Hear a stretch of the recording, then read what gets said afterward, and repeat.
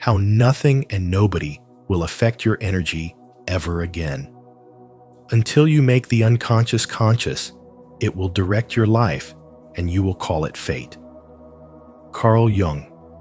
Have you ever wondered why certain people or situations drain your energy while others leave you untouched? In today's world, protecting your energy isn't just a spiritual luxury, it's a necessity. This video will reveal the wisdom behind emotional sovereignty, helping you stop reacting and start rising above the noise. If you're ready to reclaim your peace and power, you're in the right place. Let us know in the comments. Have you ever experienced a moment where you realized your energy was being affected by someone else? Share your experience below. We'd love to hear your story. 1. Emotional reactions are mirrors of inner wounds. People don't react to reality. They react to what reality brings up inside them. Every emotional trigger is not a sign that the world is cruel, but that there's still something inside us that hasn't been healed. The moment you feel hurt, offended, rejected, or angry, it's rarely about the person in front of you.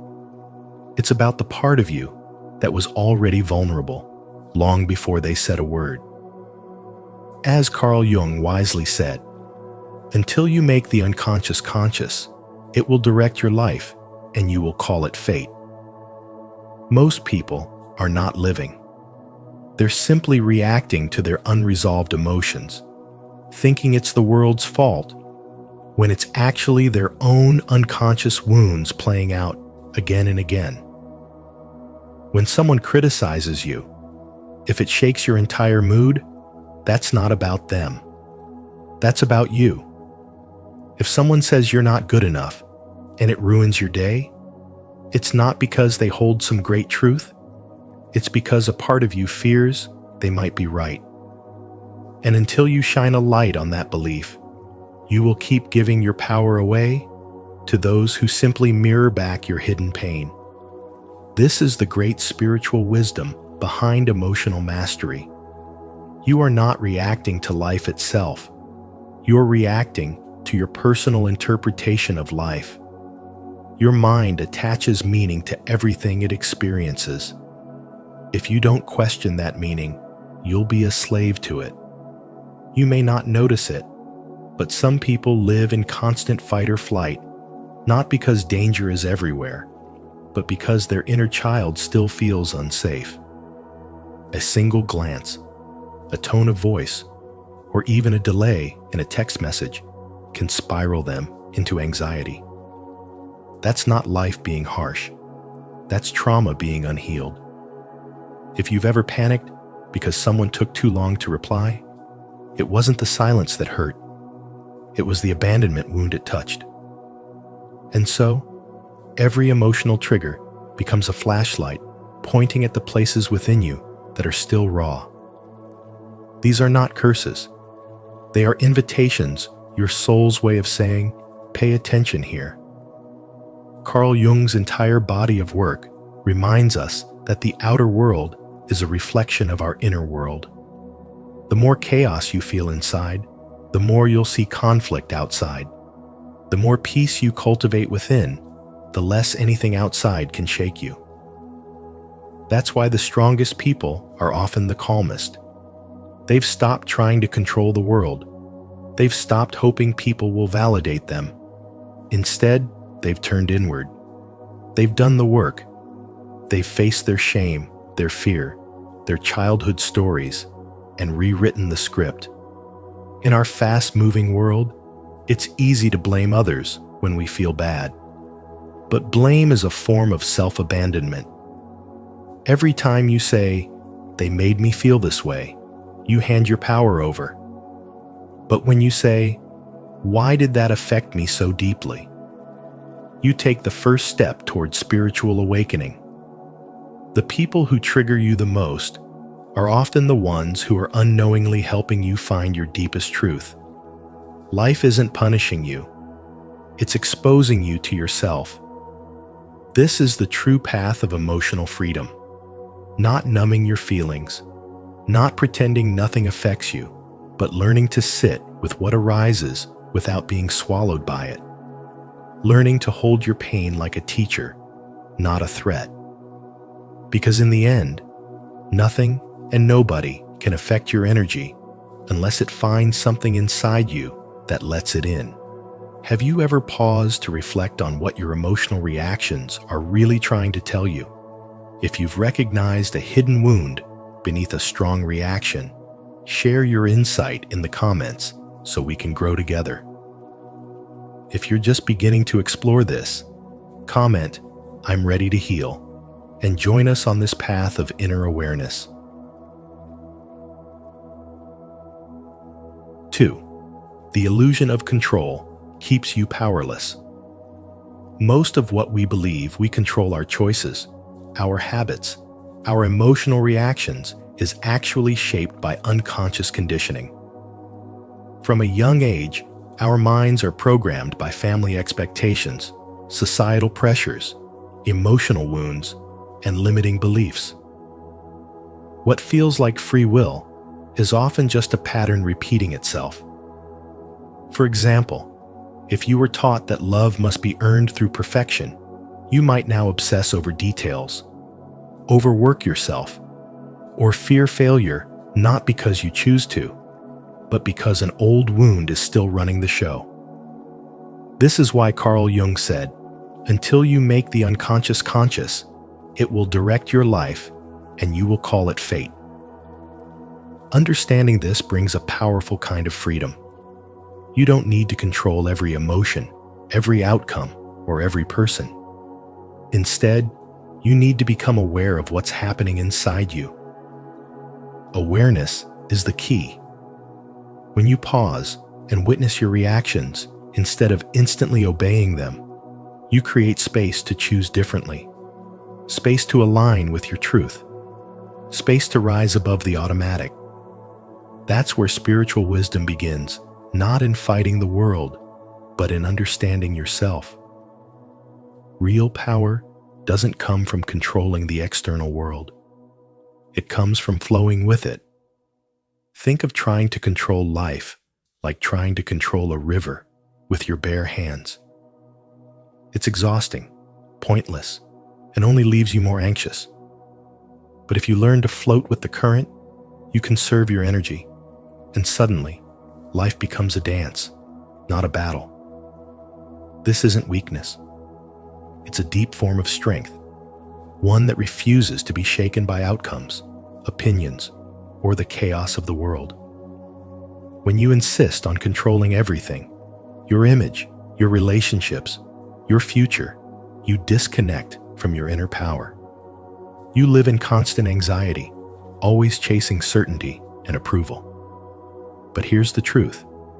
Control is an illusion, and chasing it leads to emotional burnout. You lose touch with your creativity, your intuition, your joy. You end up managing life instead of living it. Letting go doesn't mean giving up. It means trusting your alignment more than your fear. There's a woman who spent years trying to hold her life together.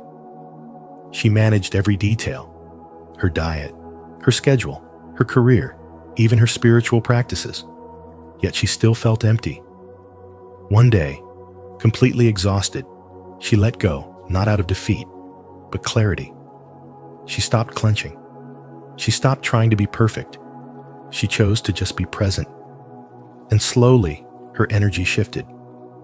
People noticed her calm. Her face softened. Her laughter returned. That's the irony. Once she released the need to control, she stepped into a power that had been inside her all along. Letting go is the beginning of transformation. It is not passive. It is not weak. It is the return to presence, to clarity, to truth. When you let go of control, you reclaim your soul's authority. You remember who you are beneath the noise. And in that space, nothing outside of you, no person, no situation, no storm, can ever steal your peace again. That is the quiet, unshakable strength that spiritual wisdom leads you to. If you're ready to release the illusion of control and reconnect with your true inner power, comment below. I surrender to flow. Let's walk this path of freedom together. 3. Your identity is a construct that limits you.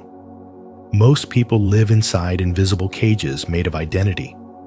They say, "I'm this kind of person," as if that statement defines the full scope of their being.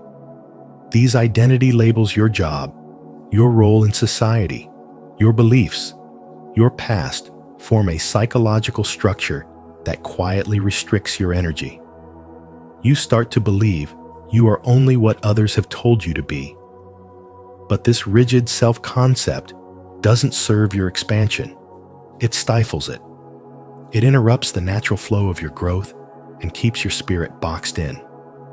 The deeper truth is, your identity is not fixed. It's a construct. And the moment you recognize this, you begin to reclaim your power. Carl Jung said, "The privilege of a lifetime is to become who you truly are." But to do that, you must first let go of who you think you are. You must release the story that your identity is permanent. Because the roles you play and the beliefs you carry often come from survival, not truth. You adapted. You performed. You fit in. But now, those patterns keep you small. They block the very energy that wants to awaken within you. Spiritual awakening is not about adding more. It's about letting go. The more you detach from the false self, the more your real self begins to emerge. Think of your energy as a river. Your identity, if too rigid, becomes a dam. It blocks your creative flow. It limits your adaptability. But when you dissolve those boundaries, when you stop clinging to fixed roles, you allow the water to run freely. You begin to express yourself with clarity, power, and authenticity. And it's in this state that you truly come alive. The world starts responding to your presence differently, not because you've changed your mask, but because you've dropped it. The most dangerous phrase in personal growth is, "That's just how I am." It's a defense mechanism, not a truth. It protects the ego, but it imprisons the soul. Every time you use that phrase, you close the door on possibility. You silence the invitation to evolve. But when you say, "Maybe I'm more than this," you open to transformation. You invite spiritual wisdom into your life. You allow the deeper self, not the wounded one, not the performing one, but the real one, to take the lead. This is why spiritual awakening is a process of remembering who you were before the world told you who to be. It's not a rejection of identity. It's a liberation from its limits. The moment you stop needing to be someone in particular is the moment you become everything you were meant to be. And in that space, nothing and no one can control your energy. Because your power no longer comes from holding on, it comes from letting go. Are you ready to break free from the labels that limit your soul? If so, comment below.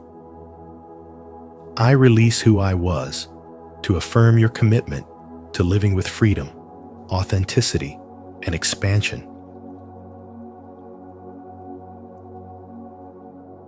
4. Reclaiming personal power requires boundary and clarity. You lose energy every time you say yes out of fear, every time you seek validation, shrink yourself to fit someone else's comfort, or try to manage how others see you. This kind of self-abandonment is subtle, but it's the root cause of burnout that has nothing to do with physical exhaustion and everything to do with energetic leakage.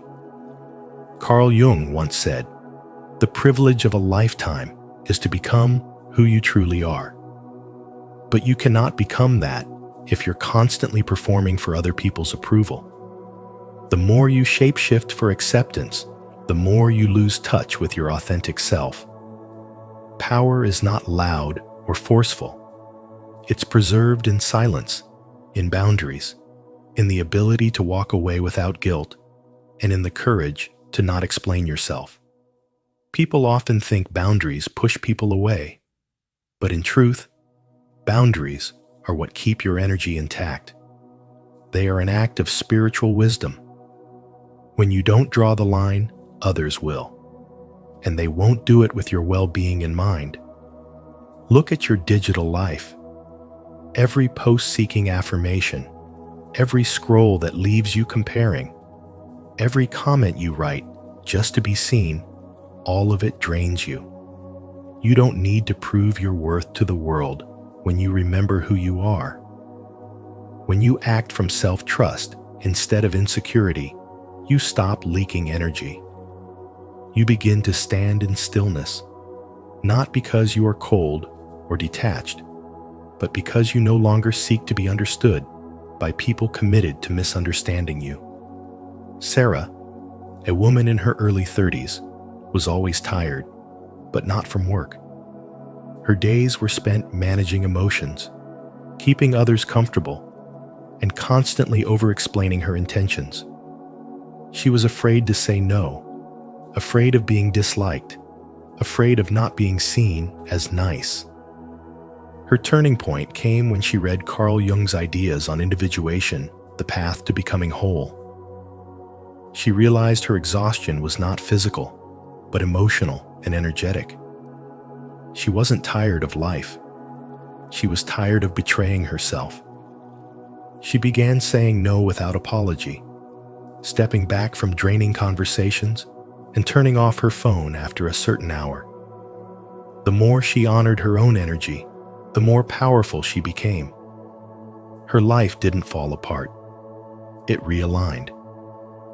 And she stopped confusing being agreeable with being loving. You must understand that when you live for approval, you live in fear. And fear will always have you leaking power through people-pleasing, over-explaining, staying quiet when you want to speak, or speaking when silence is your truth. True clarity doesn't explain. It simply is. When you no longer need others to understand, you've already stepped into a higher vibration. This is the beginning of spiritual awakening, not a mystical event, but the moment you stop abandoning yourself. Carl Jung reminded us that the unconscious drives our lives until we make it conscious. If you've been saying yes to everything and everyone just to be liked, ask yourself, what part of me still believes that being loved means being small? Reclaiming your energy is not about becoming harder. It's about becoming more honest. Power doesn't come from being liked. It comes from being in alignment. And when you live in alignment, nothing and nobody can shake your peace. If this message resonates with you, don't forget to like, subscribe, and share your thoughts in the comments below. Let's grow together by honoring our boundaries and reclaiming the energy that truly belongs to us. 5. Sovereignty is radical self-ownership.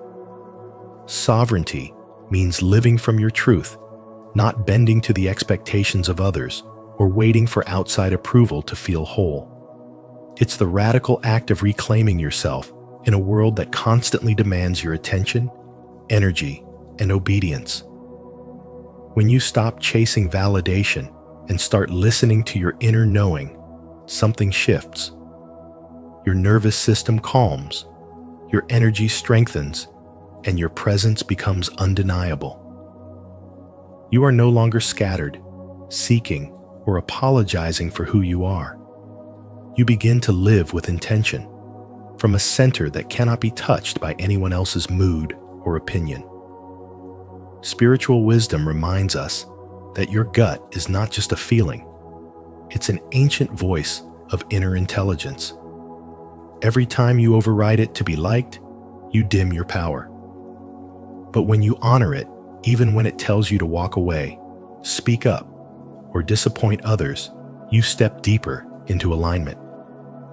Sovereignty is built by saying no to what drains you and yes to what feeds you, even if it's inconvenient, even if it's lonely at first. The truth is, inner peace often begins with outer disruption. When you reclaim your attention, you reclaim your life.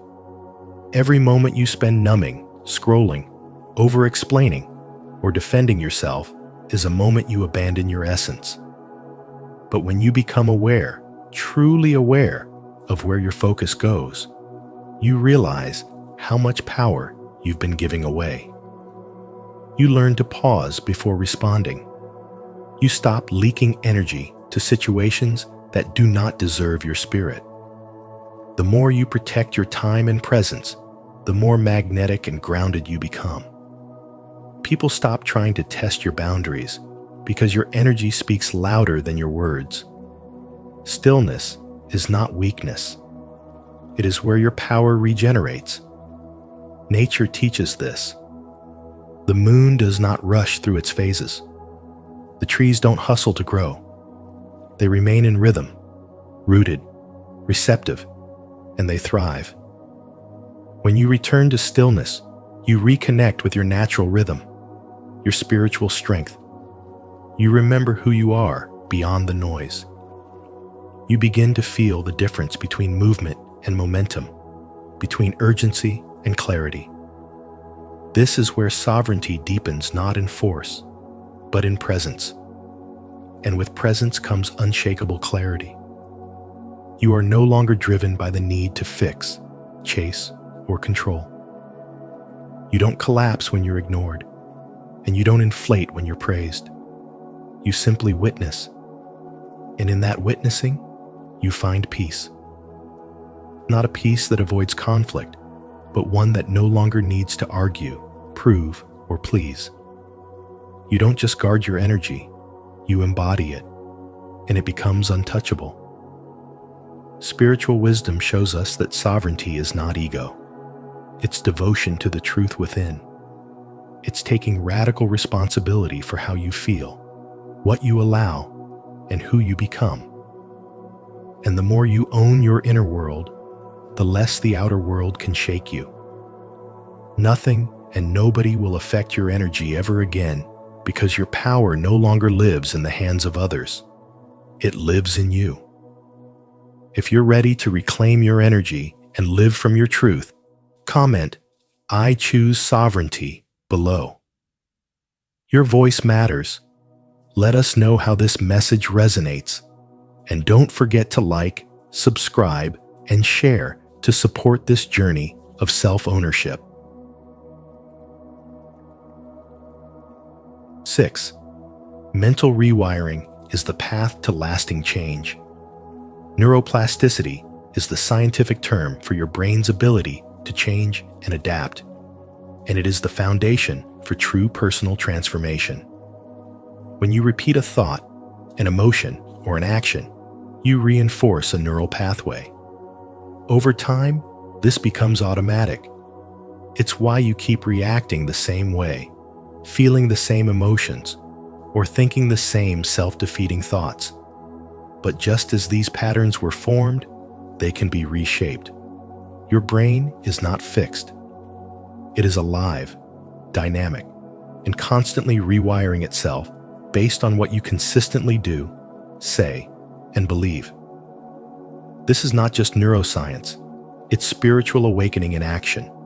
The realization that your inner world creates your outer experience. Every small choice you make becomes a vote for the kind of person you're becoming. The breath you take when you're anxious instead of reacting, that's a new neural path. The moment you shift your language from "I can't" to "I'm learning," that's transformation in real time. The mental image you hold before sleep, the words you whisper to yourself when no one else is listening, the way you journal through your confusion instead of avoiding it. These are not trivial habits. They are acts of spiritual power. They are the tools with which you are sculpting your own consciousness. Breathwork calms the nervous system and teaches your body it is safe. Visualization activates the same regions in your brain as real experience, training you to embody the future before it arrives. Repetition of new, empowering language rewrites the old inner scripts that told you you were not enough. Journaling gives shape to the intangible, giving clarity to the chaos. And sleep, often overlooked, is the sacred space where your brain consolidates everything you've practiced during the day. These practices may seem small, but they build momentum, and momentum becomes identity. You are not just trying to think more positively. You are forging a new way of being. Each intentional act is a signal to the universe. I am not my past. I am not my trauma. I am not my conditioning. I am consciousness, choosing to evolve. This is what spiritual awakening looks like, not a lightning bolt, but a gentle, repeated return to truth. And truth always begins within. When you take responsibility for the contents of your own mind, the world outside begins to shift in reflection. Not because life is suddenly easier, but because you've become unshakable. Transformation is not dramatic. It's consistent. It's in the rewiring that happens when no one's watching. The moment you pause before reacting. The breath you take when you feel triggered. The softness you offer yourself after a setback. This is how you reprogram the system, not through force, but through gentle, sacred repetition. Each moment is an invitation to begin again. And each time you accept that invitation, you step further into the power of who you really are. If you're still here and ready to rewire your mind for lasting change, comment, "I'm rewiring" below. Your feedback keeps this journey alive and helps us grow together. 7. Energy mastery is daily strategy. Energy is your most sacred currency. Just like money, it must be tracked, protected, and restored daily. When you stop managing your energy with intention, you allow life to manage it for you, often chaotically. Carl Jung once said, "Until you make the unconscious conscious, it will direct your life and you will call it fate." And that includes your energy. Every unconscious thought, every emotional trigger, and every unexamined habit drains a part of you. That's why true energy mastery is not about doing more. It's about doing what aligns when your energy supports it and eliminating what doesn't. One of the most overlooked keys to energy mastery is timing. Most people try to push through tasks at the wrong hours, wasting their sharpest focus on distractions and saving meaningful work for when they're already mentally fatigued. Learn to map your energy. When do you feel most alive? Most clear? Use those hours for high-energy tasks. When your energy dips, use that time for rest or routines that refuel you. This is not laziness. This is strategy. You are not a machine. You are an energetic being, and respecting your rhythms is spiritual wisdom in motion. Another critical aspect is protecting your energy from what Jung might call the shadow, those hidden forces that influence you without your awareness. Energy thieves don't always look obvious. They're not just negative people or loud environments. Sometimes they show up as constant phone notifications, unresolved guilt, or relationships that subtly undermine your self-worth. These are the things you must learn to say no to, not from a place of fear, but from a place of clarity. If it drains you, distracts you, or dims your light, it's too expensive. Not everything deserves access to your nervous system. I once knew someone who began each day with purpose and enthusiasm, but by lunchtime, she was scattered, anxious, and fatigued. The reason wasn't complex. Every morning, the first thing she did was scroll through her phone news, messages, social media, and by the time she stood up to begin her day, she was already emotionally fragmented. Her energy was hijacked before she even left the bed. It wasn't until she created a sacred, tech-free first hour with meditation, journaling, and silence that everything shifted. Her clarity returned, her focus improved, and most importantly, she began to feel powerful again. Sustainable energy doesn't come from random bursts of motivation.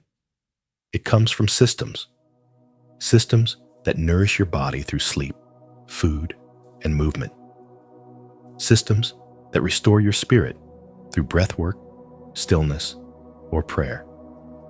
And systems that protect your peace through boundaries, discernment, and aligned choices. You are not weak because you feel tired. You are drained because your energy is being invested in too many directions without return. To master your energy is to reclaim your power. Carl Jung taught that the most meaningful transformation begins within.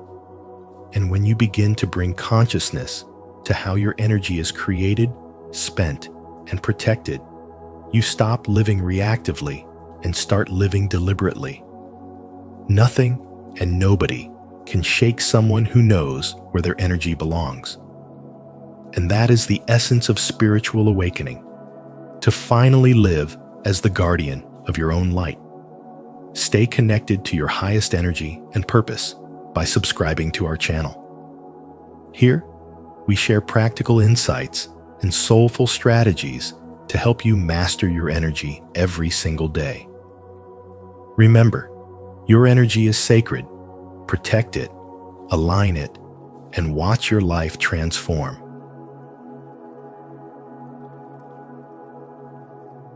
Eight, the mirror of perception shapes reality.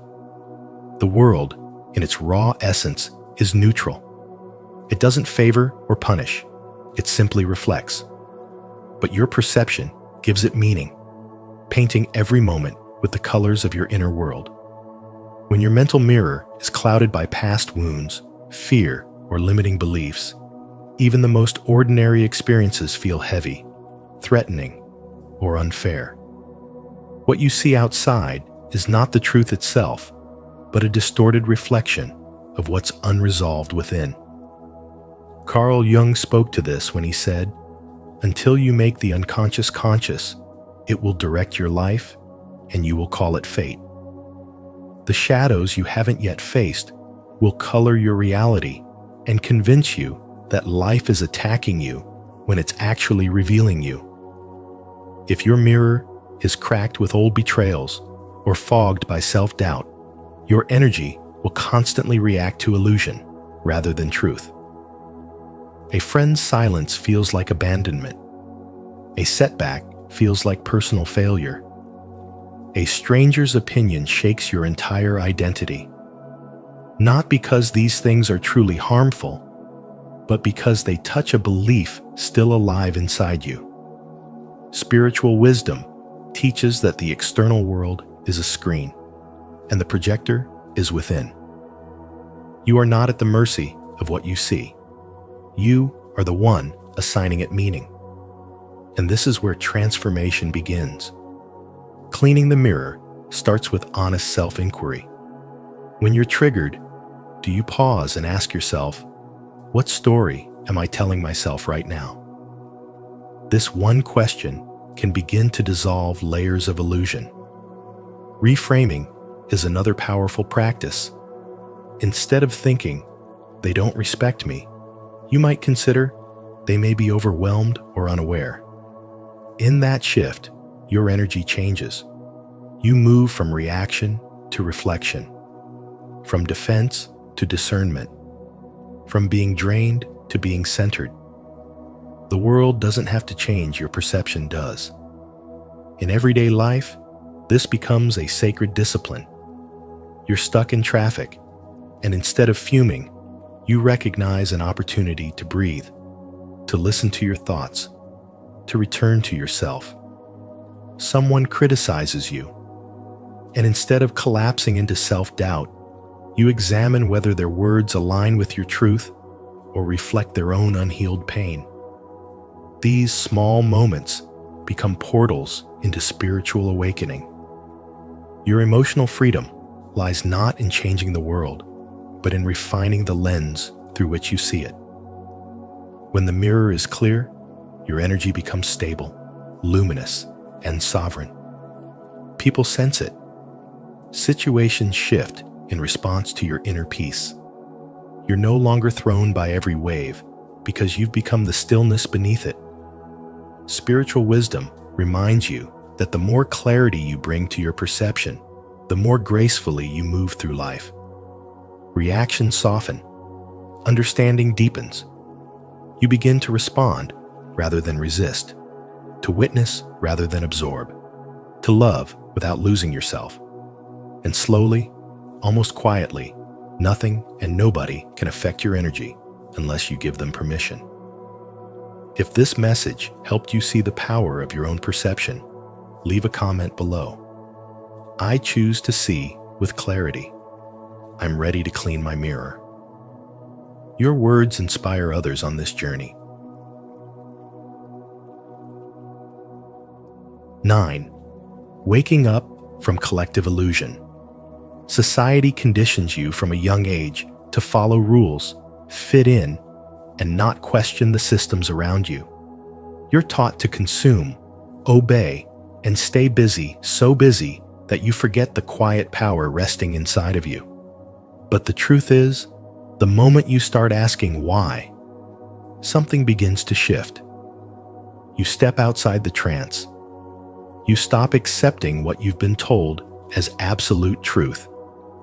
You begin to see how much of your thinking wasn't yours to begin with. That's the start of spiritual awakening, not a dramatic external change, but a subtle internal revolution. When you begin to question your beliefs, your habits, your identity, you're not losing your mind, you're reclaiming it. Carl Jung once said, "People will do anything, no matter how absurd, to avoid facing their own soul. But you, in your quiet questioning, are doing the opposite. You're beginning to look inward. You're noticing when you follow the crowd just to feel accepted. You're becoming aware of how fear has dictated your choices. You're no longer content with living life asleep. This awareness is your power. You may feel resistance not only from the world, but from within. Part of you may cling to the comfort of old patterns. But awakening demands discomfort. It forces you to confront the lies you've believed and the masks you've worn. It doesn't ask for perfection. It asks for honesty.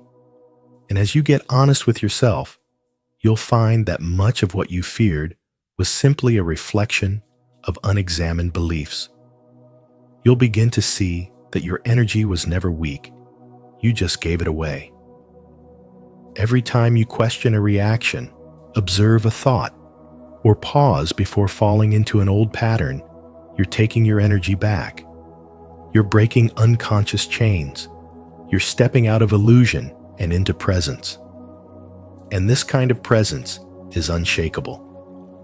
No amount of noise from the outside world can touch someone who has turned inward and made peace with themselves. You no longer seek validation from others because you found your truth within. Spiritual awakening is not a one-time event. It's a daily practice of remembering who you are beneath the conditioning, the trauma, the noise. It's a quiet returning to your core, again and again. And each time you return, you find that you're less reactive, more grounded, and less concerned with external approval. That's when nobody and nothing can truly affect you, because your energy is rooted in awareness, not ego. As you continue walking this path, you realize you don't need to fight the system. You simply no longer belong to it. You observe, you discern, but you don't attach. And this detachment is not apathy, it's clarity. You see things for what they are. You respond, not react. You choose your energy, your thoughts, your alignment. That is spiritual wisdom in action. That is freedom. If this message helped you see through the illusion, leave a like, subscribe to our channel, and turn on the notification bell so you never miss powerful truths like this. Comment below. I choose to wake up and reclaim my power. 10.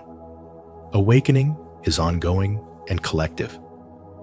Spiritual awakening is not a single life-altering moment. It is a continuous process of unlearning, shedding false layers, and returning to the core of who you truly are. Carl Jung once said, "Until you make the unconscious conscious, it will direct your life, and you will call it fate." And that's exactly what happens when you begin to awaken. You stop moving through life blindly, no longer reacting from old patterns or inherited beliefs. You start paying attention, really paying attention to your emotions, your triggers, your desires. What once seemed normal begins to feel heavy, inauthentic. You begin to sense that the life you've been living was never fully yours. As more individuals step into this awareness, a collective shift begins to stir. You are not the only one pulling back the veil. There's a silent revolution taking place, a spiritual rising not broadcasted through headlines, but through healing hearts. Every time someone chooses authenticity over people-pleasing, presence over distraction, truth over comfort, they contribute to this great awakening. And though it may feel isolating at times, you are far from alone. The courage you show by being true to yourself lights the path for others who haven't found their voice yet. Your energy, your healing, your choices, they ripple outward. Carl Jung reminded us, "Who looks outside, dreams. Who looks inside, awakens." This is the essence of what you're living through now. It's not about fixing yourself because you're broken. It's about remembering that you were whole before the world convinced you otherwise. Awakening invites you to reclaim that wholeness. And as you do, the way you interact with life changes. You no longer chase validation or bend your truth to avoid discomfort. You learn to let go of needing others to understand your path. What matters more is that you understand it. What once triggered you begins to dissolve because you now see it for what it is, an invitation to heal, not a reason to react. A woman I know walked away from a corporate job that drained her soul. Everyone called her reckless, but what they couldn't see was that she was answering a call that came from somewhere deep within. In leaving, she didn't just find herself, she found a new circle of people who were also waking up, also choosing alignment over security, purpose over applause. Her journey gave others permission to do the same. And that's what happens when we follow our inner truth. It spreads, not through preaching, but through embodiment. The more you awaken, the more you realize this isn't just about you. It's about healing ancestral patterns, challenging cultural conditioning, and choosing consciousness in a world that thrives on distraction. You become aware of how your energy affects others, how your presence uplifts or agitates depending on how rooted you are in yourself. Carl Jung taught that what you resist not only persists, but will grow in size. When you stop resisting your calling, your sensitivity, your need for solitude, you stop suffering. You become grounded. clear, peaceful, unshakable. This is what it means to awaken, not just to see the truth, but to live it. Even when it's inconvenient, even when it's lonely, even when the old version of you tries to pull you back into what's familiar, you keep choosing yourself. And in doing so, you help shift the world. To affirm your place in this shared awakening, declare your presence on the path. Comment below, "I rise with the collective," to honor your journey and inspire others to awaken alongside you. As you step back into the world, keep the core lesson close. The only force that can touch your energy is the one you allow inside. If this exploration lit a spark within you, let it shine. Hit like, share this video with a friend who's ready to stand unshaken, and subscribe to Spiritual Wisdom. Don't forget to ring the notification bell so you'll be the first to receive our next deep dive into Carl Jung's insights and the art of true inner mastery. Until we meet again, stay centered, stay sovereign, and remember, when your spirit is rooted, nothing and nobody can sway your light. Stay away from people who ask for these 5 things. People will do anything, no matter how absurd, to avoid facing their own souls. Carl Jung. In today's video on Spiritual Wisdom, we explore 5 subtle yet powerful behaviors that drain your energy and block your growth, especially when others ask them of you. These aren't just red flags in relationships. They are mirrors showing you where to set boundaries and reclaim your inner peace. As you listen, ask yourself, who in your life is asking too much of your spirit? Comment below with your thoughts and experiences. Your story might just help someone else awaken too. 1. Being asked to take responsibility for what isn't yours. People will test your boundaries in subtle ways. It often starts with a small favor, something that feels harmless. Maybe they ask you to listen to their problems late at night, help them pay a bill, or fix an issue they created. You say yes because you're compassionate. But over time, the requests grow. What began as kindness becomes obligation. Without realizing it, you find yourself carrying emotional and even financial loads that were never yours to bear. You're solving problems you didn't cause. You're managing emotions that aren't yours. And while they feel lighter, you begin to feel heavy, exhausted, resentful. That's not love. That's emotional exploitation. Carl Jung's deep insight into the human psyche reminds us that projection is one of the most dangerous defense mechanisms.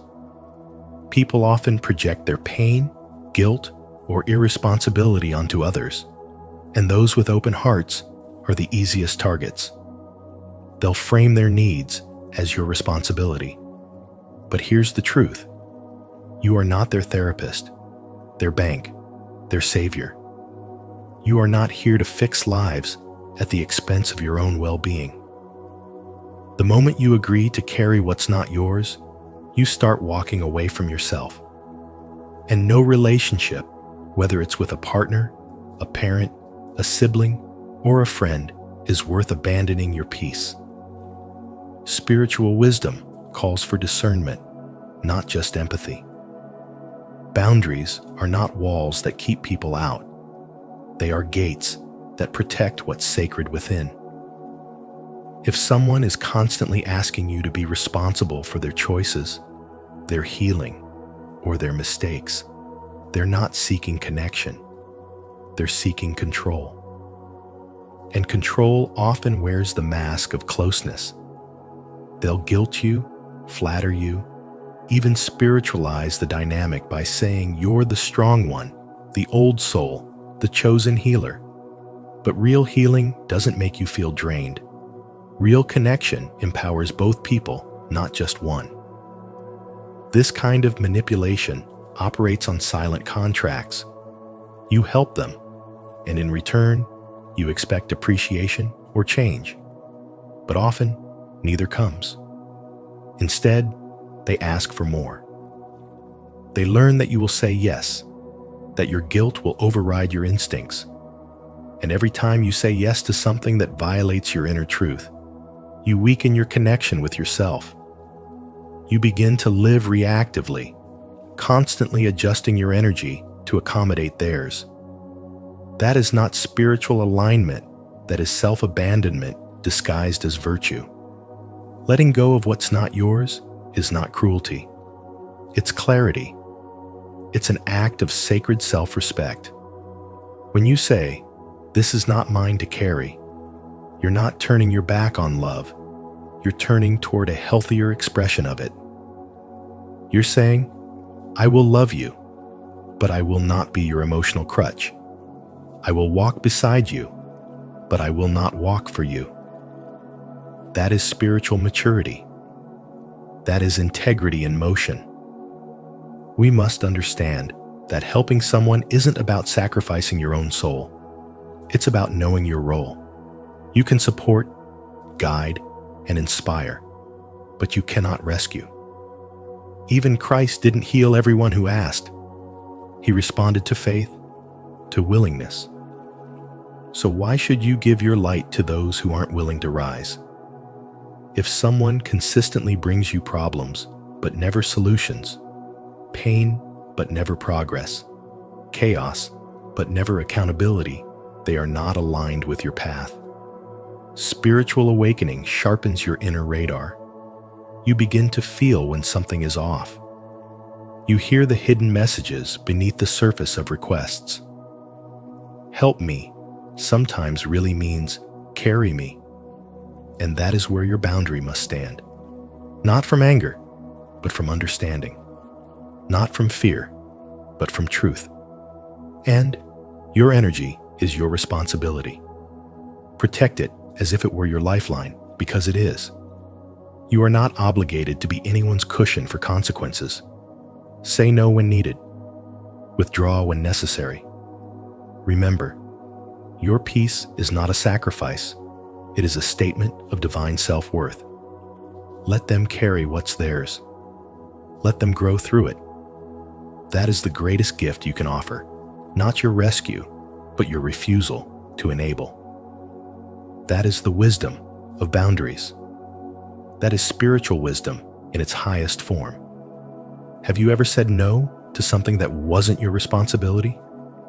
If so, share your story in the comments to inspire others to set healthier boundaries. If not, comment, "I will choose myself to take the first step toward emotional freedom." Let's support each other in reclaiming our peace.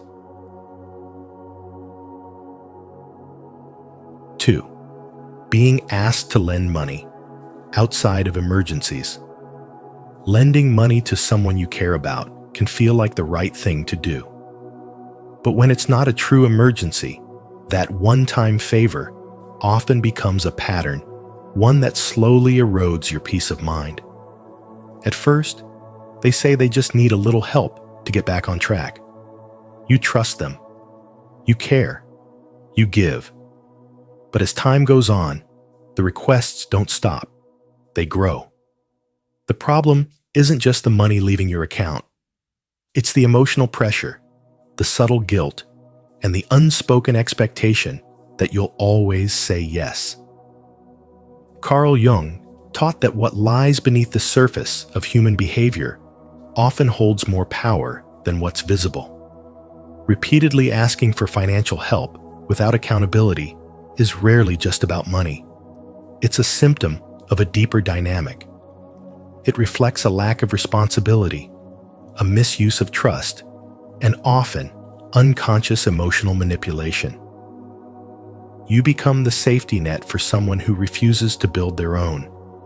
They don't see your kindness as a gift. They start to treat it as a given. Many people find themselves in this trap without realizing it. You lend out of love, but soon you're sacrificing your well-being, your savings, and your sense of safety. You start avoiding their calls, feeling anxious when their name pops up on your screen. That's not love. It's emotional entanglement. And it drains more than just your bank balance. It drains your spirit. True emergencies are different. When someone genuinely needs help because of a crisis outside their control, and you have the means to offer support, that's compassion in action. But ongoing requests, especially those made without repayment, growth, or gratitude, cross a spiritual boundary. They take advantage of your good nature, and the more you allow it, the more they expect it. You are not selfish for saying no. You are not cold-hearted. You are wise. You are drawing a necessary line that says, "My peace is sacred." Spiritual wisdom teaches that discernment is just as important as compassion. Sometimes, the most loving thing you can do is to let someone face the consequences of their choices. That's how people grow. That's how self-respect is built. You must ask yourself, is this helping them rise, or is it keeping them small? Are you giving because it feels right, or because you're afraid of being seen as the bad person? Your worth is not measured by how much you sacrifice for others who refuse to take responsibility for their own lives. Your energy, your resources, your peace, they matter. Protecting them is not only practical, it is profoundly spiritual. Carl Jung once said that people will do anything, no matter how absurd, to avoid facing their own soul. And sometimes, asking for money again and again is just that, an avoidance of doing the inner work. Don't let someone else's avoidance become your burden. If it costs you your peace, it's too expensive. Always. Comment below. I choose peace over pressure. If you're ready to protect your energy and set healthy boundaries with money. And if you've ever been in a situation like this, share your story in the comments. Your wisdom might help someone else find the strength to say no. 3. Being asked to mediate family conflicts. Being asked to mediate family conflicts may sound harmless, noble, even, but it's one of the most subtle and dangerous ways your peace, clarity, and spiritual energy get hijacked. The moment you agree to step into the role of the mediator, especially in emotionally charged situations like inheritance disputes or long-standing grudges, you're not being empowered. You're being used. It's a hidden trap that masquerades as responsibility. But in truth, it's a weight that doesn't belong on your shoulders. No matter how well-intentioned you are, trying to fix wounds that aren't yours to heal will eventually drain you to the bone. You'll find yourself emotionally bankrupt, exhausted, and confused, wondering how you ended up in the crossfire of a war that began long before you even had a voice in the family. Family conflicts, especially those involving pride, old trauma, or money, are rarely looking for healing. More often, they seek validation, a witness to the chaos, or worse, a scapegoat when things go wrong. And if you're the one with a calm presence or an awakened heart, you automatically become the emotional sponge. But spiritual awakening means recognizing when peacekeeping becomes self-betrayal. You cannot pour from an empty cup. And you certainly can't be the referee in a game where both teams secretly want you to lose. There is a spiritual wisdom in saying no, in holding your ground, in protecting your inner sanctuary from becoming a battleground for generational pain. People who ask you to mediate their conflicts are often trying to avoid their own inner work. They want you to step into the fire so they don't have to. But you are not their therapist, their savior, or their emotional janitor. You are not responsible for fixing dynamics built on decades of unspoken resentment, control, or dysfunction.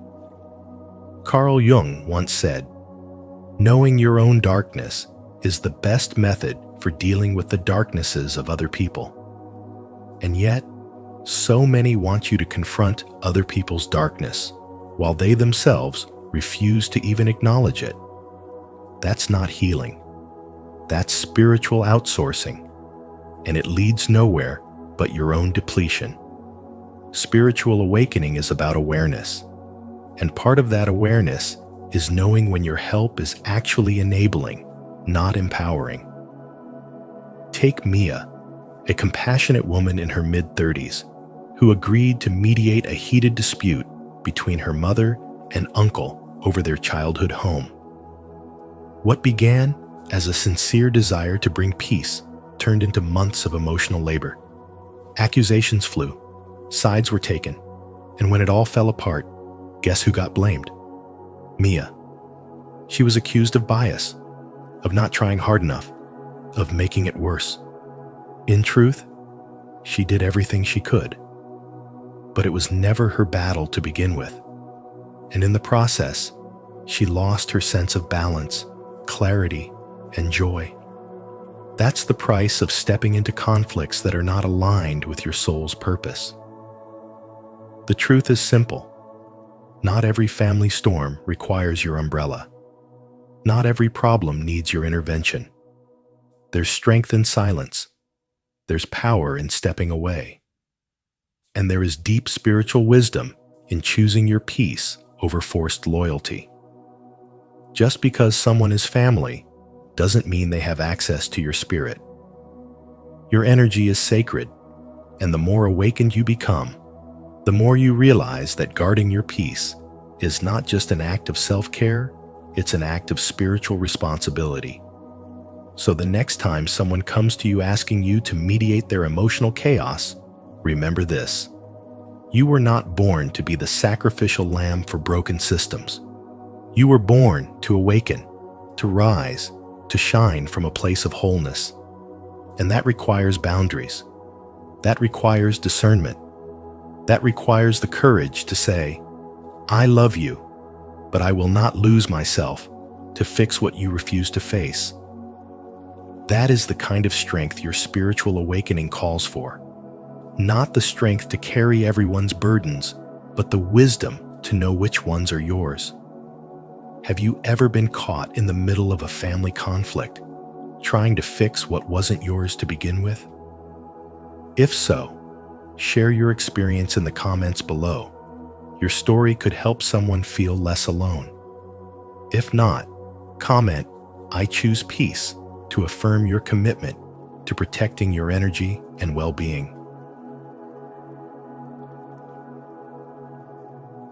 4. Being asked to change who you are or how you live.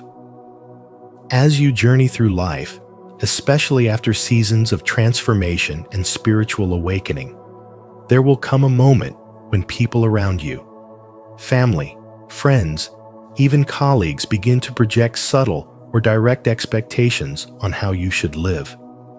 They may suggest that you change the way you dress, speak, believe, or move through the world. These requests may sound harmless, even loving at times, but underneath, many of them are rooted in discomfort with your individuality. The truth is, asking someone to change who they are to fit into someone else's standards isn't helpful. It's a quiet form of erasure. It dismisses the years you've spent becoming who you are. It ignores the spiritual battles you've endured, the self-reflection, the healing, the nights you prayed for clarity, and the mornings you woke up determined to start again. To ask someone to abandon that for the sake of blending in is not just disrespectful, it's damaging. The problem is that many people don't recognize this for what it truly is: When someone says, "You'd be more attractive if you dressed differently," or "Maybe you shouldn't talk about your beliefs so openly," they are not offering insight. They're handing you a mask. And too many people, afraid of conflict or rejection, put that mask on. They begin to shift, to mold themselves, to comply with someone else's narrative. Slowly, their soul begins to dim, not because it lost its light, but because it was told that shining was too much, and that is the price of approval that is far too high. True spiritual wisdom teaches us that alignment with our truth is sacred. It is not meant to be compromised for temporary comfort or external applause. Carl Jung once said, "The privilege of a lifetime is to become who you truly are." And this becoming isn't a performance, it's a deep, often painful unfolding. So when someone asks you to alter that, to abandon what you've discovered through your awakening, you must see it for what it is: a demand rooted not in love, but in fear. People fear what they don't understand. They fear what challenges their beliefs or calls out their inauthenticity. And often, your unapologetic presence does exactly that. You reflect back to them the courage they haven't yet accessed. You awaken the longing they've buried beneath roles, obligations, and illusions. That's why authenticity is not only your power, it's your responsibility. Every time you choose to remain true to your values, your pace, your voice, your spirit, you declare to the world, "I am not here to entertain expectations. I am here to live fully." That level of self-respect becomes a beacon for others still trapped in self-abandonment. It gives them permission to say no, to reclaim themselves, to stop editing their soul for the comfort of others. So when someone asks you to change the essence of who you are, pause. Ask yourself if what they want is love or control, alignment or convenience. Because you are not a character in their story, you are the author of your own. And your spiritual awakening was never meant to make you more acceptable to them. It was meant to make you more aligned with God, with purpose, and with truth. Let no one rewrite that. If this message speaks to your soul, leave a like, subscribe to the channel, and hit the notification bell so you never miss content that honors your authenticity. Comment below. I choose to live as my true self. If you're ready to embrace who you are without apology, without compromise. 5. Being asked to prioritize others' feelings over your own. Sometimes, love disguises itself as obligation. You're told to be quiet when your truth makes others uncomfortable. You're encouraged to shrink, to silence your needs, to place other people's feelings above your own. It begins with guilt, subtle expectations, unspoken rules. Don't upset them. Don't be too much. Don't ask for what you need. But over time, this emotional suppression becomes a cage. You wake up one day, realizing you haven't been living for yourself. You've been living to keep the peace. And peace that requires your silence is not peace at all. Carl Jung taught that the greatest burden a child must bear is the unlived life of the parent. That same burden often shows up in adult relationships. A partner wants you to hold back your ambition so they feel secure. A family member demands your time, your presence, your energy, yet gives no space for your truth. This isn't love, it's control. True love, real respect, spiritual wisdom, they all allow you to exist in fullness. If someone cannot love you without asking you to hide your light, then they do not love you. They love your compliance. There was once a woman who spent years sacrificing her own joy to keep her relationships intact. She always said yes, even when she was drowning inside. She apologized just to end arguments. She swallowed her pain so others wouldn't have to face their own discomfort. Her name could be Maya, or perhaps it's your name. Her story echoes in so many of us, until one day she said no. And the people who claimed to love her called her selfish, cold, distant. But that wasn't the truth. The truth was, she had finally stopped abandoning herself. There comes a point when saying no is the most loving thing you can do for yourself and for others. Because anything built on guilt, fear, or the need to keep someone comfortable is not sustainable. Carl Jung reminded us that wholeness comes from integrating the parts of ourselves we've hidden. And often, we hide them because we've been taught they're too much, too intense, too inconvenient, too real. If someone asks you to prioritize their comfort over your authenticity, you must remember, you are not responsible for regulating their emotions at the cost of your soul.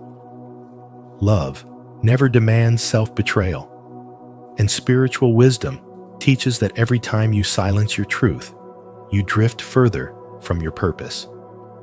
That's the real cost, not the temporary discomfort of conflict, but the permanent ache of a life unlived. So when someone looks you in the eye and asks you to forget yourself for them, know that your answer holds the weight of your becoming. Say yes to yourself. Say yes to your voice. Say yes to your truth. Anything else is a slow death of the spirit. To honor your truth and reclaim your light, make a bold declaration. Comment below, "I choose myself," to affirm your right to live authentically and inspire others to do the same. And if this message speaks to your soul, like this video, subscribe and turn on the bell so you never miss a moment of spiritual strength and self-love. Thank you for joining us today on Spiritual Wisdom. As you reflect on Carl Jung's powerful insights, remember your energy is sacred. Protect it by staying away from those who demand what drains your soul or compromises your growth. True spiritual alignment comes from honoring your boundaries and choosing relationships that nourish your higher self. If this message resonated with you, don't forget to like this video, share it with someone who needs to hear it, and subscribe to Spiritual Wisdom. And make sure to turn on the notification bell so you never miss the deep, transformative content we have coming next. Until next time, stay wise, stay awakened.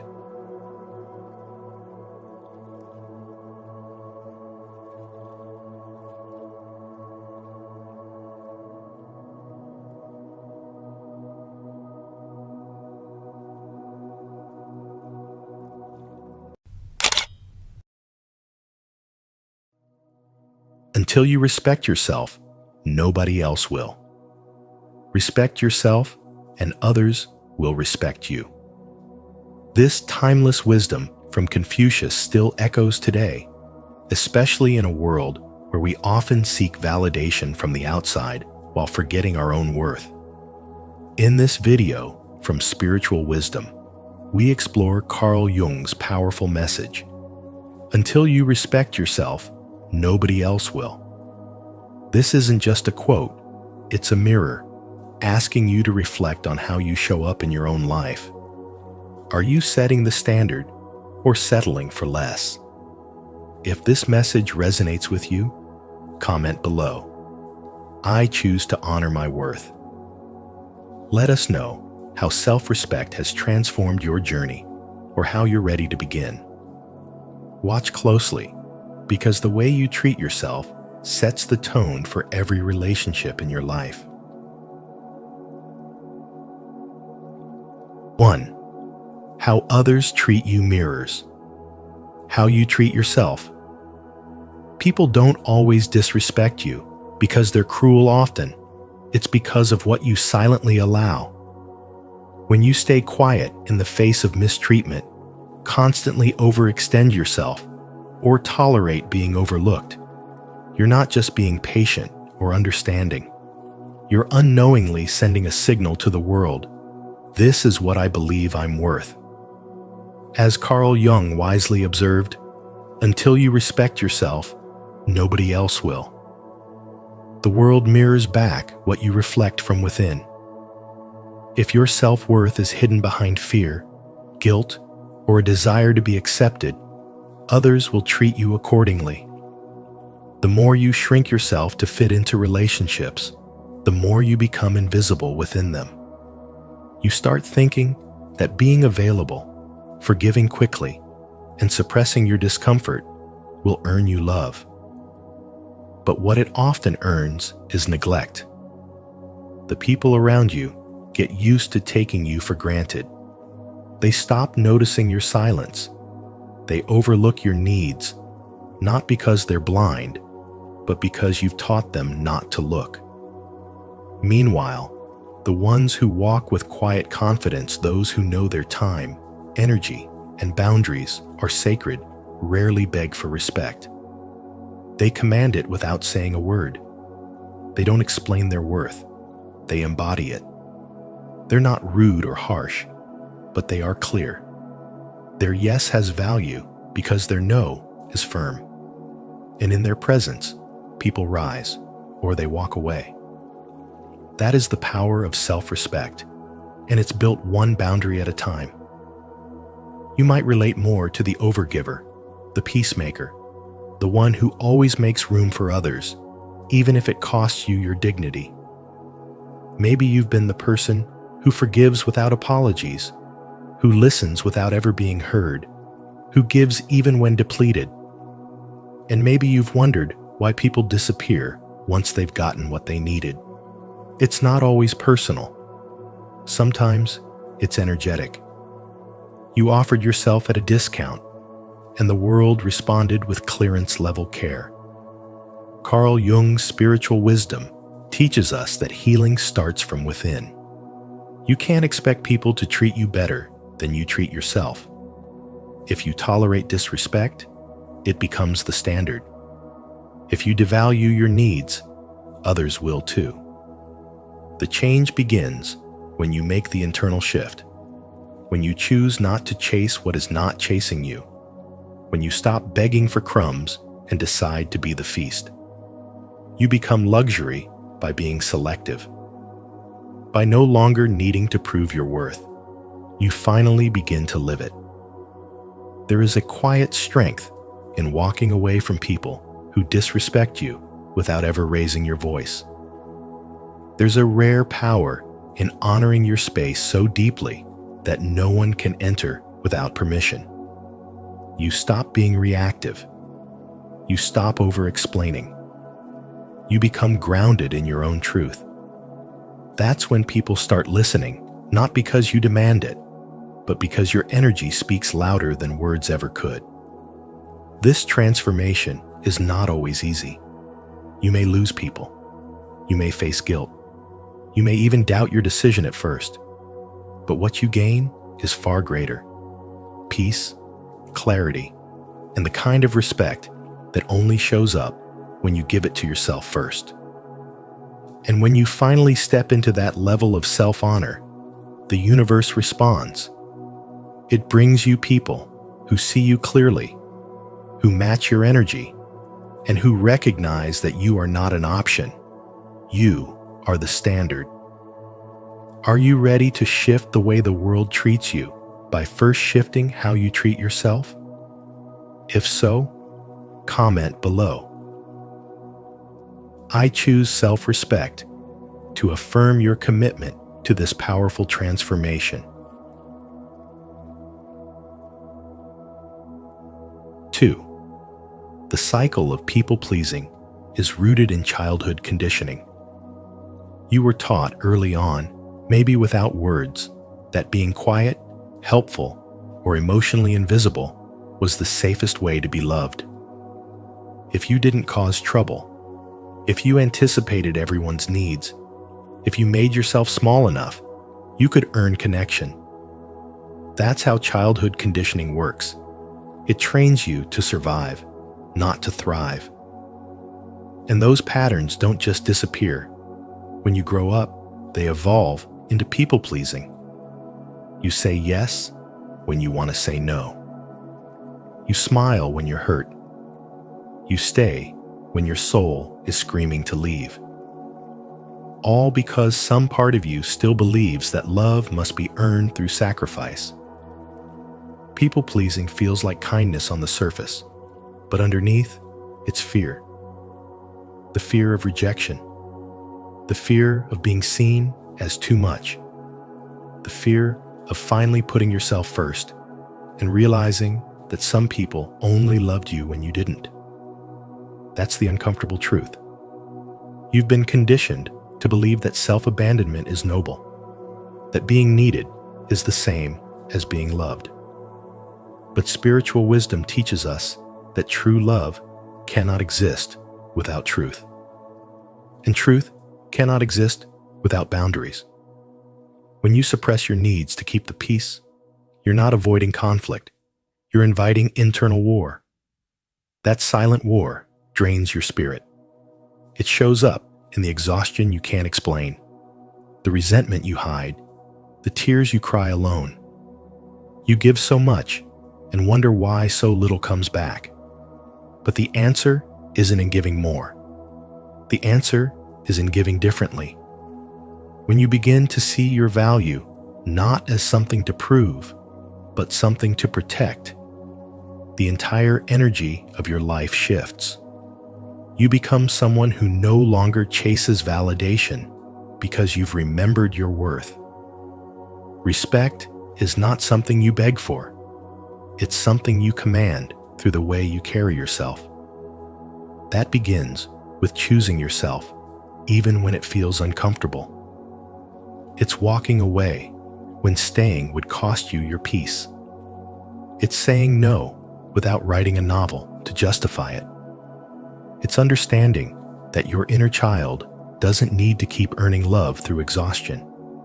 They need safety, and that safety begins with you. The work is not easy. Breaking a pattern that once kept you safe will feel like breaking your own heart. But it's not destruction, it's liberation. And as you heal, you stop living in reaction to others and start living in alignment with yourself. You stop mistaking silence for peace, tolerance for love, and being needed for being seen. The more you respect yourself, the more you become unavailable to anything that disrespects you. Carl Jung said that what remains unconscious will control your life, and you will call it fate. But now you know better. You've seen the pattern, and the moment you see it, you can change it. That's what spiritual wisdom really is. The courage to live in truth, even if it means disappointing those who only loved the version of you that stayed small. Have you ever noticed how your childhood shaped your need to please others? If so, share your story in the comments. It might help someone feel less alone. If not, comment, "I'm ready to break the cycle," to begin your healing journey.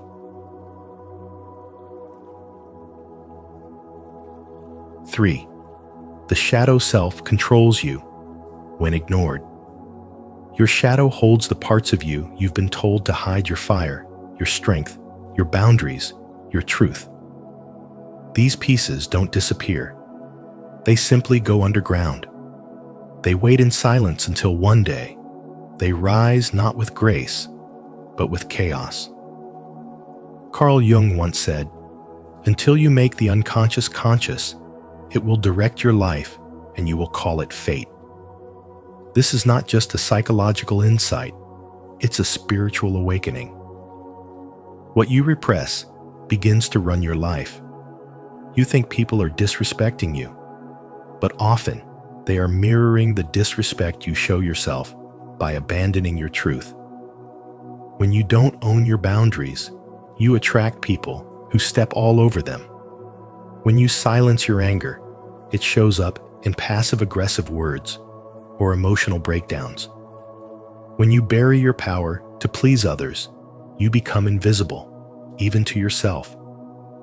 This is not humility, it's self-betrayal, and the world feels it. The universe responds not to your words, but to your energy. If your energy says, "I don't matter," the world will agree. Reclaiming the shadow isn't about becoming loud or aggressive.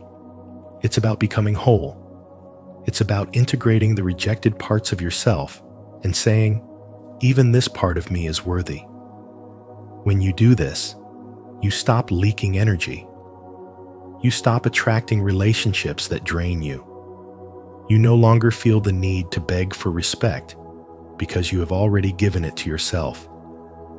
People treat you according to the standard you set. And when your standard is wholeness, they either rise to meet you or fall away. Think of the times you said yes when everything in your gut screamed no. That is where your shadow lives, in the silence of compliance, in the smile you forced, in the love you gave while betraying your own soul. But the moment you say, "Enough," is the moment you begin to reclaim your life. Spiritual wisdom is not about staying calm while people cross your boundaries. It's about being so rooted in your truth that peace becomes your natural state, not because the world is kind, but because you have become unshakable. Each time you honor your true feelings instead of hiding them, you become more magnetic. Your energy shifts. You stop being an option and start becoming a presence. You no longer attract disrespect because there's no space in your field for it. This is how the shadow transforms from a saboteur to a source of sacred power. Until you respect yourself, no one else truly will. Not because they're cruel, but because people subconsciously follow the cues you send. When you glow with self-trust, you teach others how to treat you not with fear, but with reverence. And in that radiant alignment, your spiritual awakening deepens not by becoming someone new, but by finally embracing who you've always been. If this message about the shadow self resonates with you, don't forget to like this video, subscribe to our channel, and turn on the notification bell so you never miss content that helps you awaken and grow. Comment below, "I am ready to face my shadow and reclaim my power." 4. True respect begins with boundaries. You teach others how to treat you by the boundaries you set, not by how much you give or how available you are. Saying no is not a rejection of love or connection. It's a declaration of self-respect. Yet so many people feel guilty when they try to set limits, as if choosing themselves is somehow a betrayal of others. But guilt isn't always a sign that you're doing something wrong. Sometimes, it's the residue of old programming of childhood dynamics, where saying no meant being unloved, ignored, or punished. Carl Jung said, "The most terrifying thing is to accept oneself completely." And acceptance begins the moment you choose your peace over people-pleasing. When you allow your boundaries to be pushed for the sake of harmony, you're not keeping peace, you're suppressing your truth. Every yes that violates your values is a quiet act of self-abandonment. You begin to feel invisible, even when surrounded by others. Why? Because people can only see you clearly when you are willing to be authentic. Carl Jung's spiritual wisdom reminds us that becoming whole means integrating our shadows, our discomfort, and our truth, not just the parts that are easy to love. There's a woman who used to give endlessly to her family, her workplace, her friends. She thought being kind meant saying yes to everything. but behind her smile was exhaustion. She felt unseen, used, and unappreciated. One day, she decided to stop apologizing for needing space. She stopped answering late-night calls. She started saying, "I can't help right now," and let the silence that followed do the talking. Some people drifted away. Others got angry. But something else happened too. She started breathing easier. Her body softened. Her soul stopped screaming. That was the moment she realized losing people who only loved her compliance was not a loss at all. It was a blessing. Boundaries are not punishments. They are invitations to love in a healthier, more honest way. They say, "Here's how I need to be treated if you want to stay in my life." And the people who value you will rise to meet those standards. Those who don't, let them fall away. You cannot keep shrinking just to keep others comfortable. The moment you begin to honor your emotional, mental, and spiritual limits is the moment you step into your power. Carl Jung believed that the path to true selfhood, what he called individuation, requires standing in that power, even when it's uncomfortable. The real work of spiritual awakening is not about floating above your life. It's about rooting deeply into your truth. It's about protecting your time, energy, and emotional space like sacred ground. You don't need to explain your no. You don't need to justify your silence. You don't need to earn rest or prove your worth through overgiving. You are worthy because you exist. And when you begin to act like it, others will follow your lead. Stop expecting others to hand you the respect you haven't given yourself. Start modeling what you deserve. Speak clearly. Stand firm. Let discomfort refine you, not define you. Because the only way to teach the world how to love you is to show them how you love yourself. If you're ready to honor your worth and set powerful boundaries, comment below. I choose self-respect over guilt. Don't forget to like this video, subscribe to our channel, and turn on the notification bell so you never miss a message that supports your personal growth and inner strength. 5. External respect will never heal. Internal lack.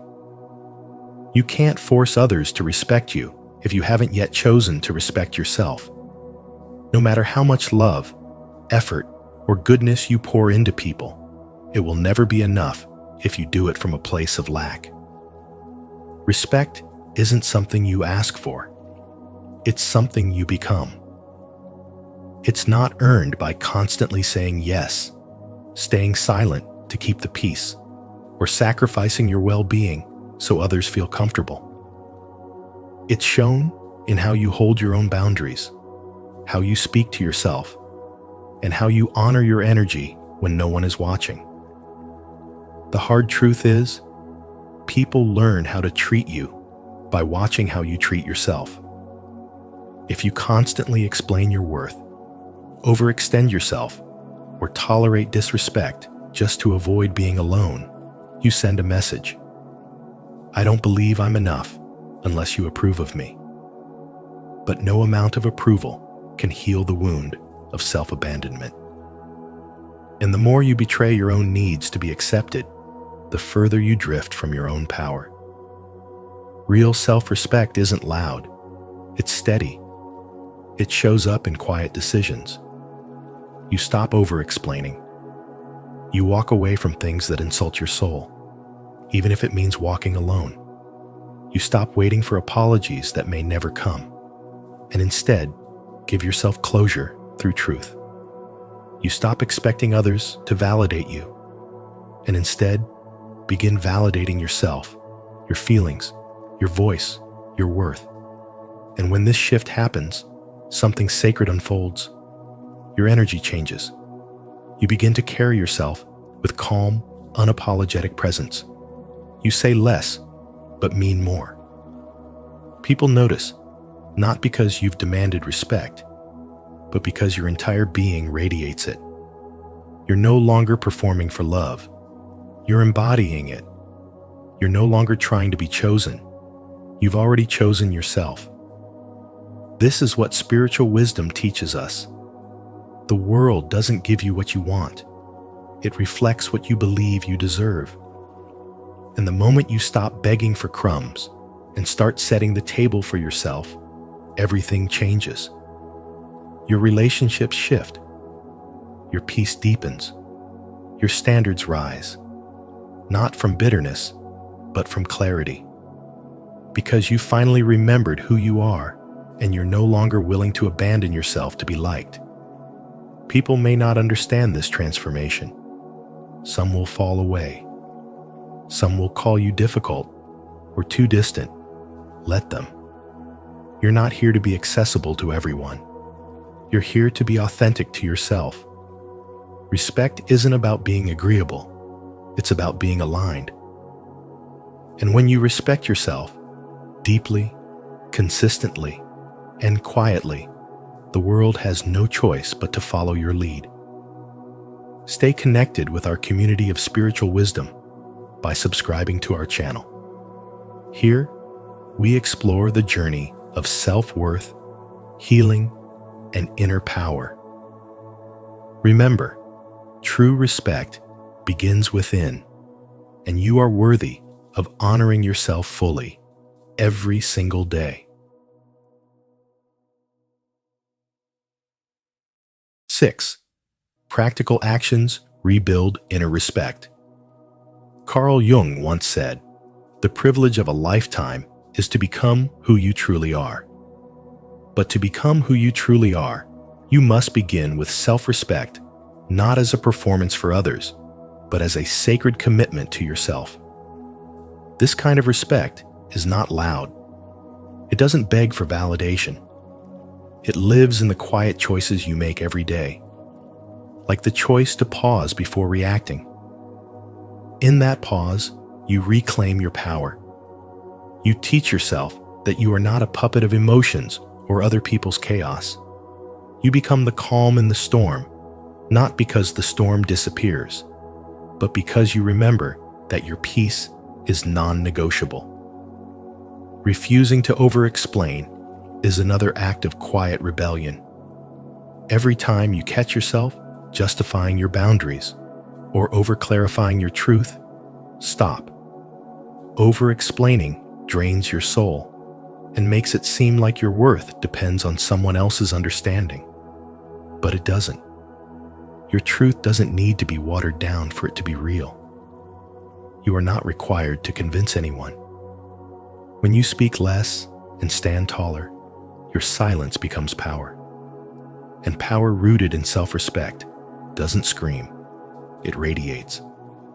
To respect yourself is also to prioritize your needs. So many people confuse self-sacrifice with goodness. But abandoning yourself is not a virtue, it's self-betrayal.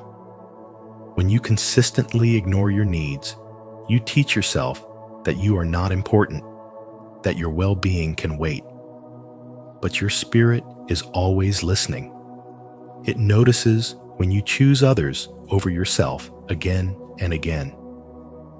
True spiritual awakening begins when you realize that your needs matter just as much as anyone else's. Not more, not less equally. Choosing yourself isn't selfish. It's sacred alignment with your soul. Each small act of self-respect, whether it's walking away from chaos, saying no with grace, or simply showing up for yourself, adds up. You begin to rebuild the invisible structure within you. The more you practice it, the more your energy changes. And when your energy shifts, your reality responds. People notice. Life opens up. You stop attracting people who disrespect you because you no longer disrespect yourself. Your inner world becomes rooted, and so your outer world begins to reflect that stability. Spiritual awakening is not always about grand revelations or mystical moments. Sometimes, it's as simple as getting enough rest, turning off your phone, or choosing silence over conflict. It's about honoring the small voice inside that says, "This doesn't feel right," and having the courage to listen. You evolve not by proving your worth, but by living as if it were already undeniable. And the moment you start treating yourself like you matter, the world has no choice but to follow. If this message has spoken to your heart today, leave a comment of commitment. I honor myself through daily choices. Let this be your declaration of inner respect. And if you found this video helpful, don't forget to like, subscribe, and share it with someone on the path of healing. 7. Emotional independence is the key to authentic power. Emotional independence is the foundation of authentic power, yet many people unknowingly live their lives in silent bondage to the fear of being alone.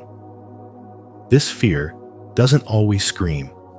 Sometimes, it whispers in the background of your daily choices when you stay in a draining relationship just to avoid emptiness, when you suppress your truth to keep the peace, when you accept less than you deserve simply because you fear walking alone.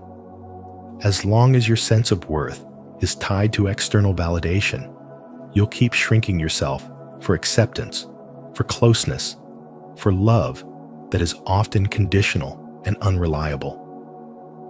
Carl Jung once said, "The privilege of a lifetime is to become who you truly are." But how can you become your true self if you're always morphing to fit the expectations of others? When you chase love out of fear, you're not loving. You're negotiating your dignity.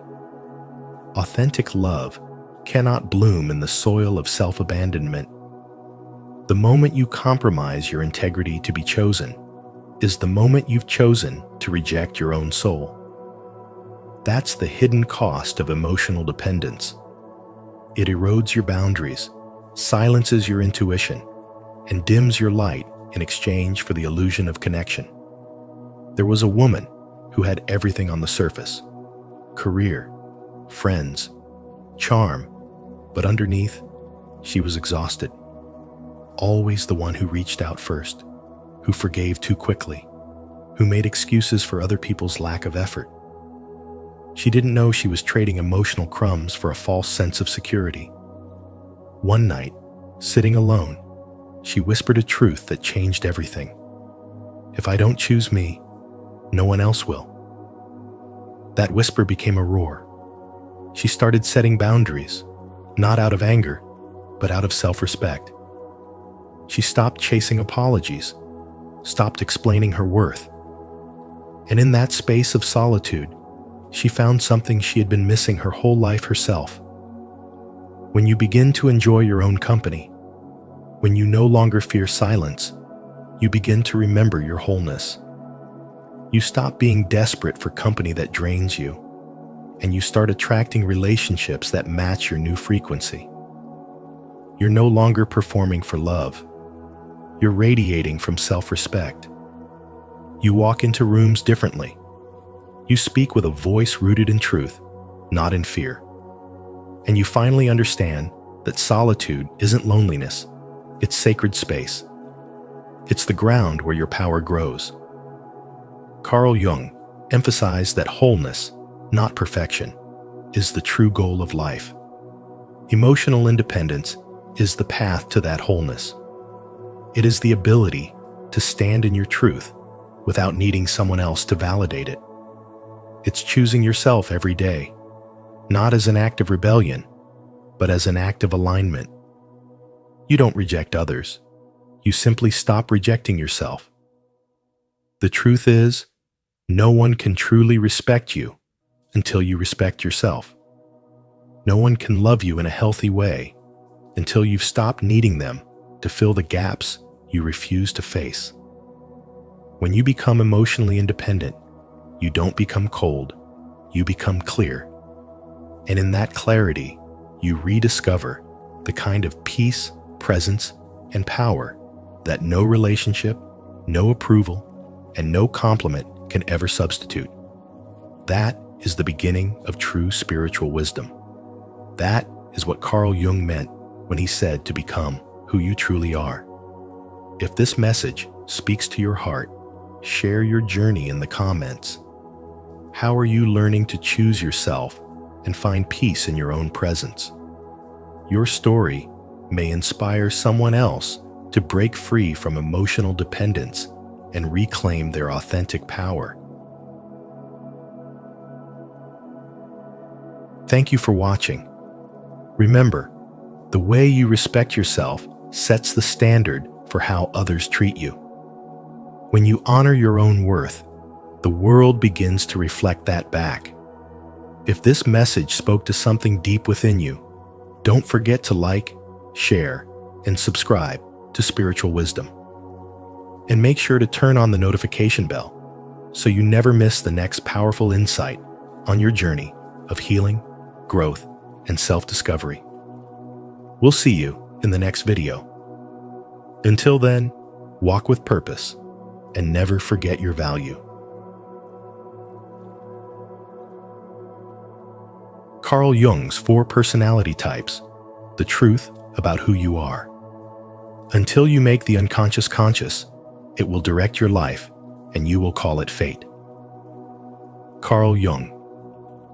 Welcome to Spiritual Wisdom, where we explore the deeper truths that shape who we are. In today's video, we're diving into Carl Jung's 4 personality types, a powerful key to understanding how you think, feel, and connect with the world around you. Are you a thinker, feeler, sensor, or intuitive? Recognizing your type isn't just interesting, it's transformational.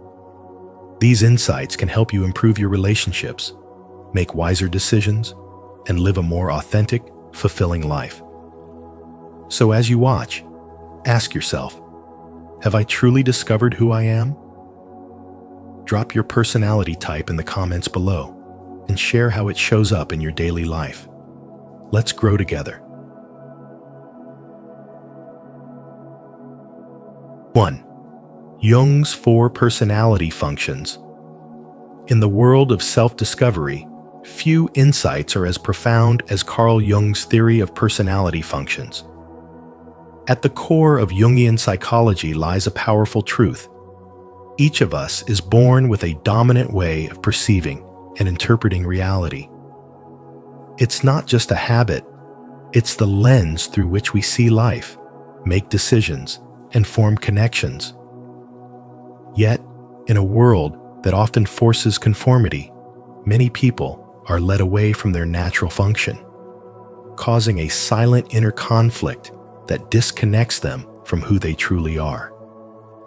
As Jung once said, the privilege of a lifetime is to become who you truly are. Let's explore this journey inward through the lens of spiritual wisdom. Jung identified 4 core psychological functions: thinking, feeling, sensation, and intuition. Each person has one that is dominant. It's like the lead character in the movie of your mind. This dominant function shapes your worldview, your choices, and your relationships. But here's the paradox. While one of these functions is your natural strength, societal conditioning often pushes you to suppress it in favor of what's deemed normal or acceptable. This disconnection is not just psychological, it is spiritual. It leaves you fragmented, longing, and out of alignment with your soul's design. Let's begin with the thinking type. If this is your dominant function, logic and structure are your guiding lights. You seek truth through reason, and you make decisions based on analysis rather than emotional influence. Thinkers thrive in environments where systems, data, and clarity are valued. However, if you were raised in a space that prioritized emotional sensitivity over rational thought, you might have been told to stop overthinking or be more emotionally available.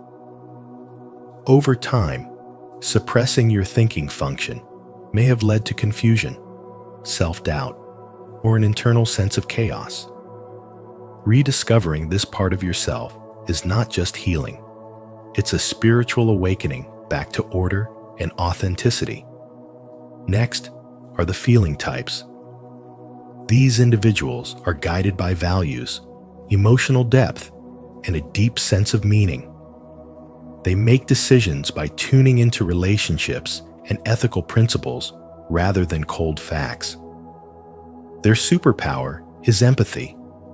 They feel the emotional temperature of a room without a word being spoken. But in a logic-driven world, feelers are often labeled as too sensitive or irrational. This judgment leads many to bury their emotional instincts, causing them to become disconnected from the wisdom of their heart. Reclaiming this function is a journey of returning to your soul's emotional compass and embracing spiritual wisdom that validates your inner truth. Then we have the sensation types. These are the realists, grounded, practical, and fully engaged with the present moment. They trust what they can see, touch, and experience through the five senses. They often excel in fields where tangible results matter: engineering, craftsmanship, or hands-on service. However, if you were encouraged to dream bigger or think more abstractly, you may have felt out of place. Society tends to glorify visionaries and downplay grounded presence. Yet, in truth, sensation types bring the sacredness of the here and now. Their spiritual path lies in honoring the divine in the present moment, the miracle of now. Finally, there are the intuition types, the visionaries, dreamers, and pattern seekers. If this is your dominant function, you are constantly scanning the horizon for deeper meanings and future possibilities. You think in symbols, metaphors, and ideas not yet born. You might be drawn to philosophy, spirituality, or the creative arts. But if your upbringing demanded practicality over possibility, you may have been told you were too unrealistic or had your head in the clouds. Yet, suppressing your intuition means cutting off the very channel through which spiritual wisdom flows. Your healing lies in trusting the unseen, the yet to come, and the whispers of your inner voice. Each of us is wired with one dominant function for a reason. It is not a flaw to be corrected, but a truth to be honored. Jung's framework is not about labeling, but about liberation. When you live in alignment with your core function, you enter a state of inner harmony. Life flows more naturally, decisions become clearer, and your relationships begin to reflect your true nature. This is more than self-awareness. It is a spiritual awakening. It is remembering who you are beneath the noise of expectation and returning to your divine design. So, ask yourself, which of these functions resonates most deeply with your inner world? And more importantly, have you been living in alignment with it or in resistance to it? If this message resonates with your soul, take a moment and affirm, I am ready to live in alignment with my true self. Type it in the comments below to claim your journey. 2. Introversion versus extroversion. Attitude types.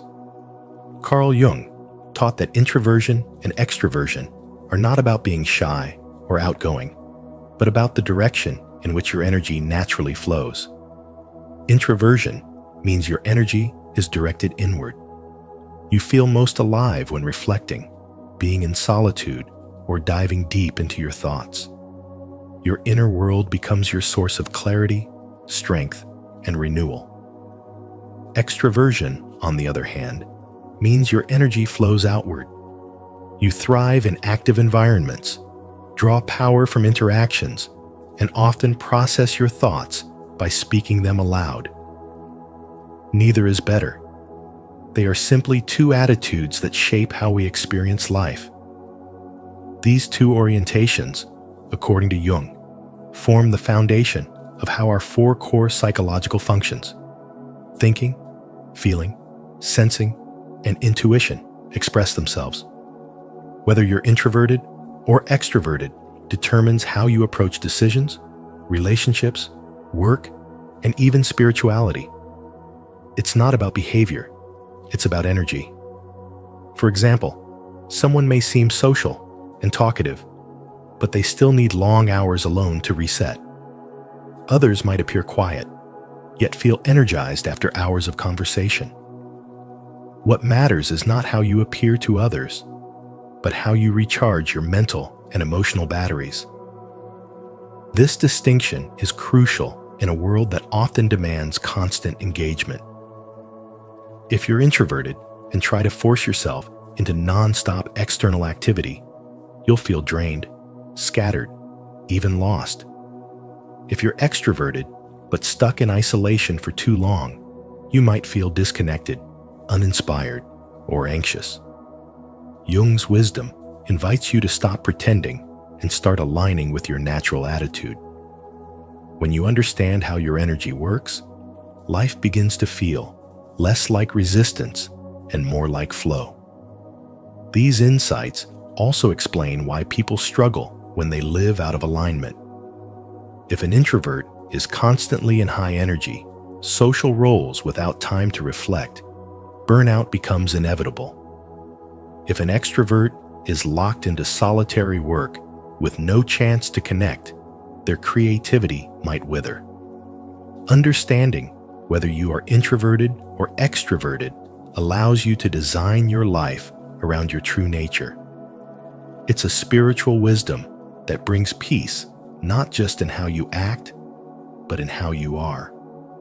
Carl Jung believed this knowledge wasn't just psychological, it was transformational.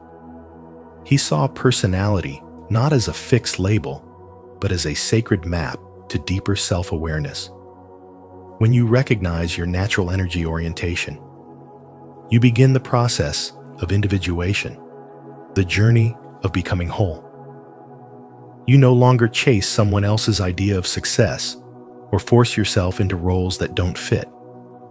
Instead, you start showing up with presence, honesty, and balance, guided by the flow of your authentic self. Are you ready to embrace your true nature, whether it flows inward or outward? If this message resonated with you, comment below. I honor my energy to affirm your self-awareness and inspire others on the same path. 3. 8. Personality types. Each of us processes the world through different mental lenses, what Carl Jung called functions, and each function appears in either an introverted or extroverted form, creating 8 distinct personality types. These are not rigid labels, but doorways into deeper self-awareness and spiritual awakening. Extroverted thinking types are naturally drawn to order, structure, and measurable results. They shine in leadership roles and are often the ones organizing people, timelines, and outcomes with precision. Their minds move quickly, seeking logic in the external world. However, in their pursuit of efficiency, they may overlook the emotional and spiritual layers of life. They must learn that true success is not just about output, but about inner harmony. Introverted thinking, by contrast, dives deep into the inner world of ideas. These individuals are independent thinkers, quietly analyzing and deconstructing systems in pursuit of truth. They prefer depth over speed and often appear detached from group norms. Their path to spiritual awakening lies in bringing their insights into conversation with others, bridging solitude and connection, intellect and feeling. Extroverted feeling personalities are socially attuned and empathetic. They sense what others need and often serve as peacemakers in families and communities. Their decisions are guided by shared values, and they thrive when their environment feels emotionally cohesive. But in always trying to please others, they risk neglecting their own soul. Their growth involves learning to honor their truth, even if it disrupts external harmony. Introverted feeling types are guided by a strong internal compass. They hold deep values and convictions that may not be visible on the surface, but shape every decision they make. These individuals are not easily influenced, as they measure right and wrong against their own inner scale. Their journey involves expressing this moral clarity outwardly, not to convince others, but to live authentically and vulnerably. Extroverted sensation types engage the world through their five senses. They live for the present moment, experiencing life with a vivid physical immediacy. Whether through food, music, nature, or movement, they are grounded in what is real and tangible. Yet, in being constantly stimulated, they can overlook the symbolic or spiritual dimension of life. Their awakening begins when they slow down and recognize the sacred in the simple. Introverted sensation, on the other hand, relies heavily on memory, tradition, and familiarity. These types are rooted in the past, drawing from experience to interpret the present. They are often nostalgic, reflective, and deeply loyal. While this gives them a sense of stability, it may also lead to resistance when life calls for change. They must learn that spiritual growth often means releasing the past in order to walk into a new version of themselves. Extroverted intuition types are the dreamers, the innovators. They are constantly scanning for new patterns, ideas, and possibilities. Their excitement lies in what could be, and they often leap from one inspiration to the next. While their creativity is unmatched, they can struggle with follow-through. Their transformation begins when they focus their energy, channeling their visionary power into something lasting and grounded. Introverted intuition is the realm of the seer.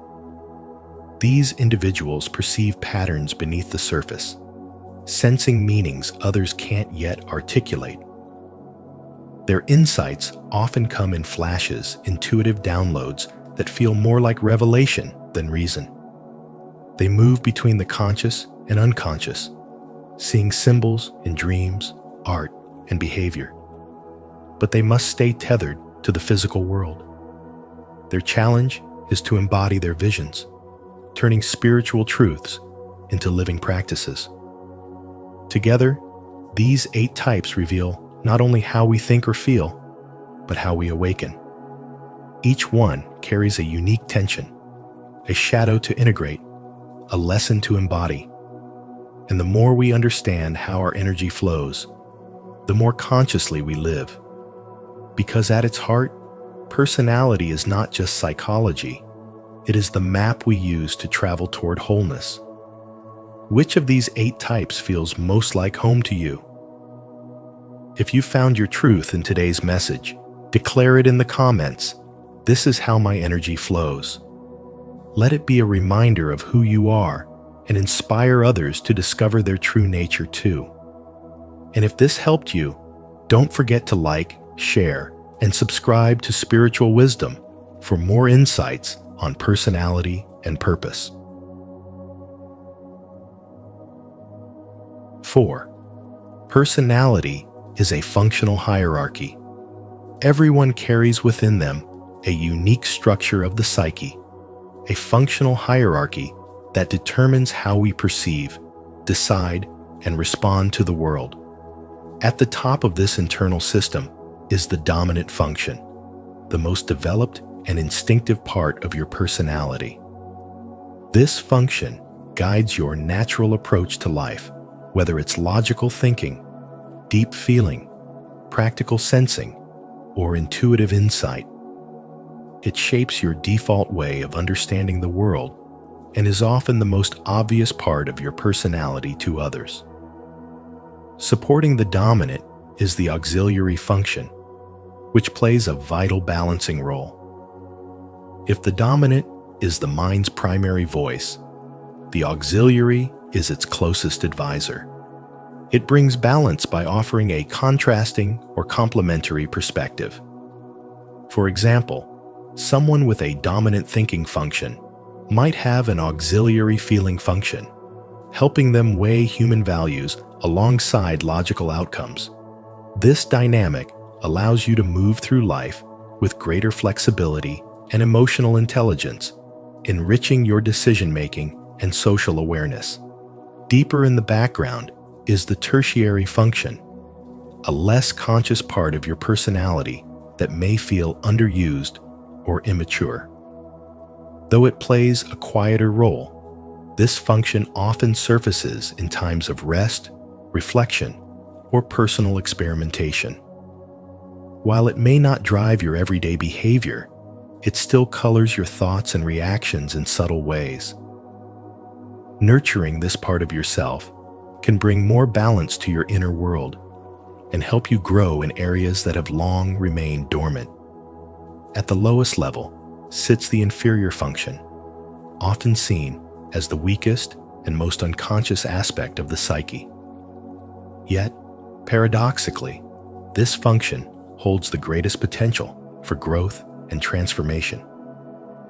It is the gatekeeper to your shadow self, the parts you've disowned, denied, or simply never developed. While it may show up in moments of stress or conflict, it also offers a sacred opportunity. Engaging with your inferior function can spark profound spiritual awakening. It challenges your identity and urges you to embrace wholeness by integrating what was once hidden.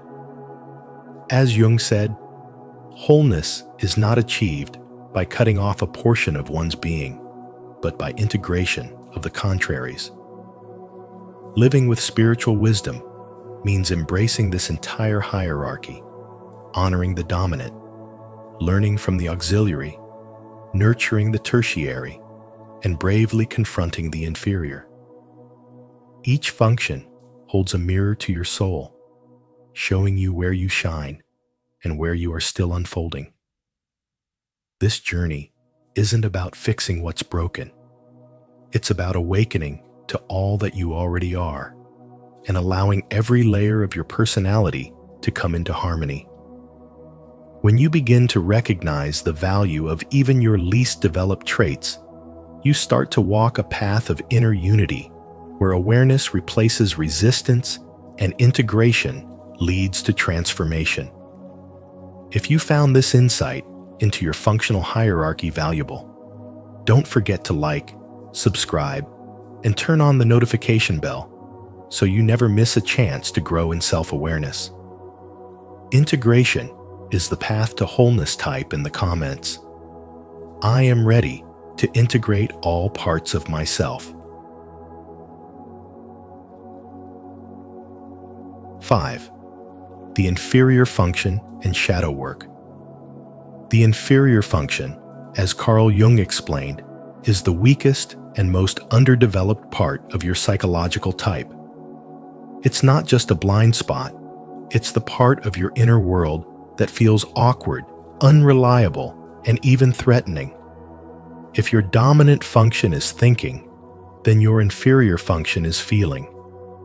If you're naturally intuitive, your inferior function is likely sensing.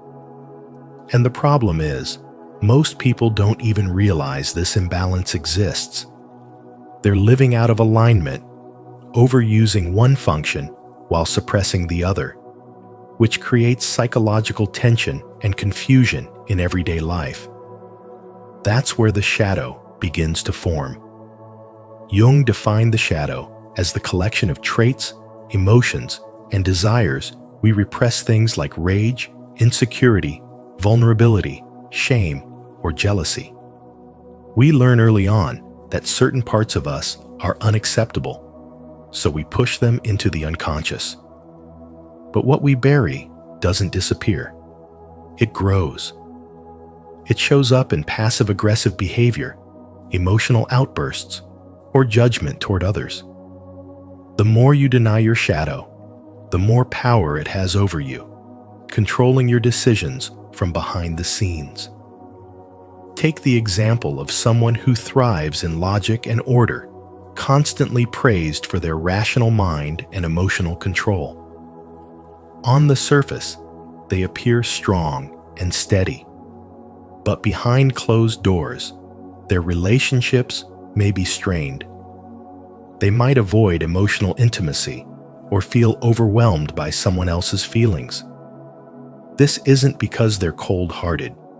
It's because their inferior feeling function, the one they've ignored, has become a part of their shadow. Until that emotional dimension is acknowledged, no amount of logic will bring inner peace or authentic connection. The path to integration begins with self-honesty. Shadow work isn't about eliminating your flaws. It's about illuminating them. The anger you suppress may be signaling a boundary that needs defending. The envy you feel might point to an unlived part of your own potential. Instead of judging these reactions, Jung urges us to explore them. Every uncomfortable emotion is a mirror, showing you what's unresolved inside. Your triggers are not your enemies, they're invitations to heal. And this is where real spiritual wisdom lies. Wholeness doesn't come from perfection, but from integration. Embracing your inferior function is not about becoming someone else.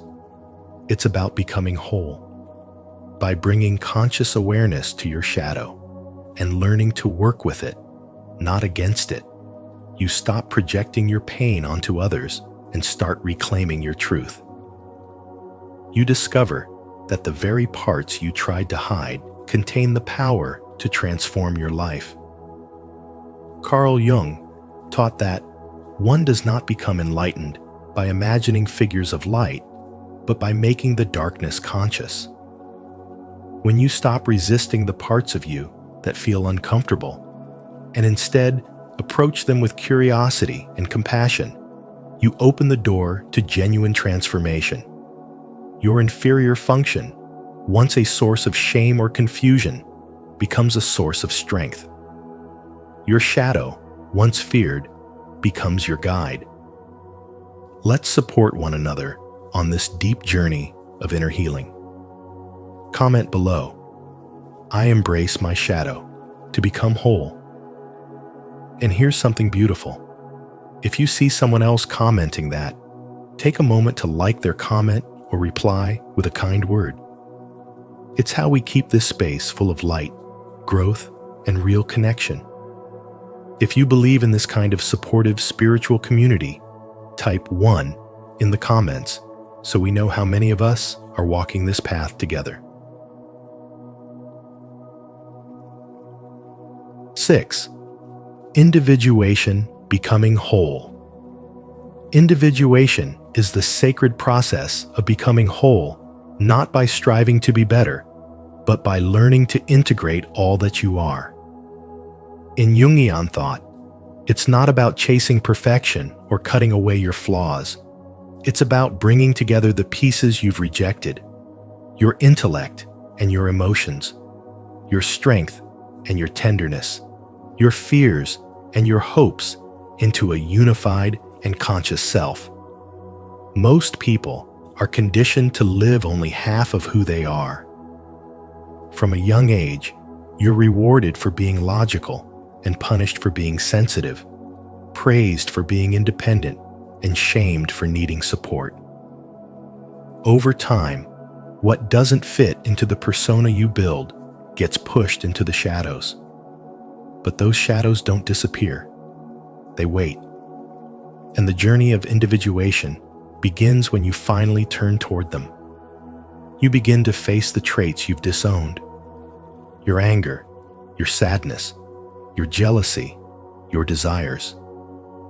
You stop pretending to be only what the world accepts and start reclaiming your hidden power. This process is not easy. It requires emotional honesty, deep reflection, and the willingness to meet the parts of yourself that you were once afraid of. But every time you do, you expand your awareness and step deeper into your truth. This is where spiritual awakening begins, not in bypassing your pain, but in transforming it. Awakening is not about escaping reality or becoming more spiritual in appearance. It's about diving into the raw truth of who you are, allowing your contradictions to coexist, and learning to listen to the quiet voice of your inner wisdom. A person who is truly individuated can hold opposing qualities in balance. They can lead with compassion and still assert their boundaries. They can think critically and still honor their intuition. They stop living from a mask and start moving from their core. Individuation is a lifelong unfolding. There is no final version of you to become, only deeper layers to uncover, accept, and integrate. As Jung said, the privilege of a lifetime is to become who you truly are. And that privilege is yours each time you choose to live in alignment with your essence instead of your conditioning. Each time you choose wholeness over image, presence over perfection. In that space, your humanity becomes sacred. Your story becomes your strength. And your path becomes a mirror through which the soul awakens. If this message resonated with your soul, leave a comment below.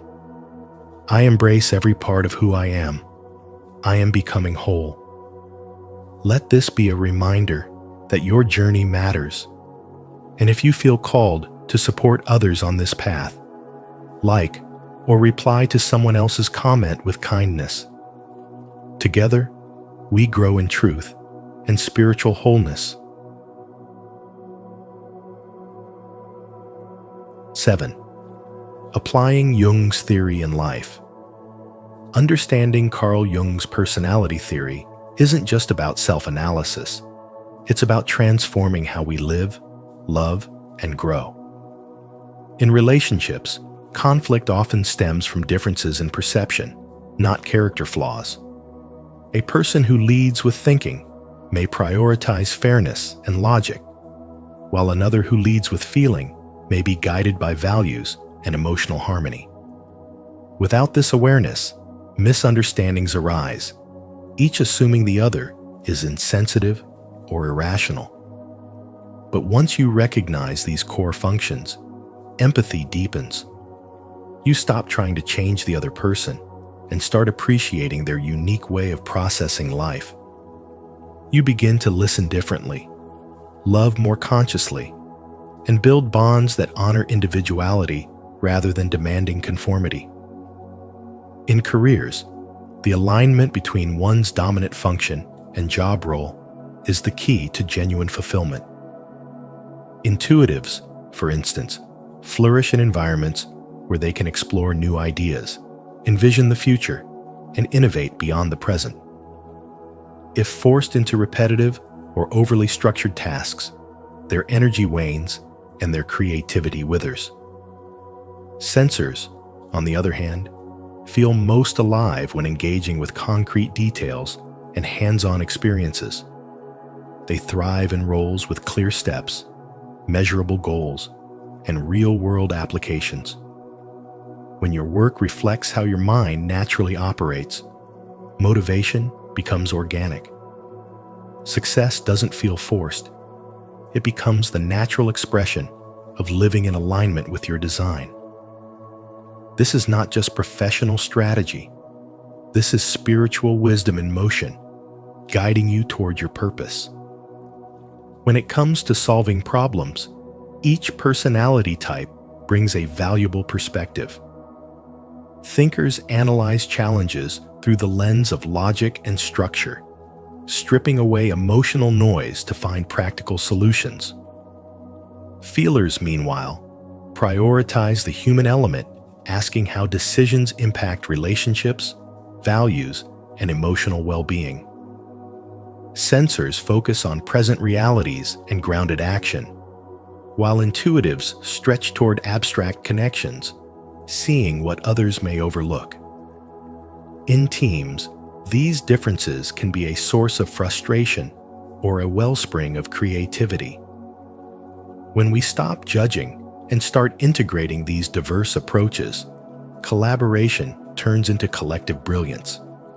Instead of clashing, minds complement. Instead of egos competing, deeper understanding emerges. Jung's theory is not a rigid system. It's a mirror that reflects your inner architecture. It reveals the invisible threads shaping how you interpret reality, make decisions, and relate to others. By recognizing these threads, you awaken from unconscious patterns and reclaim the power to choose intentionally. This process is not about labeling yourself. It's about becoming more of who you truly are. It is a path of spiritual awakening that begins with self-awareness and leads to inner harmony. And when you bring that awareness into relationships, into your career, and into how you solve life's challenges, you don't just live, you evolve. That is the essence of transformation. That is the silent power of spiritual wisdom at work. To affirm your commitment to growth and understanding, declare it in the comments. I choose self-awareness and empathy. Let this be your reminder and an inspiration for others that personal growth starts with knowing yourself and honoring the differences in others. 8. Misunderstandings and modern adaptations. Carl Jung's original theory of psychological types was never meant to be a rigid system that confines people to fixed categories.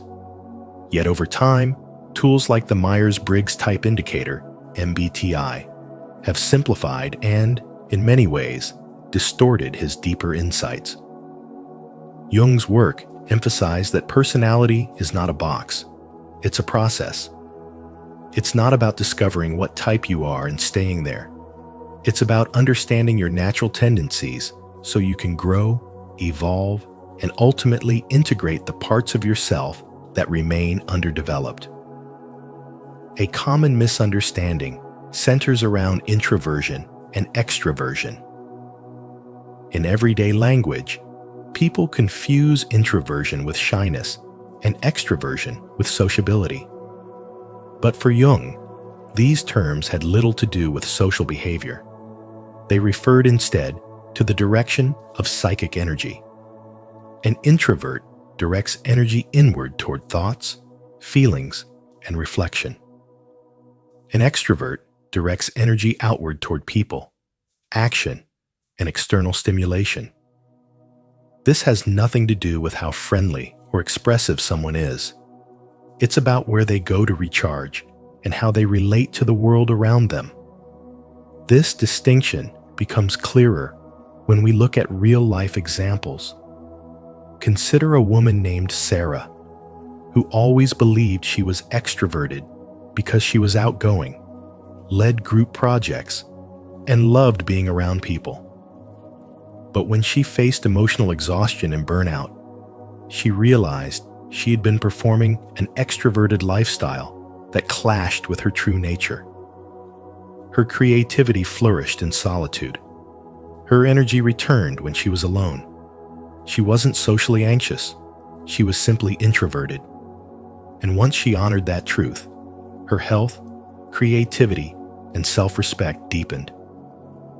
This is exactly what Carl Jung meant when he spoke about integration.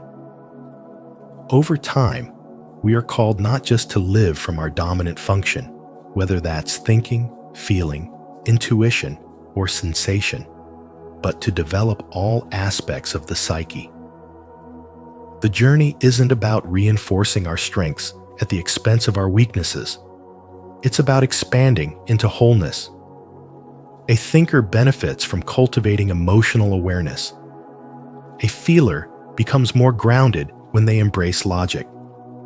A sensor gains depth by exploring intuition, and an intuitive person becomes more effective when they ground their visions in sensory reality. Jung's philosophy was never about creating labels that limit us. It was about giving us a map, a way to understand the landscape of the self so we can move through it with greater consciousness.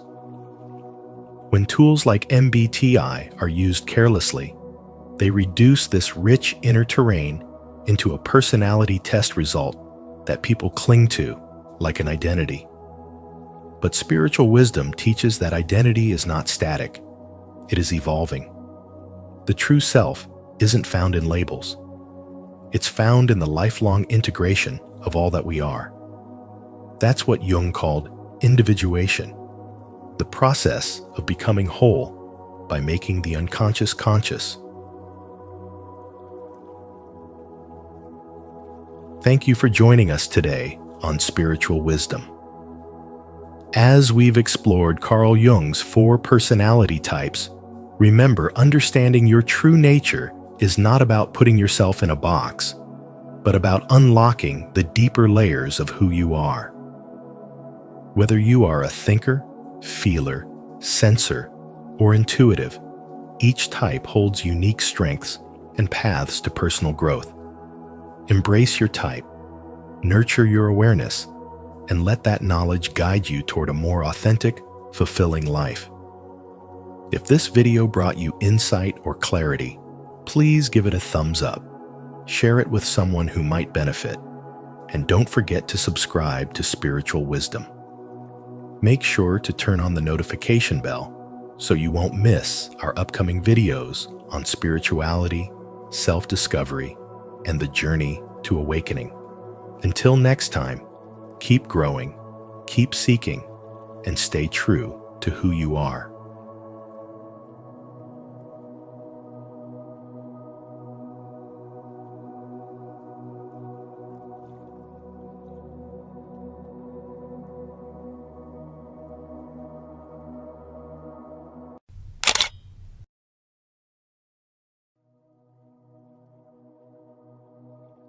Carl Jung.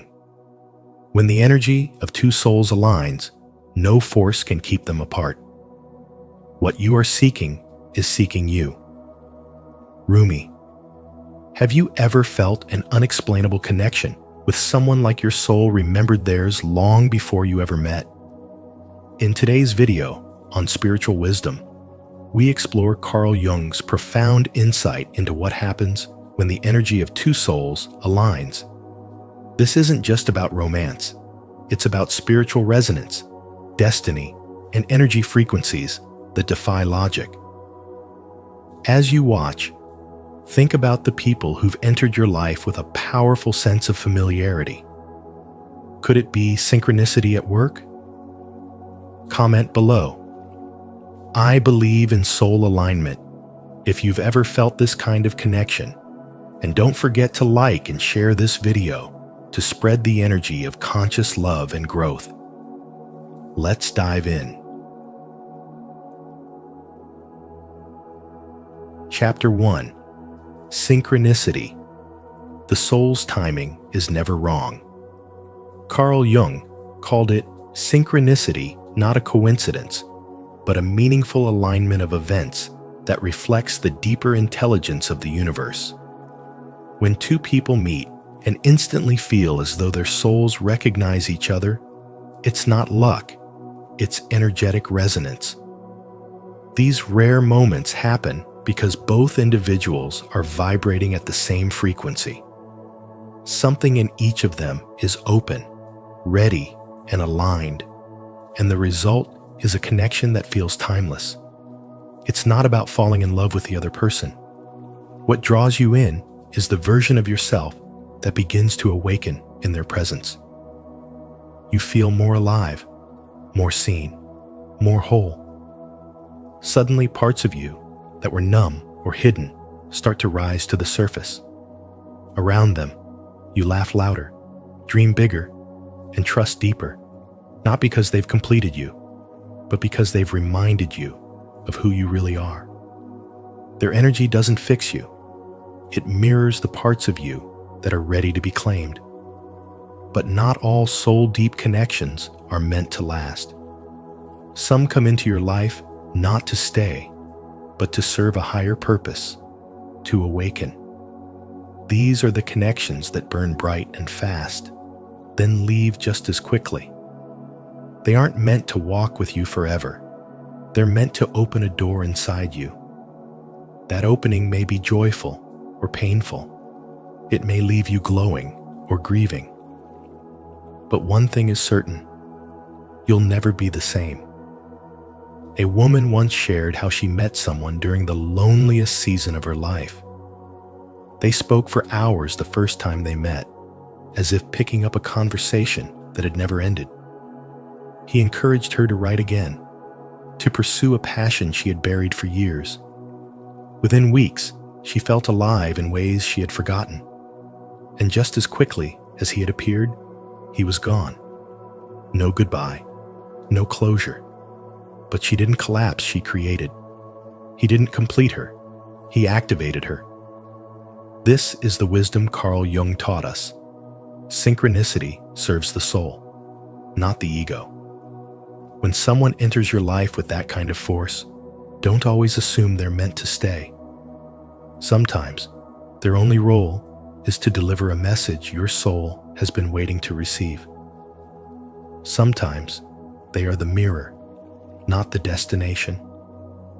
When you try to hold on to what was only meant to awaken, suffering follows. But when you honor the timing, when you accept the gift without needing to possess the giver, you rise, you evolve, you become. These sacred encounters remind you that the universe doesn't make mistakes. Every soul that meets you at that level is part of your unfolding. The bond was real, the timing was divine, and the transformation, it was always the point. Have you ever felt a soul connection that shook you to your core? If so, share your story in the comments below. Your experience could help someone else understand theirs. If not, comment, "I trust divine timing," to affirm your belief in the soul's perfect path.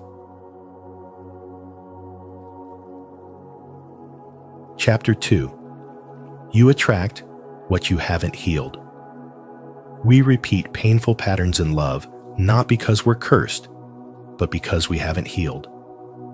Every relationship that breaks us, confuses us, or drains us is not just a coincidence, it's a mirror. You don't attract what you want. You attract what you are.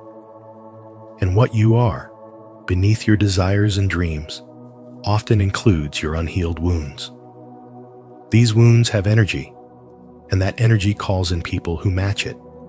So, if you're attracting betrayal, abandonment, or emotional distance, ask yourself, what part of you is still carrying that story? Relationships are sacred teachers. They aren't just about joy, but transformation. The people who trigger your deepest pain are often the ones sent to show you where the healing needs to happen. That doesn't mean you're meant to stay in pain. It means the pain is trying to wake you up. Painful love is not punishment. It's a spiritual classroom. And until you sit with yourself in full honesty, you'll keep meeting the same kind of lesson in a different disguise. That's not fate, it's feedback. Spiritual wisdom reminds us that nothing changes outside until something shifts inside. If you continue to ignore your emotional wounds, your heart will keep echoing the same request through the people you attract. See me, heal me, choose differently. But when you begin to choose differently, everything around you responds. You stop settling. You stop chasing. You begin magnetizing people who reflect the wholeness you've earned through inner work. Healing isn't glamorous. It requires brutal honesty, courage, and accountability. It's not about changing them. It's about transforming the energy within you that allowed them in the first place. When you clean the lens through which you see yourself, you also shift the lens through which you see love. And when two healed souls meet, the connection feels different. It's not chaotic, anxious, or heavy. It feels safe, peaceful, grounded. You don't have to prove your worth, decode mixed signals, or lose yourself to be loved. Until then, if you're attracting pain, consider that it's not the universe punishing you. It's the universe trying to show you your power. When you stop asking, "Why do they hurt me?" and start asking, "Why did I allow it?" you step into alignment. You reclaim your energy. You learn the lesson. And from that point on, what you attract begins to reflect not your wounds, but your wisdom. That is spiritual wisdom in action, healing yourself so deeply that nothing and no one outside of you can shake the peace within. Are you ready to break the cycle and heal from within? If so, comment below. I choose to heal, to affirm your commitment to growth and self-awareness. Chapter 3. Not all soulmates stay. Some soul connections are not meant to last. They are meant to awaken. You may meet someone and feel like you've known them forever, like fate placed them in your path with divine timing. The bond is undeniable, the energy intense, the synchronicity too precise to be mere coincidence. But not every connection that feels deep is meant to stay. Some people come into your life not to build with you, but to break something within you, something that needed to be broken. These souls appear when you're asleep inside, not physically, but spiritually. They show up to shatter illusions you've clung to disrupt emotional patterns you've been stuck in. They trigger you in ways that force self-reflection. The pain they bring isn't cruelty, it's clarity. Carl Jung once said, "People will do anything, no matter how absurd, to avoid facing their own soul. But these karmic disruptors won't let you avoid it. Their presence makes hiding from yourself impossible." Many people confuse emotional intensity with destiny. You feel fireworks, cosmic pull, passion that borders on obsession, and you think, "This must be the one." But that energy isn't always meant for forever. It's meant to awaken. These people aren't life partners. They are soul shakers. They mirror what's broken, magnify what's buried, and awaken what's dormant. And when they leave, it feels like a piece of you is torn out. But what's really happening is a part of you is being revealed. And here's the lesson the universe keeps whispering. If you don't learn what you're meant to from that soul, the cycle repeats. A new person, the same pattern, over and over, until awareness breaks the loop. That's how spiritual awakening works, not through comfort, but through confrontation. The universe doesn't send these souls to punish you. It sends them because your spirit is ready to grow. Every connection has a purpose, even the painful ones. The more it hurts, the deeper the lesson. And sometimes, the ones who leave the biggest mark are the ones who were never supposed to stay. You grow not despite their absence, but because of it. You learn to stop chasing what hurts and start honoring what heals. You begin to differentiate between intensity and alignment, between passion and peace. The soul who is meant to stay will not come to test your worth. They will come after you've remembered it. They will not ignite chaos in your heart. They will meet you in its stillness. That is the beauty of spiritual wisdom. It teaches us that some love stories are meant to be short chapters, not lifelong novels. But even the shortest story can awaken the deepest truth. And once you see it, you can't unsee it. That's the gift these soul awakeners leave behind: clarity, growth, and a deeper connection to yourself than ever before. If you're ready to release illusions and embrace the truth your soul is calling for, comment below. I accept the lesson. Let this be your signal to the universe that you're no longer holding on to what's meant to pass, but open to what's meant to grow you. Chapter 4. Love begins with wholeness, not hunger. You cannot build lasting love from a place of emptiness. When your soul is hungry, you don't seek love, you seek relief. But relief is not love. It's escape. And anything rooted in escape quickly turns into addiction, not connection. Carl Jung once said, "Until you make the unconscious conscious, it will direct your life and you will call it fate." If the unconscious part of you believes you are incomplete, you will be drawn to others who confirm that belief. You'll confuse intensity with intimacy, chaos with chemistry, and suffering with significance. Love that begins with need always carries the seed of fear. Fear of abandonment, fear of not being enough, fear of losing the person who seems to hold the missing piece of your soul. But here's the truth.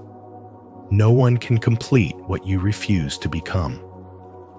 When you are not whole within yourself, you will settle for emotional highs, temporary validation, and surface-level attachment. You'll chase people who stimulate your wounds, not your growth. You'll keep reliving emotional patterns that leave you exhausted and disillusioned. But when you are whole, everything changes. Wholeness is not about perfection. It's about presence.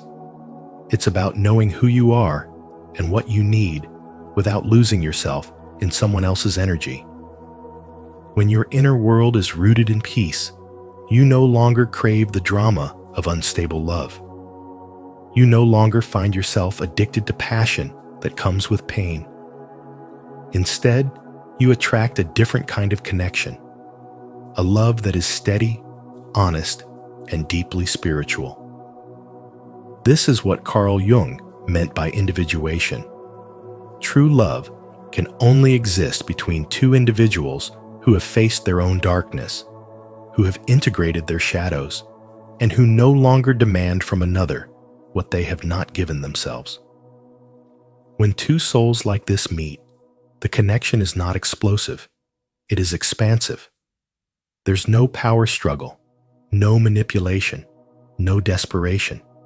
There's simply presence. There's resonance. There's truth. You begin to realize that real love doesn't rush. It doesn't need constant reassurance. It's not built on games or emotional instability. It's built on mutual respect, emotional awareness, and a shared spiritual vibration. The more you become your authentic self, the more you naturally repel what is not aligned and magnetize what mirrors your evolution. There was once a woman who kept falling for unavailable men. Each time, she mistook the intensity for meaning, the uncertainty for mystery. And each time, she ended up shattered. But the pattern only broke when she stopped chasing. She chose to sit with herself, heal her emotional hunger, and rebuild her inner foundation.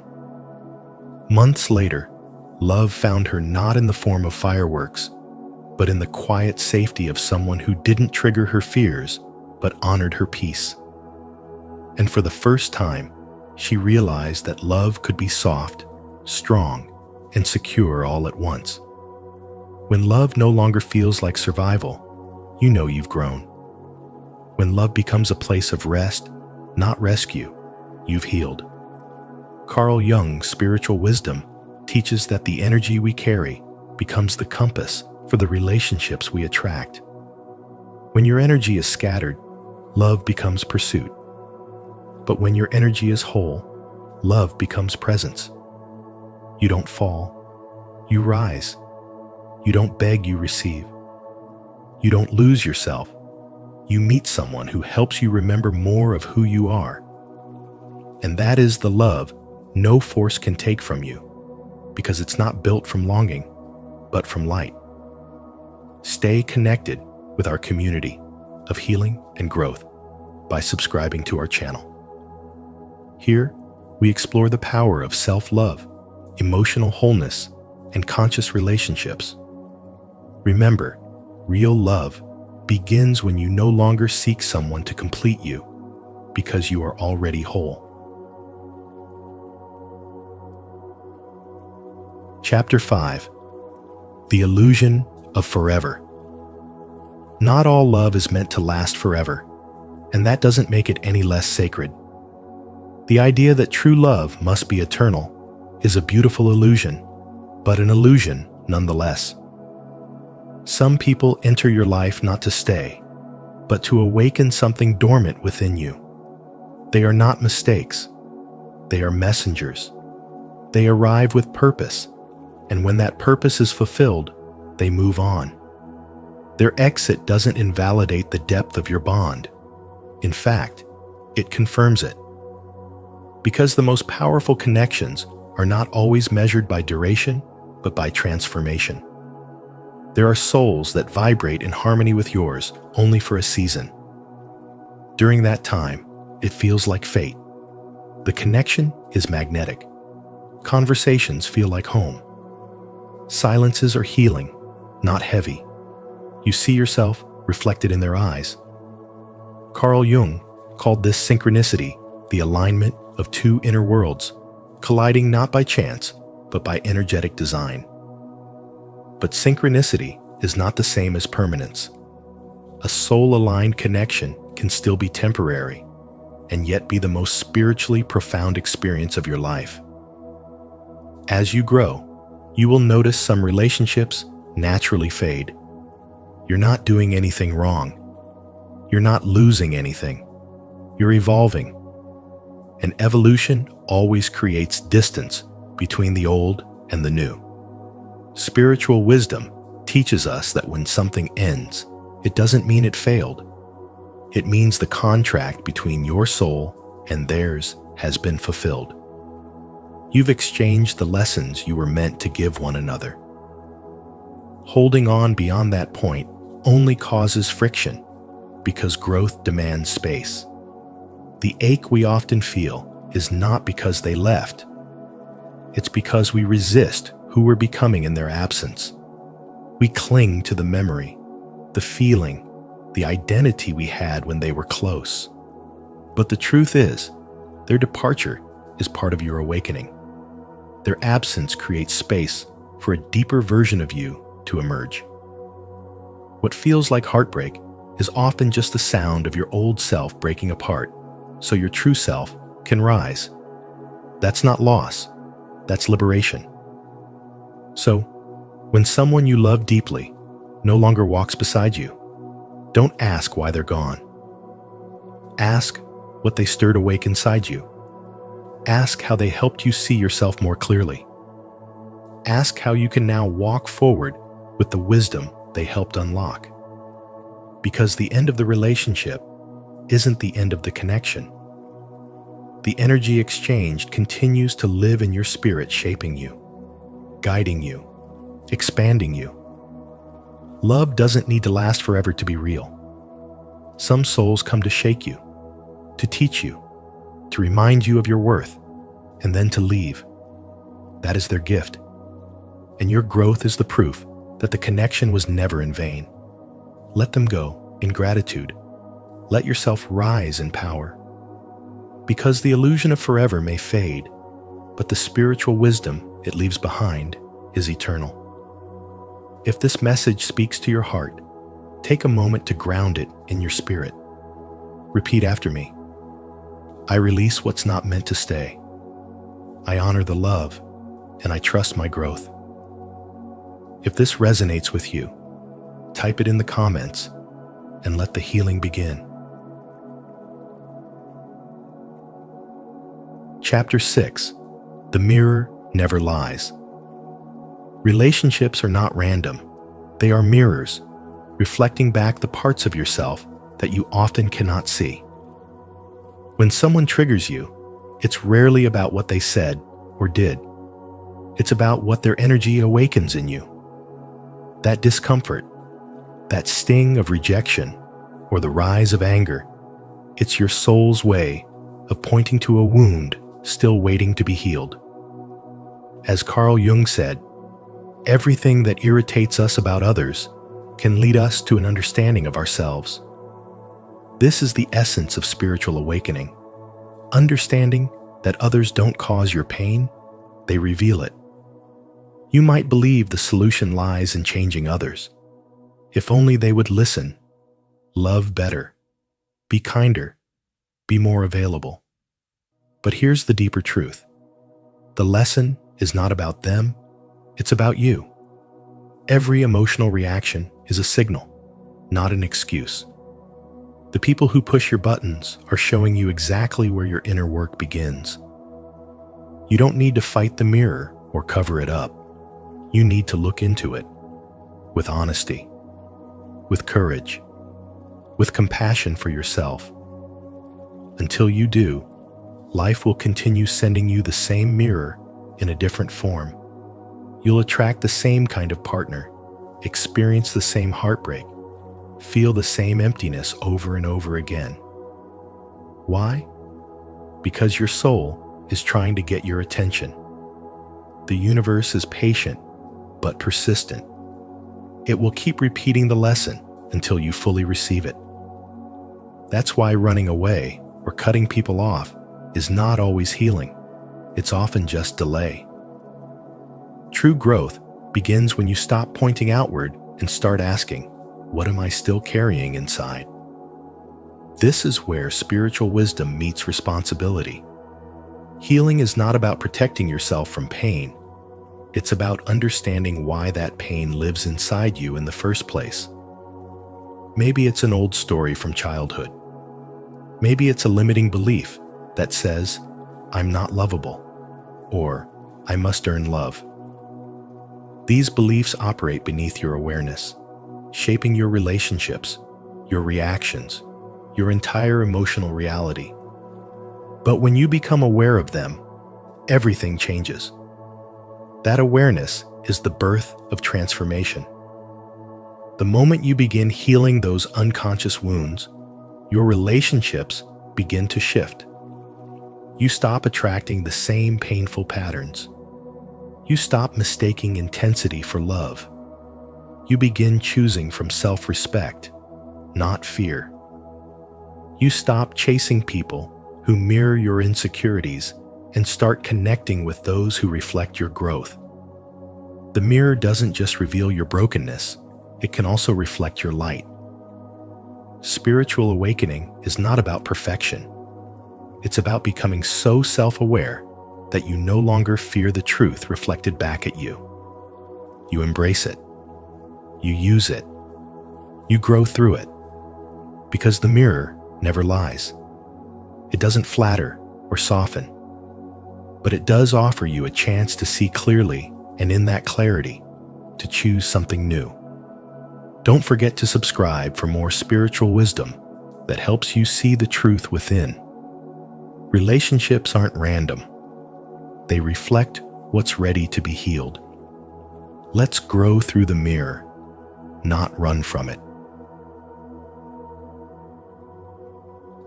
Chapter 7.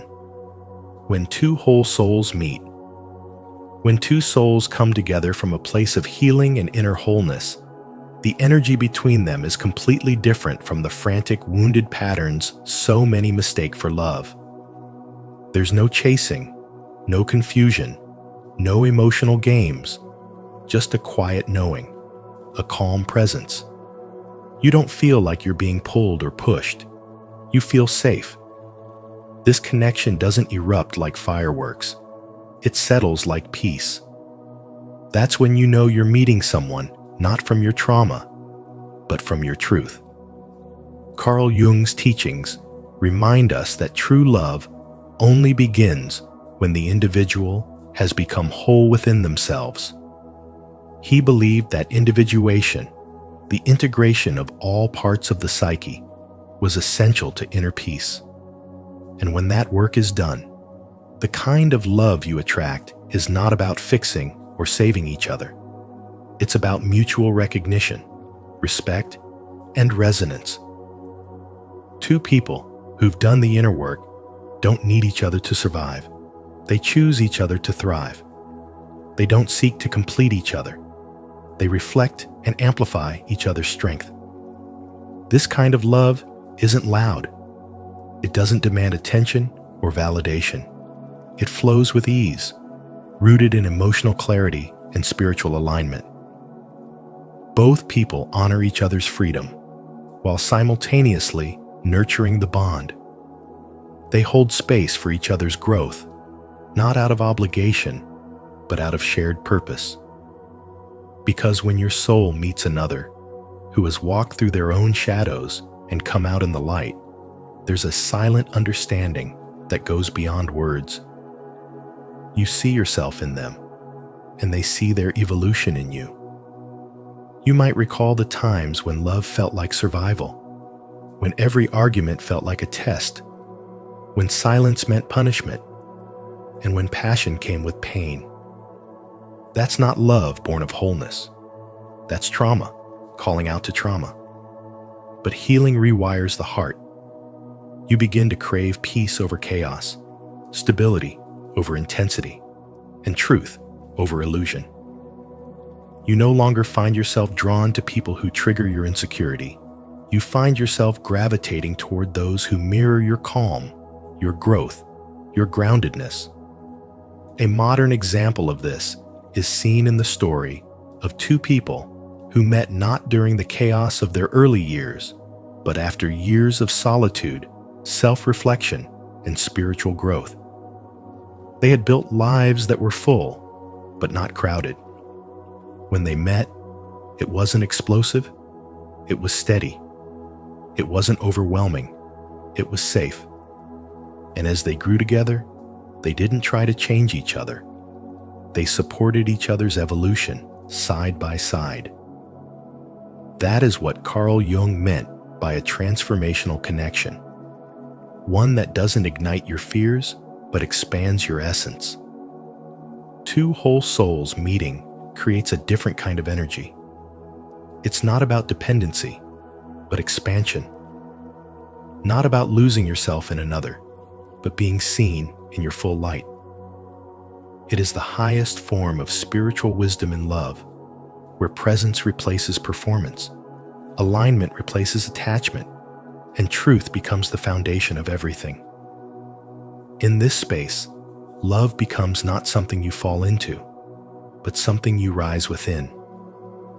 And in rising together, you don't just experience love, you become it.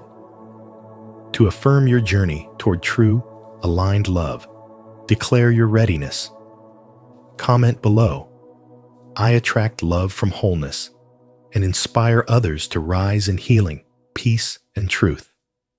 And if this message resonates, don't forget to like, subscribe, and hit the bell so you never miss a moment of spiritual wisdom. Chapter 8. The Carl Jung Challenge. Become, don't search. Stop searching for someone to complete you and begin becoming the person you're meant to be. This is not about waiting, longing, or trying to fill the silence with distractions. It's about transformation from within. When you chase someone to heal your loneliness, you hand them the responsibility for your happiness, and in doing so, you abandon your own power. The journey isn't about finding someone to carry your wounds. It's about healing yourself so deeply that your energy naturally aligns with the kind of love you deserve. Carl Jung said, "Who looks outside, dreams. Who looks inside, awakens." That awakening begins the moment you stop romanticizing the idea that someone else will rescue you and realize that you are already whole. Looking inward is not a passive act. It is the most courageous thing you can do. It means being honest about your patterns, your pain, and your fears. It means doing the inner work to clear emotional debris, rewire limiting beliefs, and raise your vibration to match the energy of the life you claim to want. You don't attract what you wish for. You attract what you are. So if you desire deep, sacred love, you must first become emotionally available to yourself. If you want peace, then chaos must no longer feel familiar or acceptable. Becoming is about frequency. It's energetic alignment. People don't show up by accident. They show up because your energy called them in. Every connection is a mirror reflecting the state of your inner world. When you begin to radiate truth, wholeness, and self-respect, only those who see and value those qualities will find their way to you. Spiritual wisdom teaches that everything is vibration. When you evolve beyond survival-based attachment, you step into conscious magnetism. You stop reaching. You start receiving. And what you receive reflects the version of you you've chosen to embody. The love you want isn't lost. It's waiting for you on the other side of your transformation. It doesn't arrive by force or timeline. It arrives by resonance. This is the real challenge. Stop running after connection and start cultivating the one within. Become so rooted in your truth that anyone not aligned with it feels like static noise. Become so emotionally free that you no longer feel the urge to chase or convince. The moment you shift from longing to becoming, you stop attracting fragments and start calling in wholeness. The kind of love that meets you where you are because it's already aligned with who you've become. And in that space, two souls meet not out of need, but from overflow. And nothing in the world can keep them apart. If this message has stirred something within you, declare your intention by commenting, "I choose to become the love I seek." Let your words be a mirror of your inner work and a signal to the universe that you're ready to align with what truly matches your soul. When the energy of two souls truly aligns, it transcends logic, time, and even separation. As Carl Jung reminded us, synchronicity is not just coincidence. It's a meaningful connection, orchestrated by something far greater than chance. If this message stirred something within you, trust that your soul recognizes its truth. If you found value in today's video, don't forget to like, share, and subscribe to Spiritual Wisdom. Tap the notification bell so you won't miss any of our upcoming insights into soul connections, spiritual growth, and deep inner truth. Thank you for being part of this journey. Your energy matters here. You will never heal until you understand this about your mother. Until you make the unconscious conscious, it will direct your life and you will call it fate. Carl Jung, welcome to Spiritual Wisdom. Today's message is not just about healing, it's about awakening. Many of us carry invisible wounds, passed down from our mothers, not through blame, but through patterns we were too young to understand.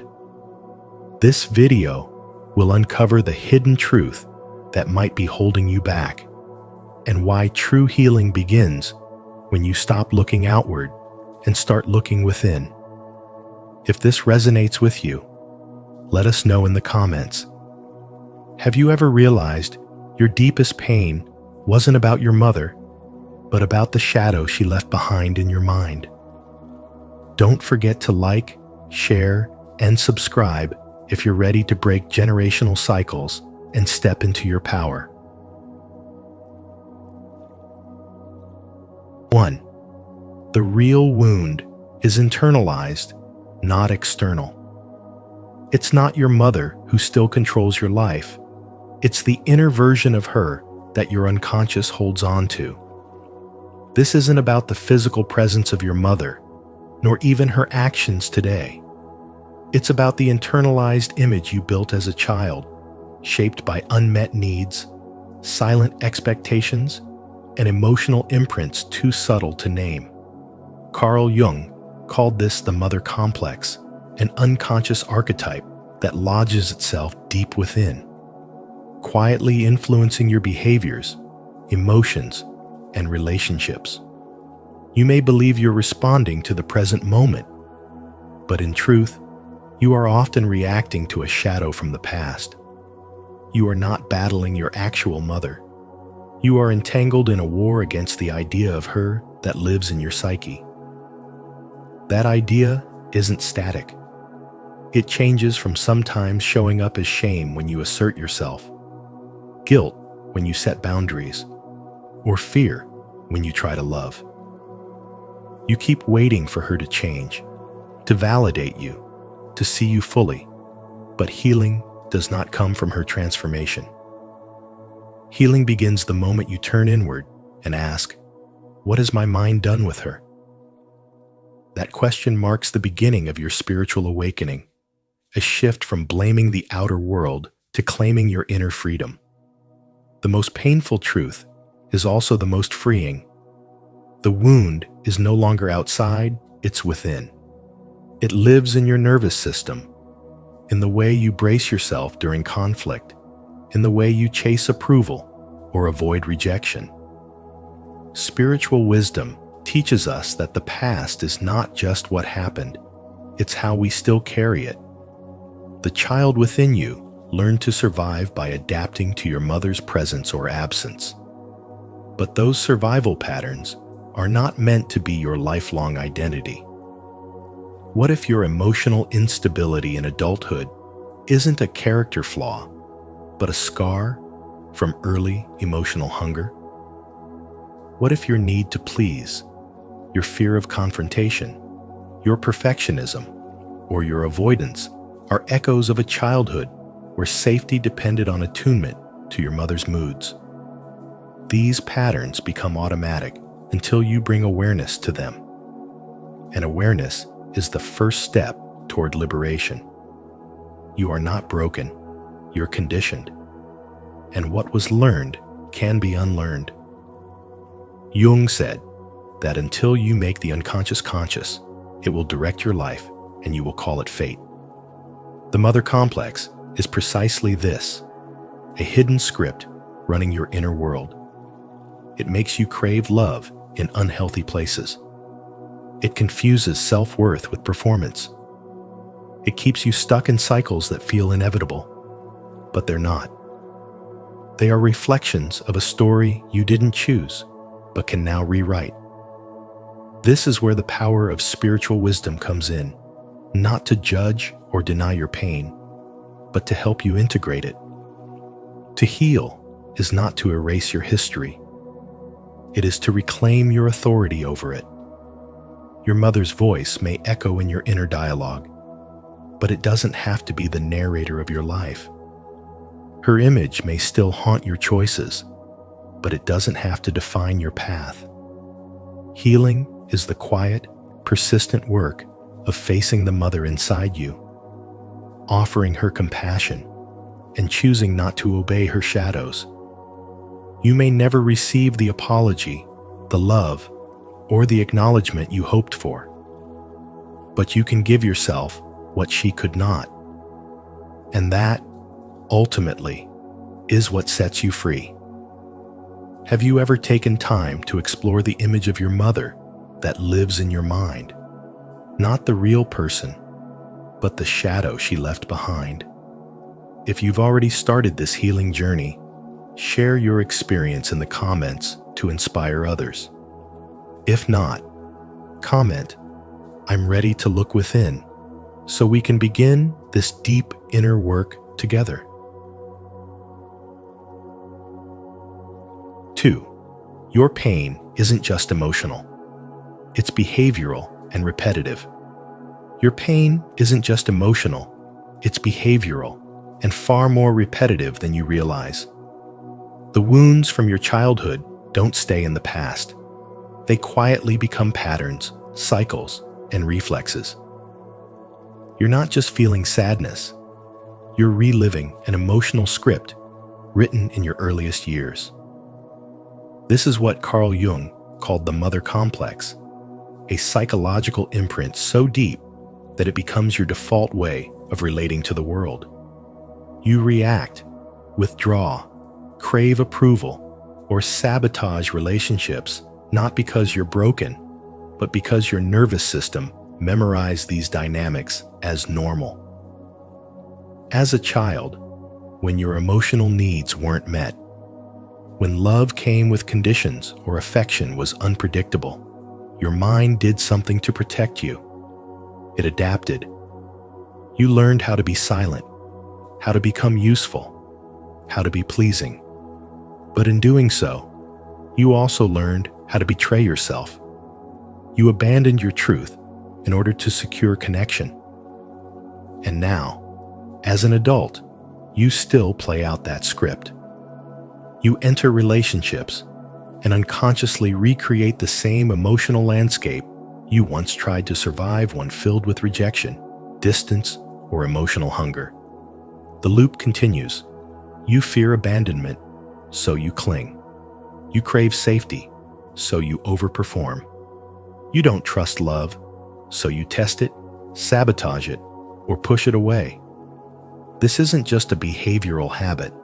It's the invisible architecture of your inner world, built long ago through the lens of your mother's love or absence. Carl Jung taught that what remains unconscious will rule your life. The image of the mother doesn't disappear when you grow up. It lingers in your psyche, shaping how you see yourself, how you treat others, and what kind of love you think you deserve. Take the story of Tara, a high-achieving woman who always felt like she was one misstep away from being unworthy. Despite her success, she constantly felt like she needed to prove herself. In love, she gave too much, too fast, and was devastated when others pulled away. Through inner work, she realized she wasn't just trying to be loved. She was reenacting a silent promise she made to her mother's absence. If I'm perfect, you'll stay. Tara wasn't chasing men. She was chasing the mother who never truly saw her. Her relationships were echoes of an origin she never questioned. That's how deep the mother complex runs. Healing doesn't begin with blaming your mother. It begins with noticing your own patterns and asking deeper questions. Why do I shrink when I feel vulnerable? Why do I attract emotionally unavailable people? Why does love feel like a test? These are not personality flaws. They are protective strategies you develop to survive early emotional neglect. To break free, you must begin to reparent yourself. Speak the words your inner child longed to hear. You are enough. You don't have to prove your worth. Offer yourself the safety you never received. Spiritual wisdom is not about bypassing pain with positivity. It's about facing the unconscious with fierce honesty. Carl Jung reminds us, until you make the unconscious conscious, it will direct your life and you will call it fate. Your healing doesn't lie in the past. It lies in your willingness to stop reliving it. When you begin to see your reactions as reflections of an internal wound, not present reality, you take back your power. And from that place of awareness, you don't just heal, you evolve. Have you noticed yourself repeating the same painful patterns in relationships? If so, comment, "I will break the cycle," below to show your commitment to healing the unconscious loop and stepping into freedom.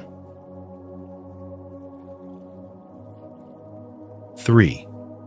Invisible loyalty keeps you stuck. There is a silent contract many carry deep within an invisible loyalty that binds you to your mother's pain. You don't choose it consciously, but it shapes your decisions, your relationships, even your happiness. You dim your light, not because you lack the power to shine, but because some part of you believes that surpassing your mother's suffering would mean betraying her. So, you self-sabotage. You hold back. You stay small, not out of weakness, but out of love that has been distorted by guilt. But this is not love. This is emotional imprisonment. The truth is, honoring your mother does not mean reenacting her wounds. It means transforming them. It means becoming the version of yourself that was never possible in her world, and by doing so, rewriting the story for both of you.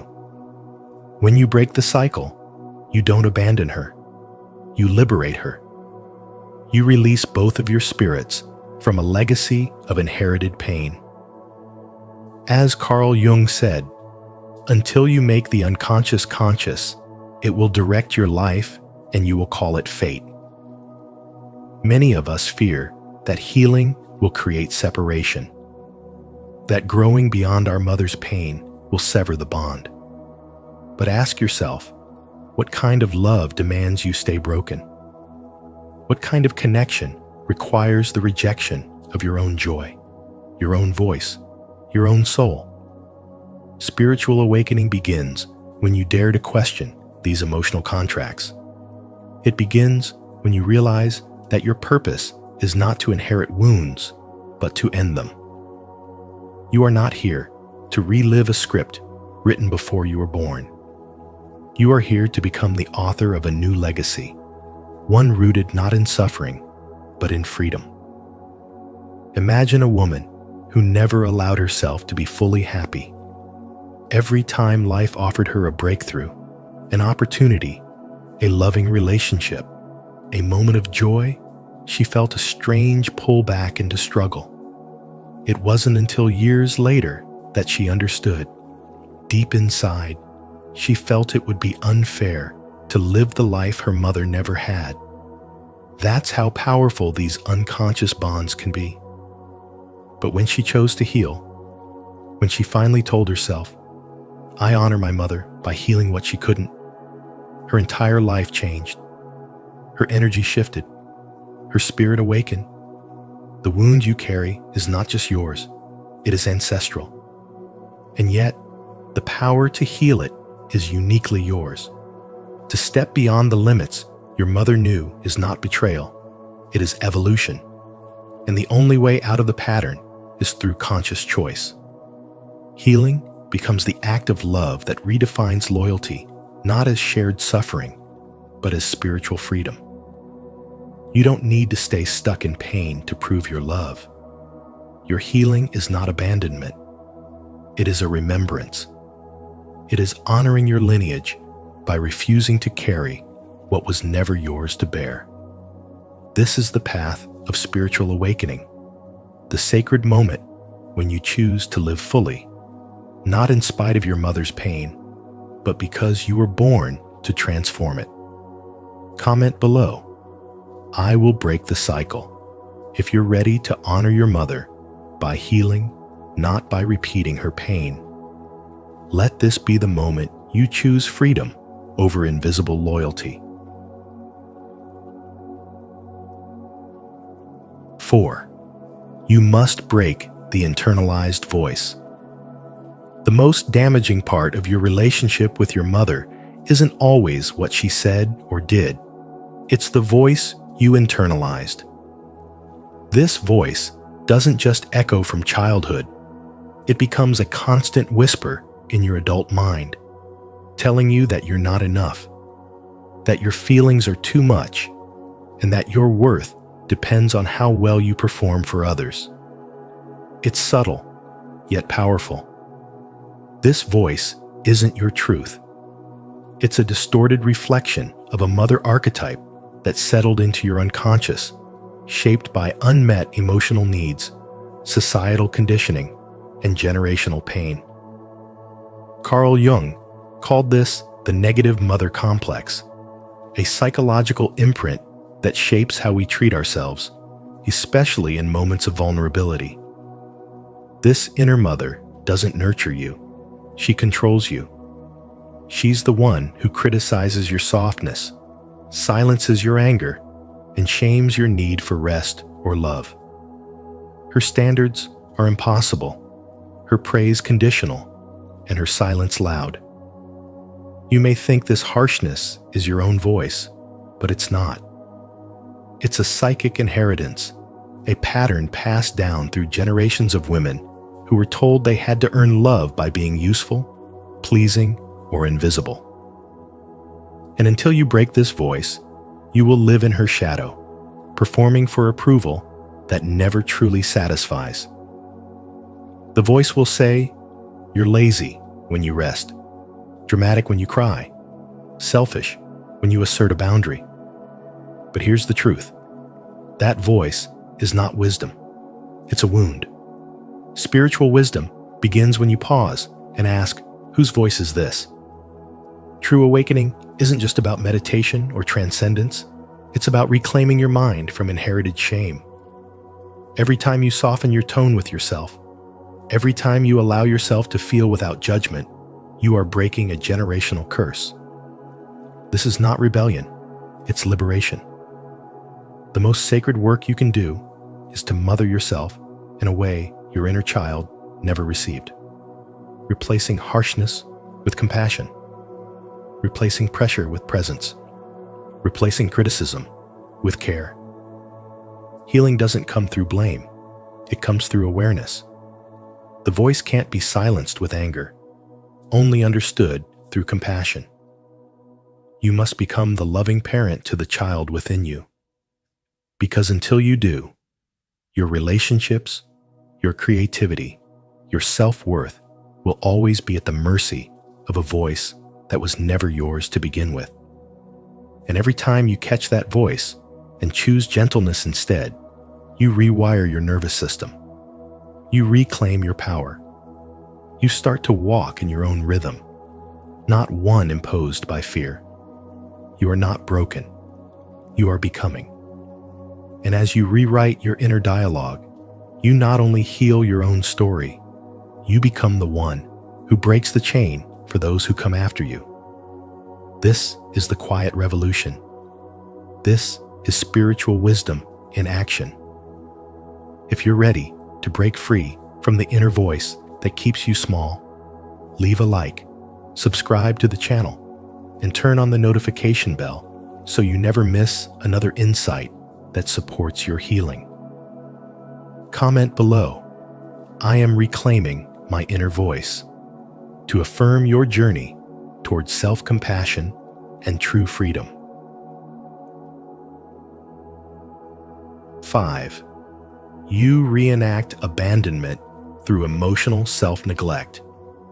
You learn to disappear before you even knew you had the right to exist. Long before you could name your emotions, you were already silencing them. This wasn't a conscious choice. It was a survival instinct.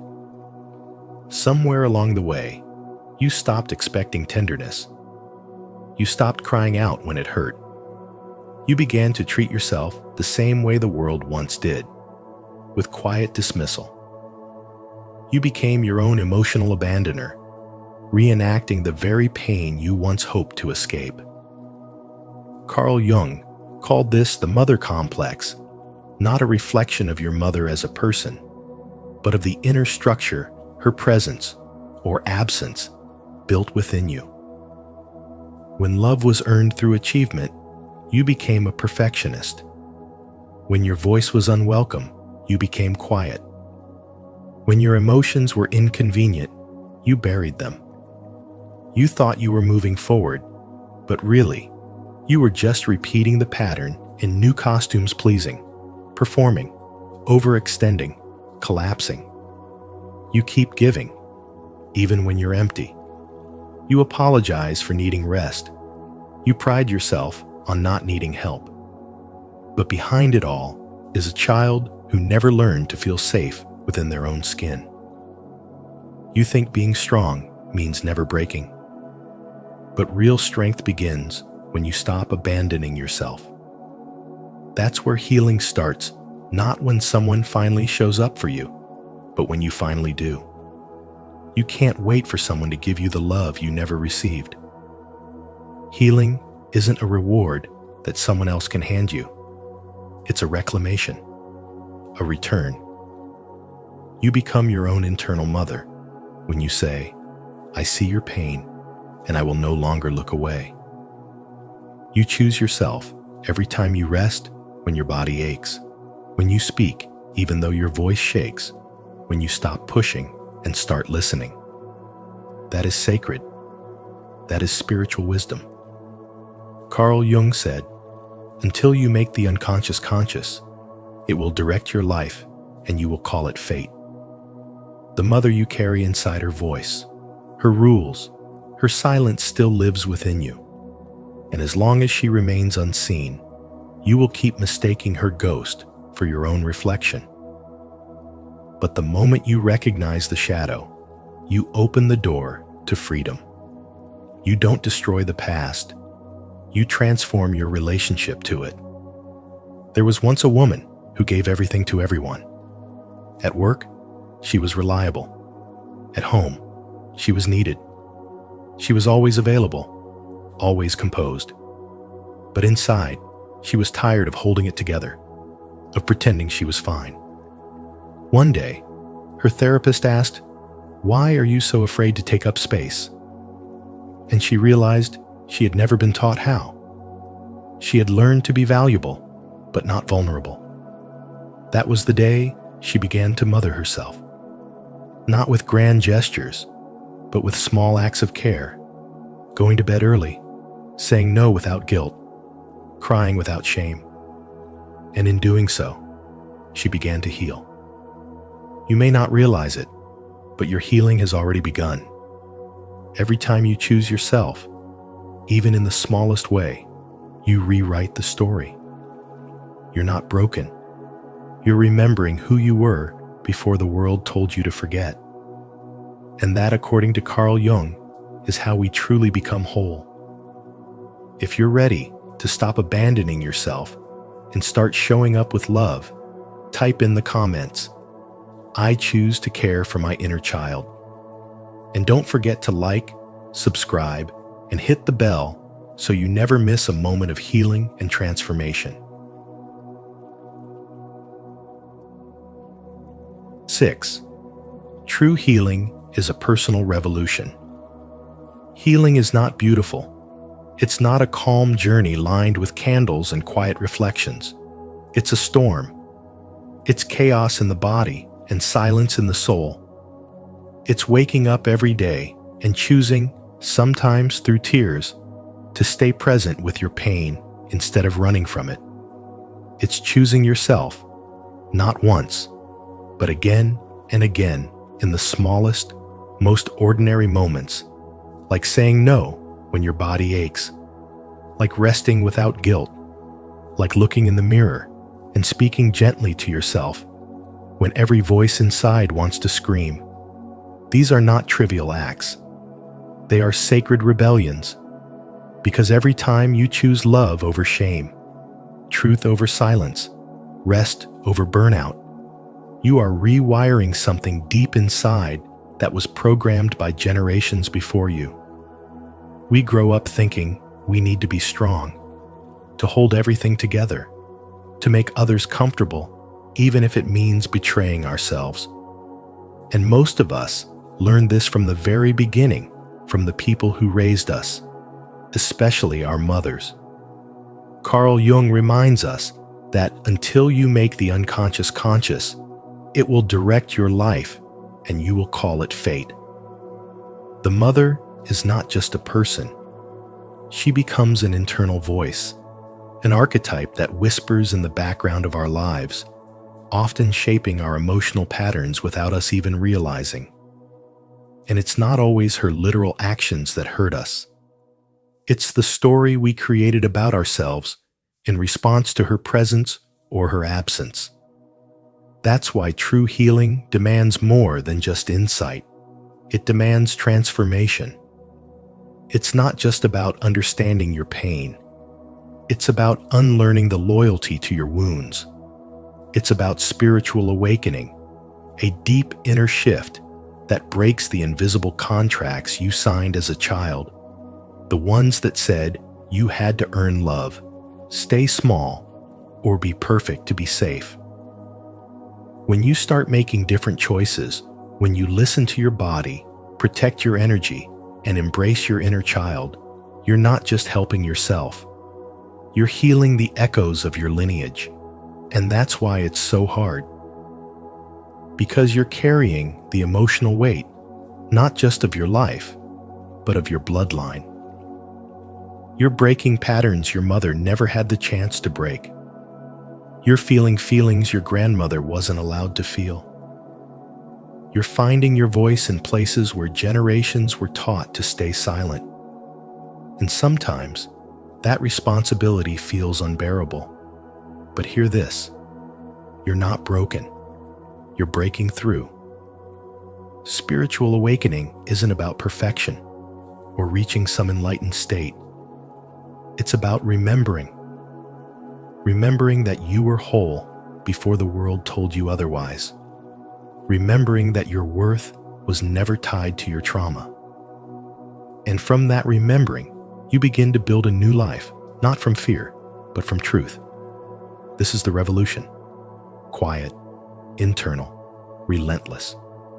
Every soft boundary, every moment of stillness, every act of self-respect, it all matters. It's not easy, but it is sacred. Stay connected with our community of healing and growth by subscribing to our channel. Here, we explore the raw truth of inner transformation and the power of choosing yourself, moment by moment. You are worthy of peace, joy, and wholeness because healing is your personal revolution. 7. You are the savior you've been waiting for. No one is coming to save you. And while that may feel harsh at first, it is one of the most liberating truths you'll ever face. Because the one you've been waiting for, the one who truly understands your wounds, who has lived through your silence, your longing, your rage, is you. When you stop repeating the emotional patterns that broke you and begin to love and rebuild yourself, something powerful happens.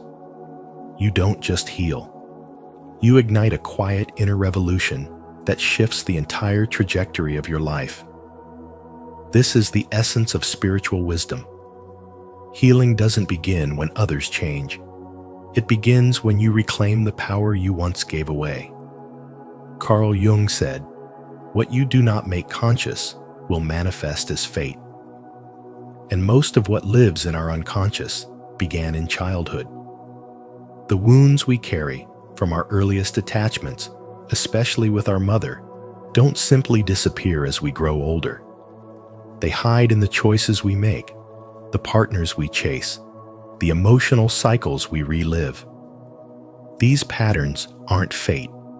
They're the result of unexamined pain playing itself out over and over until we become conscious enough to choose differently.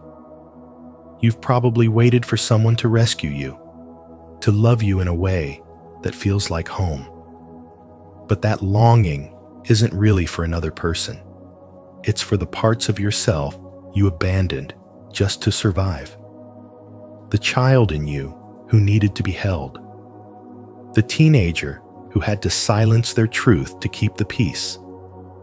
The adult who pretends they're okay while their soul quietly aches for more. When you stop seeking rescue from the outside and start turning inward, you begin to rebuild yourself from truth, not trauma. This path isn't easy. It requires confronting the internalized mother, an archetype that lives inside you long after the real one has left the room.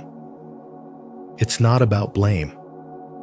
It's about understanding how deeply her voice became your own. Her fears became your limits. Her wounds shaped your responses. Healing the mother's wound isn't about changing her. It's about reclaiming yourself from her shadow. This is where the real spiritual awakening begins. When you stop fighting an external figure and begin dissolving the inner one who keeps you stuck. And yes, you will feel lonely. Healing often begins in isolation. But don't confuse solitude with abandonment. This space is where transformation takes root. It's where you meet the parts of yourself that were hidden, exiled, forgotten.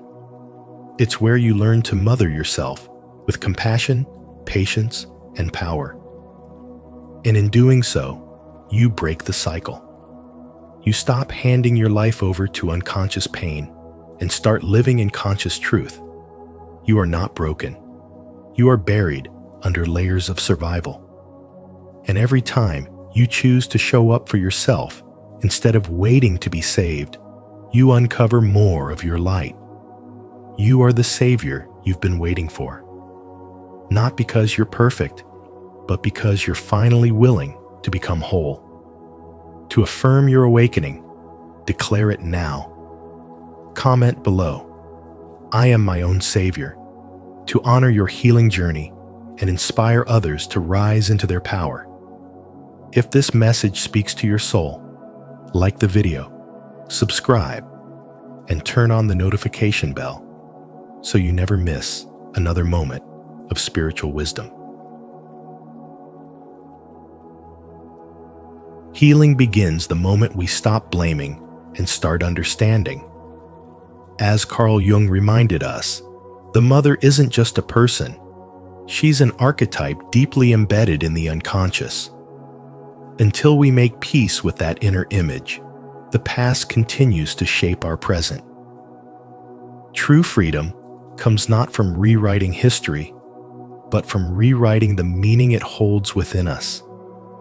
If this message spoke to your heart, don't forget to like, share, and subscribe to Spiritual Wisdom.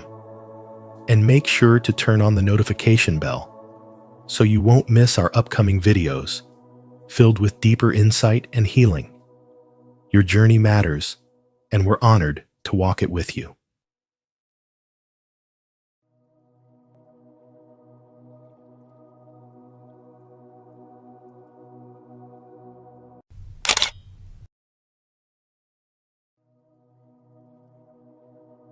Ten clear signs you are a spiritual healer.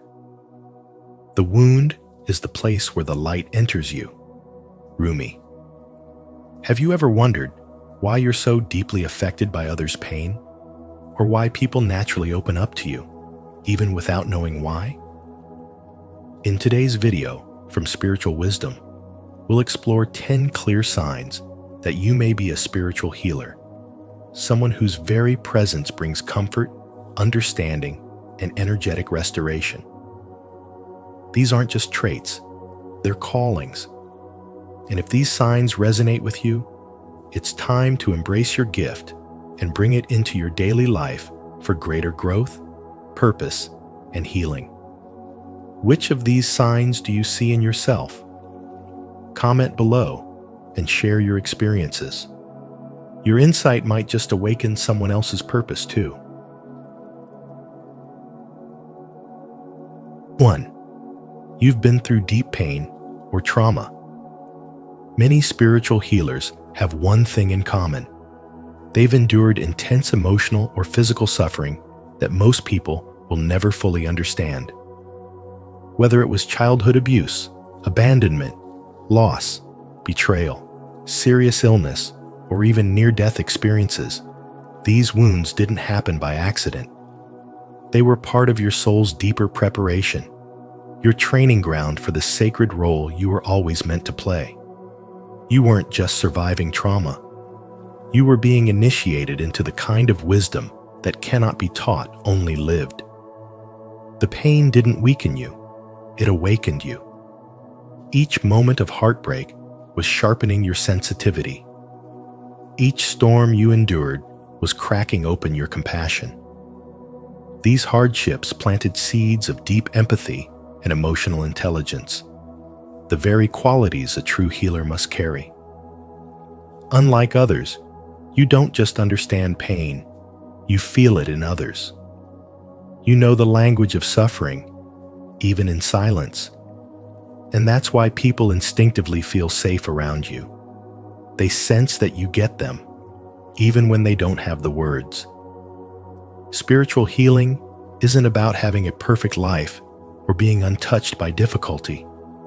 It's about what you do with the darkness you've known. When others collapse under the weight of emotional pain, you transmute it. You transform it into light, insight, and peace. This is not a talent. It's a soul calling. You don't just carry wounds. You carry medicine. You don't need to fix others. Your energy itself is a healing presence because you've already walked the path from brokenness to breakthrough. Most people run from pain, but you've learned to sit with it. You've made peace with your own shadows and now guide others through theirs.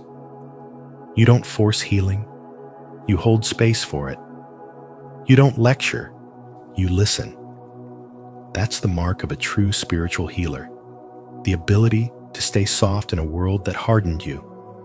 To remain kind when cruelty tried to turn you cold. To rise again and again from ashes that once looked like the end, but were really the beginning.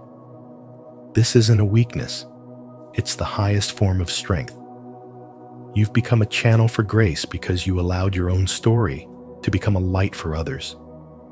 The very things you thought would break you are now the reasons you can heal. Your scars have turned into symbols of sacred power. Your survival is no longer just survival, it's purpose. And that purpose is what makes you different. It's what draws others in. Your life has become living proof that healing is possible. That's why, even without trying, you bring comfort. Without speaking, you offer calm. You don't need a title or credentials. Your soul already knows what it came here to do. And everything you've been through has prepared you for it. Comment below. My pain has a purpose. If you're ready to turn your past wounds into wisdom and step fully into your healing power, your story can inspire others. Let's grow through what we've been through together. 2. You've experienced a dark night of the soul. You've gone through what felt like the collapse of your world, a deep inner crisis that left you questioning everything. It wasn't just sadness, it was a soul-level unraveling.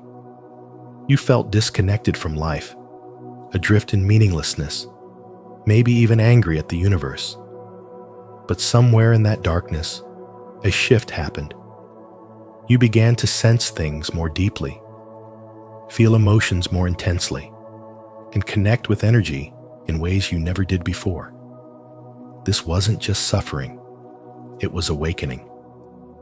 And that experience, though painful, unlocked something sacred within you, the gift of being a spiritual healer. Many who are destined to heal others walk through the fire first. This path echoes the ancient shamanic archetype. In indigenous traditions, the shaman is not chosen for their strength or perfection, but for their wounds. Illness, death, despair, these experiences become the gateway. Through crisis, the shaman is brought to the edge of the known world, stripped of identity, and reborn with the power to guide others. This isn't just mythology. It mirrors what you've lived. Your trauma opened doors to dimensions unseen, to a deeper awareness of spirit, energy, and purpose.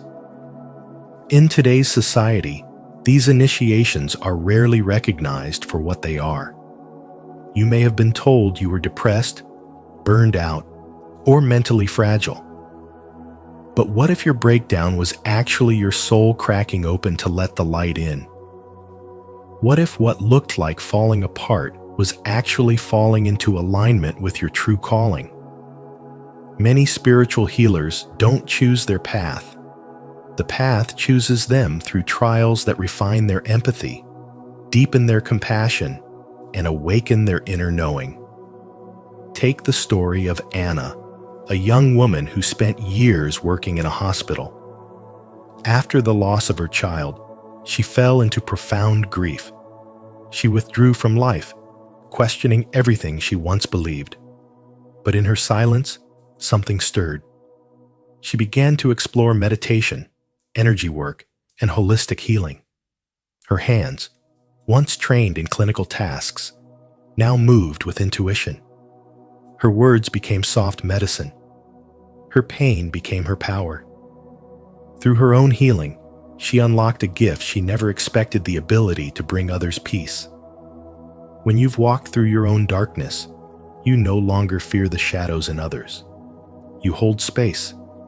You listen without needing to fix. You radiate safety. You recognize pain in someone's eyes because you've seen it in your own. This is what makes you a healer. Not a title, not a certification, but a lived truth etched into your soul. You know how to walk others through their storms because you've survived your own. This is why your trauma matters. It wasn't random. It was a sacred activation. It carved space inside you for more light, more love, more wisdom. Your deepest wound became a doorway, and you chose to step through it. That's the mark of a spiritual healer. You are not just surviving. You are transmitting healing through your presence, your story, and your silent strength. If you've faced your darkest night and feel the light returning, it's not by accident.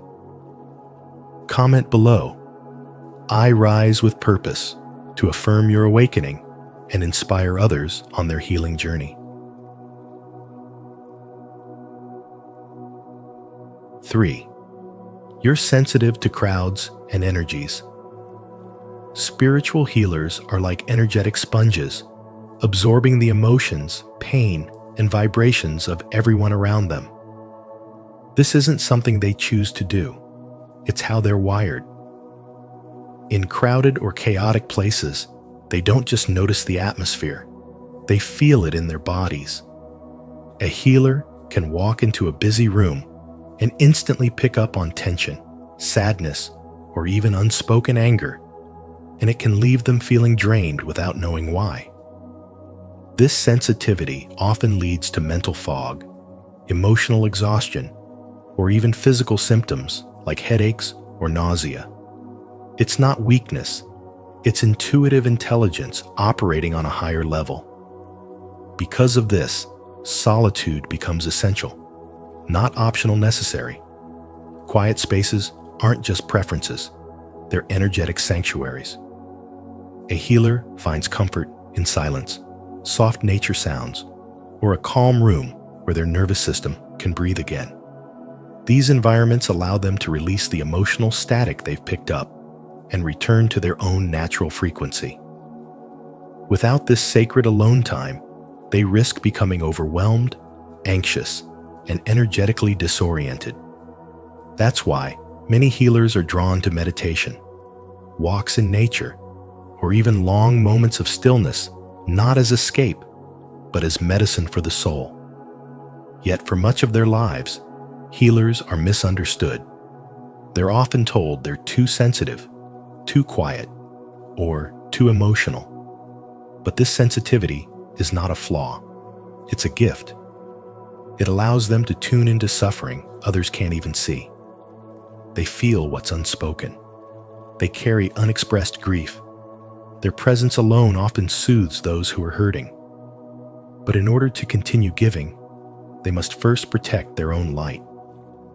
Boundaries, energetic hygiene, and time alone are not selfish acts. They are survival skills.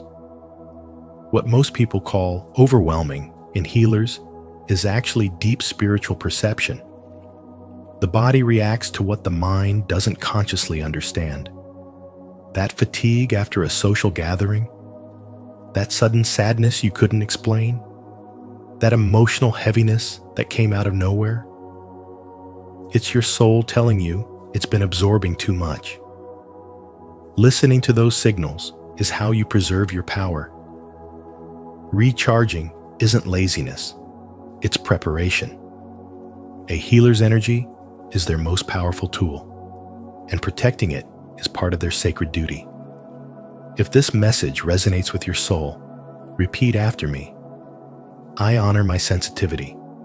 I protect my energy. I trust this message is meant for me today. Type it in the comments to affirm your truth and let your healing journey be witnessed. 4. Deep connection with nature. Those who carry the gift of spiritual healing often feel most alive and whole when surrounded by nature. It's not a coincidence, it's a sacred bond. The forest is not just a collection of trees, it becomes a living temple. The ocean doesn't just sparkle, it speaks. You find peace in the rustle of leaves, clarity in the crash of waves, and restoration in the quiet stillness of the mountains. Nature is more than a backdrop to your life. It is the pulse of your soul. You don't simply admire its beauty. You feel its energy, its wisdom, its silent grounding presence. There's a subtle electricity in the air before a storm that wakes something ancient inside you. There's a message in the sunrise, a rhythm in the wind, and healing in the soil beneath your feet. This connection is so intimate that even your dreams are drawn to it. Visions of remote places, serene and untouched, where you live in harmony with the elements. You long for these spaces not to escape, but to return to the simplicity, the quiet power, the truth of who you are when the world is still. In these natural places, you aren't just recharging, you're remembering. You're returning to the frequency of the earth, where your energy aligns effortlessly. Crowded places may feel heavy. City lights may leave you feeling overstimulated or emotionally distant. That's because your soul was never meant to be boxed in. It was born to breathe with the trees and dance with the stars. You are attuned to something ancient and real, and your body responds.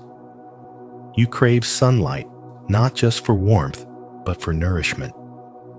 You walk barefoot, not just for comfort, but to ground your energy back into the planet. You might be drawn to herbal remedies, to rivers and moonlight, to the scent of rain, not out of preference, but out of spiritual memory. These aren't hobbies, they're signals, markers of a path you've walked before. This deep connection to nature isn't a coincidence, it's confirmation.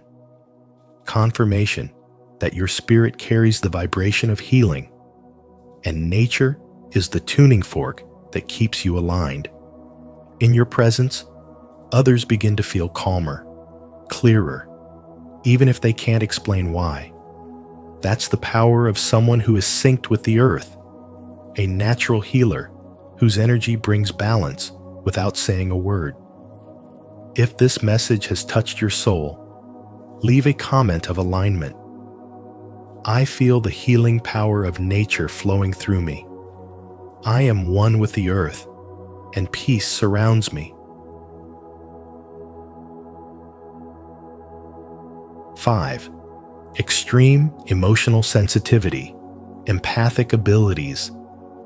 One of the clearest signs you are a spiritual healer lies in your profound emotional sensitivity. You don't just notice someone is upset, you feel it in your own body before they say a word. When someone walks into the room with heavy energy, it hits you like a wave. When joy is present, you absorb it like sunlight. You are an emotional antenna, constantly receiving the signals others don't even know they're broadcasting. This ability to feel so deeply isn't just random, it's sacred. Often labeled as an empath, you carry an innate gift, the power to understand, soothe, and heal through pure presence. People gravitate toward you, drawn not by what you say, but by what they feel around you, safe, accepted, understood. It's not uncommon for strangers to tell you their life stories, or for friends to say, I don't know why I'm telling you this, but what others see as being too sensitive is actually your strongest healing tool. Your emotions are not a weakness. They are a diagnostic device, letting you sense where pain resides, even if it's hidden behind smiles. It allows you to bring warmth into cold spaces, to comfort someone who hasn't yet found the words for what they're feeling. Sometimes, healing happens not through advice, but through the silent presence of someone who truly sees you. But being this open comes with its own challenges. Crowds can feel overwhelming.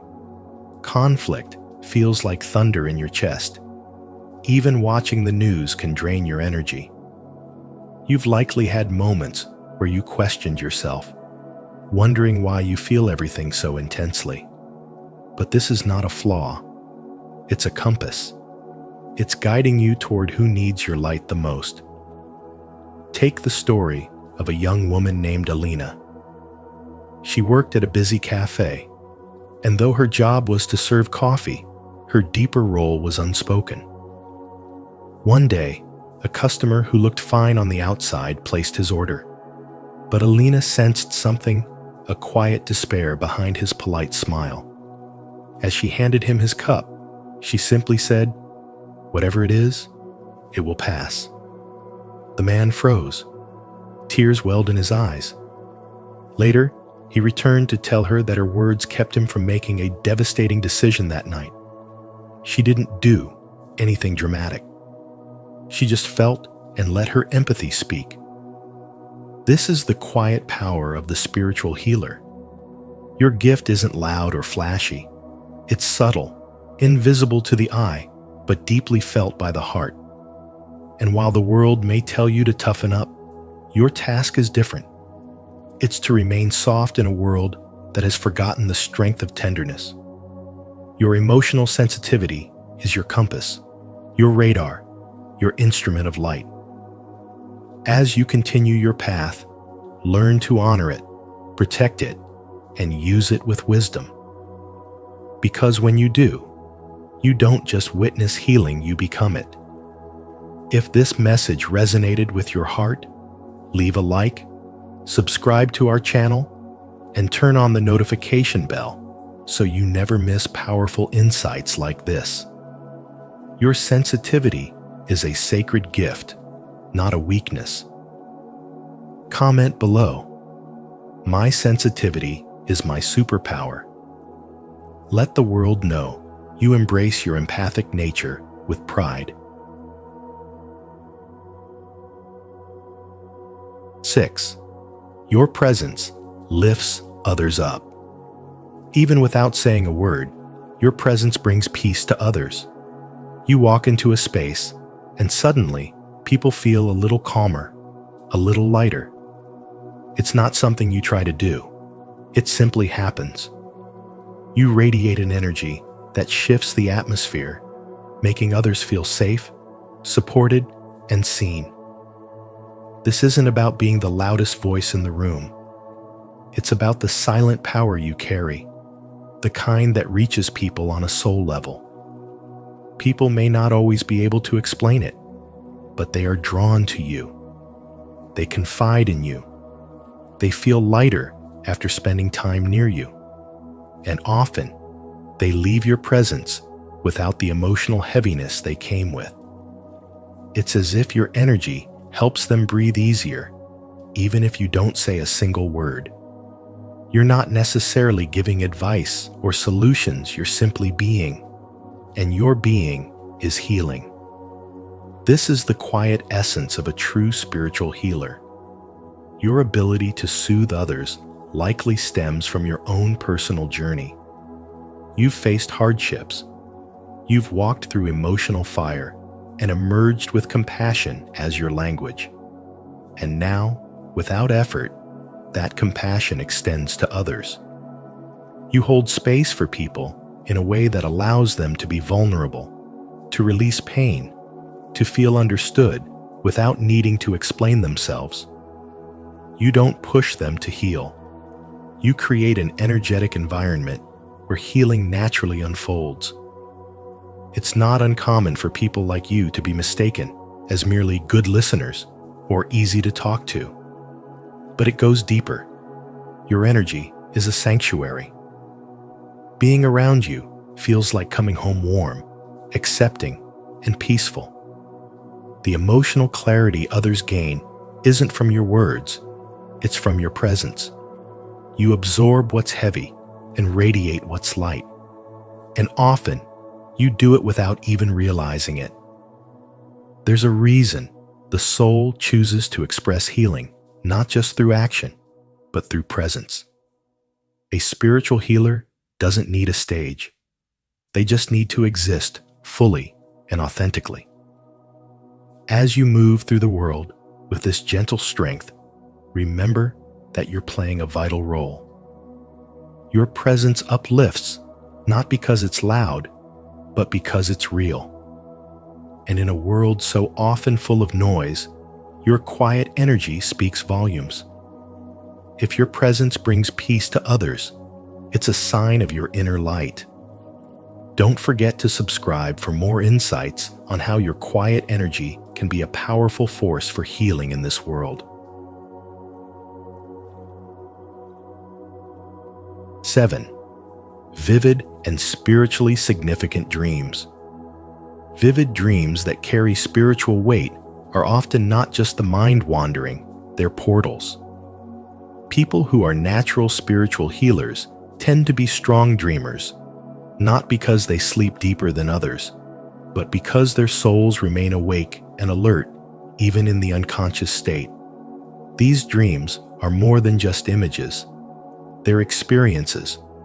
During the night, many healers visit the astral plane, a dimension beyond the physical where time bends and the soul can roam freely. In these spaces, they meet spiritual beings, ancestors, or guides who pass on subtle but powerful messages.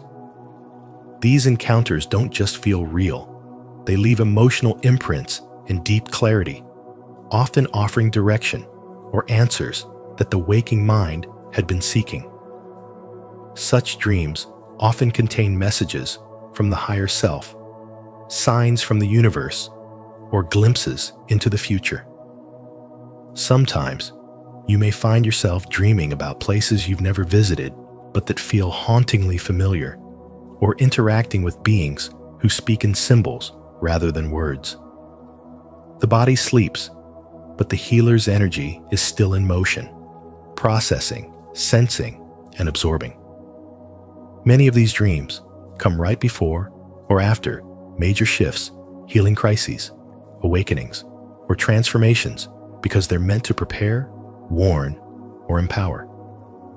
One may wake up with a strong sense that something needs to be done or changed without being able to logically explain why. That is spiritual intelligence in motion. When you carry healing energy, you also carry a frequency that aligns with the subtle realms. This means your spirit becomes like a radio receiver, tuned in to higher wavelengths. That's why these dream experiences feel different from regular dreams. They don't vanish upon waking. Instead, they linger, pull at your attention, and reveal new layers of meaning as the days go by. Some even return in patterns or cycles, as if spirit is asking you to pay attention to a lesson you've missed. If your dreams bring healing to your emotions, offer insights you couldn't possibly know, or simply feel like they're more than dreams they probably are. For spiritual healers, these nighttime journeys serve as training grounds. You may be taught how to move energy, how to forgive and release pain, or how to prepare for the next stage of your soul's purpose. Even if the images are symbolic, the healing is real. In fact, many spiritual healers experience physical or emotional shifts after such dreams, waking up lighter, crying without explanation, or feeling drained after a battle that only happened in the astral world. It's because the healing work continues, even while the body rests. when dreams become bridges between dimensions, when sleep becomes a sacred classroom, and when messages flow through images rather than words. This is a sign you are deeply connected to the spiritual world.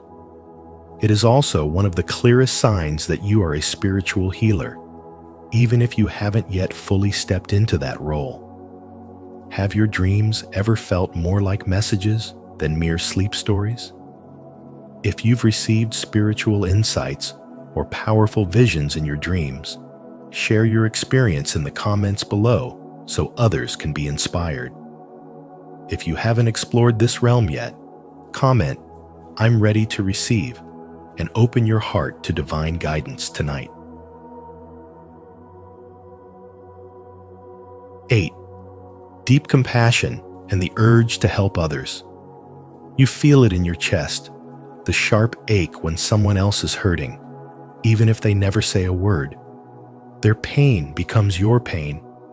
You don't just sympathize, you internalize. This is not weakness, it's the unmistakable signature of a spiritual healer. You were born with a heart that refuses to look away, a soul that cannot stay still in the face of suffering. The need to help others isn't a choice, it's a calling etched into your very being. But this gift, as sacred as it is, demands wisdom. Without it, your compassion can become a trap. You may begin to believe that love means sacrificing your well-being. You might start bending over backwards for others, losing yourself in the process. This is how natural-born healers can fall into patterns of people-pleasing and emotional codependency. You give so much of your energy away that you're left depleted, quietly breaking under the weight of others' wounds. Still, there's a way to serve without surrendering yourself. Take Jessica, for instance, a school counselor with an instinct to care for every troubled student. She once met Mia, a girl who never spoke, never smiled. Instead of trying to fix her, Jessica simply sat beside her each day during lunch. No pressure, no expectations, just presence. Weeks passed. Then one day, Mia whispered, "I feel safe with you." That moment didn't require grand gestures. It was the silent power of grounded compassion.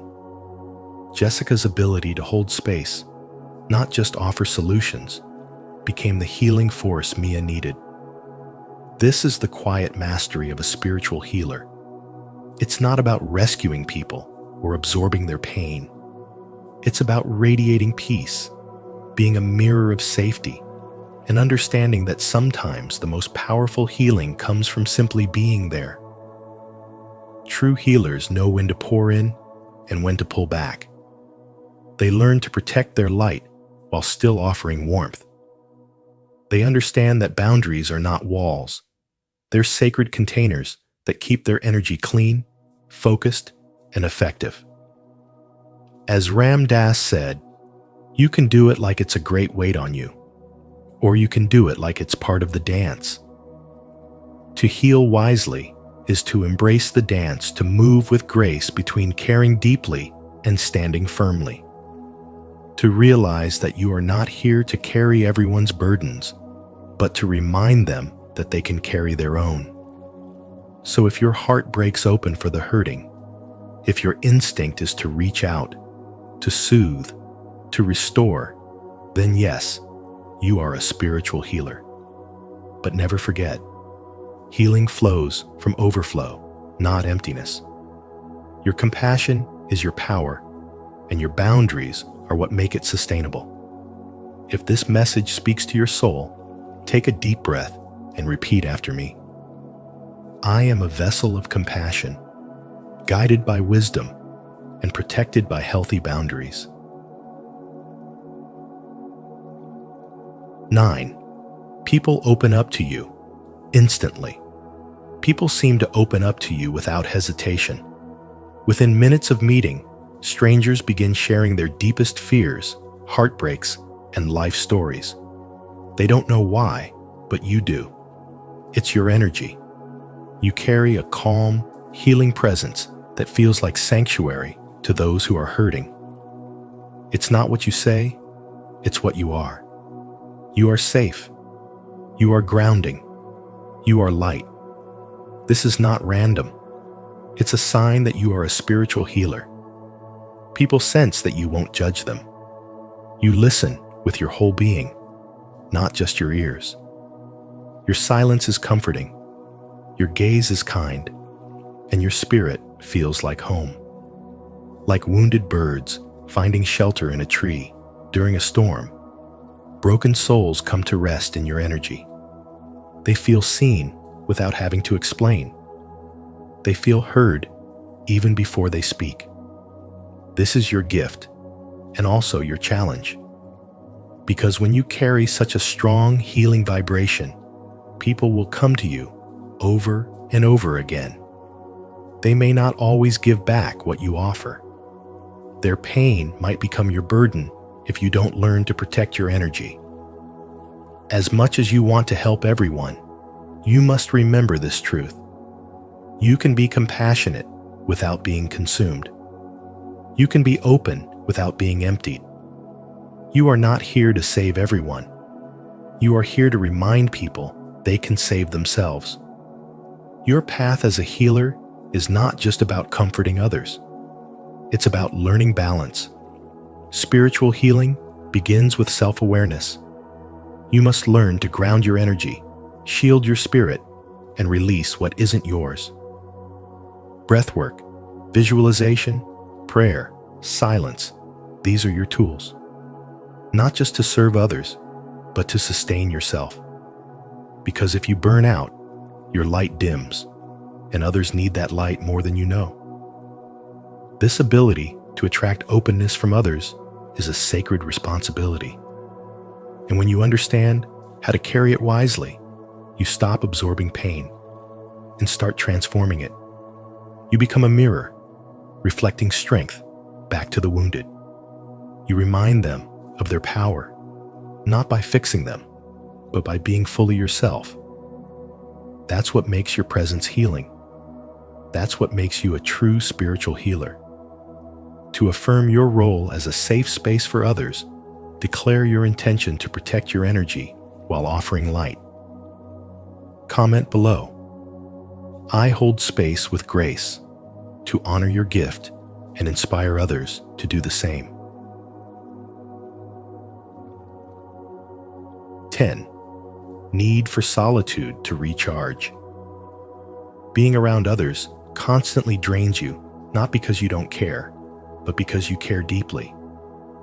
As a spiritual healer, you are highly empathic, absorbing not only words, but unspoken emotions, subtle energy shifts, and silent wounds that others may not even realize they carry. This intense sensitivity makes solitude not a luxury, but a lifeline. When you're alone, you're not escaping the world. You're returning to yourself, finding balance after being stretched by the energetic weight of others. Solitude becomes your sacred space to reflect, to reset, and to release everything that is not yours. It is here, in the quiet, that your soul breathes.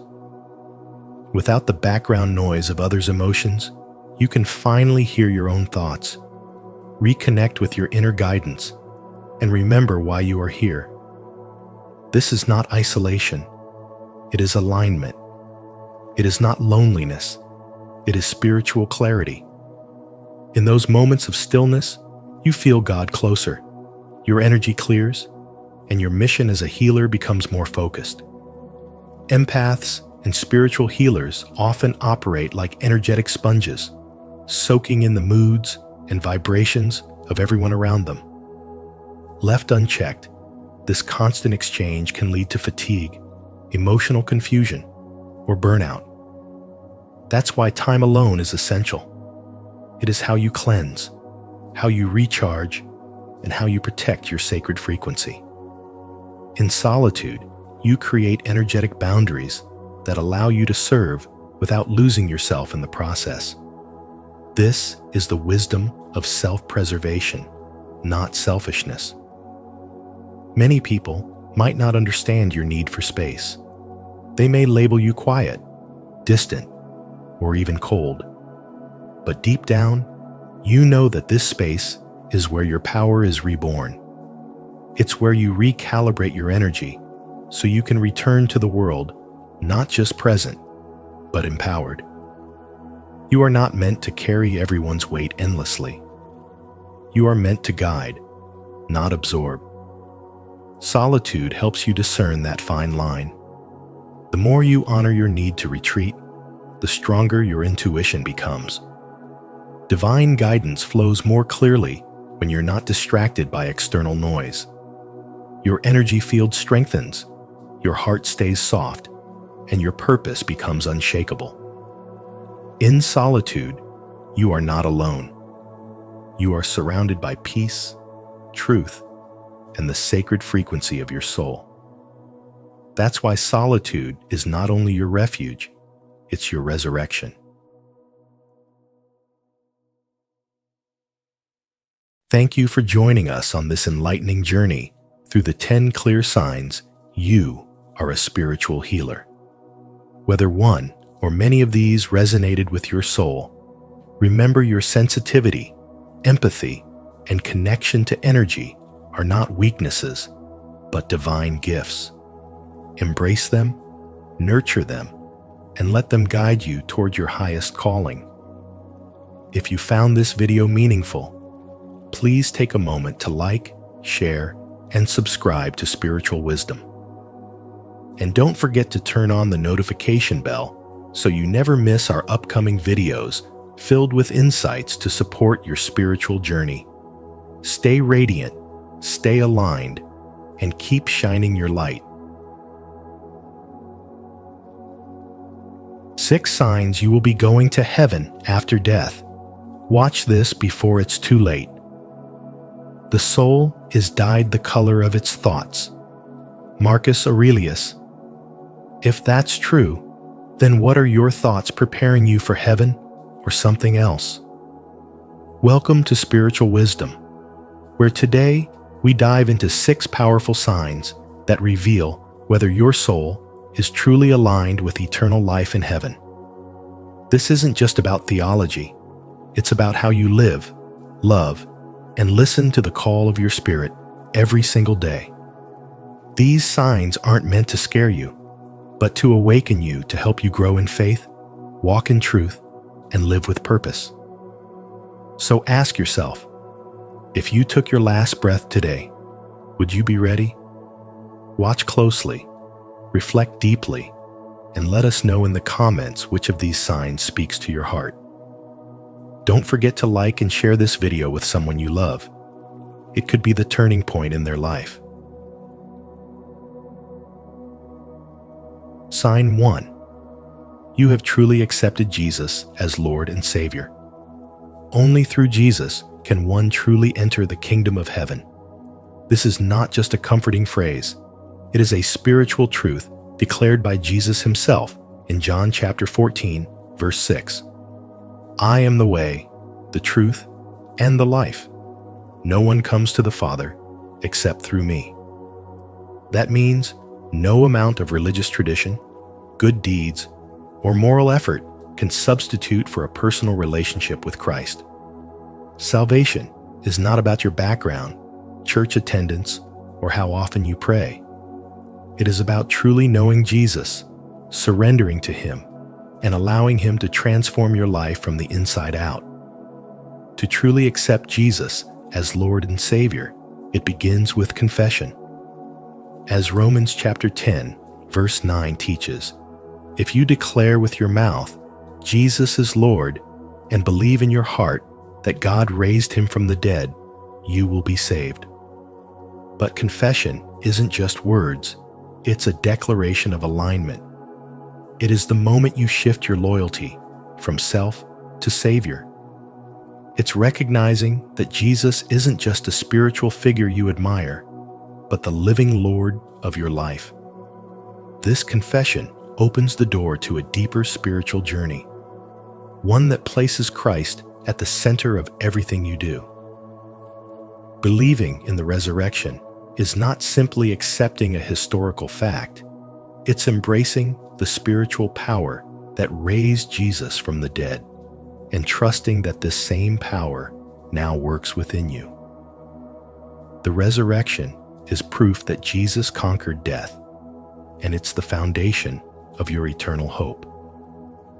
When you believe in your heart that He lives, you're not just believing for the sake of heaven, you're inviting resurrection power into your present life.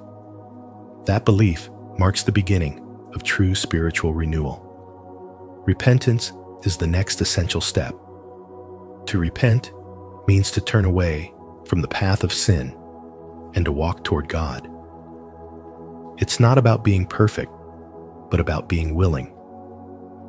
A willing heart says, "Lord, I don't want to go my own way anymore.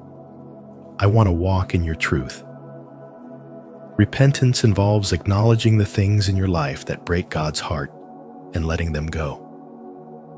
It is a spiritual shift where your priorities begin to change and your desires align with the will of God. Without repentance, faith is incomplete, because faith without transformation is hollow. True acceptance also means that Jesus becomes the very center of your life, not a side figure or a backup plan. He becomes your foundation, your source, your guide. He is the lens through which you see the world and the anchor that holds you steady in storms. A spiritual life with Christ at the center is marked by peace, obedience, and purpose. You don't just live for yourself anymore. You live for something greater, something eternal. That is the fruit of real surrender. Yet, many claim the name of Christ without surrendering to His lordship. In Matthew chapter 7, verses 21 through 23, Jesus warns us of this sobering truth. "Not everyone who says to me, 'Lord, Lord,' will enter the kingdom of heaven. I will tell them plainly, 'I never knew you.'" These are among the most haunting words in Scripture. They expose the difference between a religious life and a surrendered life, between speaking about Jesus and being spiritually known by Him. Spiritual surrender is not about performance, it's about posture. It's about your heart's position before God. Do you love Him with your whole being? Do you desire to please Him more than yourself? That is the true test of salvation. It is not a checkbox of beliefs. It is the condition of your soul in relationship to the Savior. A life that truly belongs to Jesus will begin to show spiritual fruit, not perfection, but growth. Change becomes visible. Priorities shift. Desires realign. This is the evidence of a surrendered life. Heaven is not earned. It is received through faith and sealed through surrender. And that begins the moment you stop running and start trusting. The moment you say, "Jesus, I'm yours."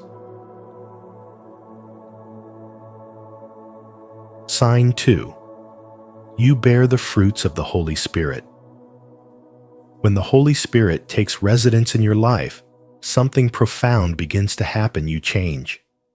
Not just in what you say or how you behave in front of others, but deep down at the level of your character. This transformation isn't about trying harder or impressing others. It's spiritual. It's evidence that the seed of true faith has been planted, and now fruit is beginning to grow. As Jesus said in Matthew chapter 7, verse 16, "By their fruits you shall know them." That means you don't have to guess whether someone's faith is real. Just look at the fruit. And more importantly, look at your own. The fruits of the Spirit, as outlined in Galatians chapter 5, verses 22 through 23, paint a powerful portrait of what this transformation looks like. Love, joy, peace, patience, kindness, goodness, faithfulness, gentleness, and self-control. These aren't just ideals to strive for. They are signs that the Spirit of God is alive and active within you. A man who walks in love doesn't need applause to serve others. A man filled with joy doesn't crumble when life gets hard. Peace doesn't leave him even when bills pile up or health wavers. Patience rises up when things move slower than planned. Kindness flows when others are rude. Goodness stays steady even in private. Faithfulness shows up when it's hard to stay committed. Gentleness replaces rage, and self-control governs him when temptation knocks. But don't misunderstand. You are not saved because you bear these fruits. You are saved by grace through faith, and that is not of yourself, it is the gift of God, as Ephesians chapter 2, verses 8 to 9 make clear. Yet James chapter 2, verse 17 gives us the balance. Faith without works is dead. If your faith is alive, it must bear fruit. Not because you're trying to impress God, but because His Spirit is now living through you.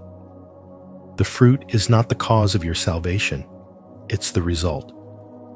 This is why it matters so deeply to examine your character. Is it changing? Are you becoming more patient, more gentle, more disciplined? When you fall into sin, do you feel a holy discomfort? Not just guilt, but conviction that's stirring in your spirit that says, this doesn't align with who I am anymore. That conviction isn't condemnation. It's spiritual proof that the Holy Spirit is pruning your soul, shaping you to reflect heaven's standards on earth. Spiritual fruit is not instant. It grows over time, through seasons of struggle, discipline, and surrender.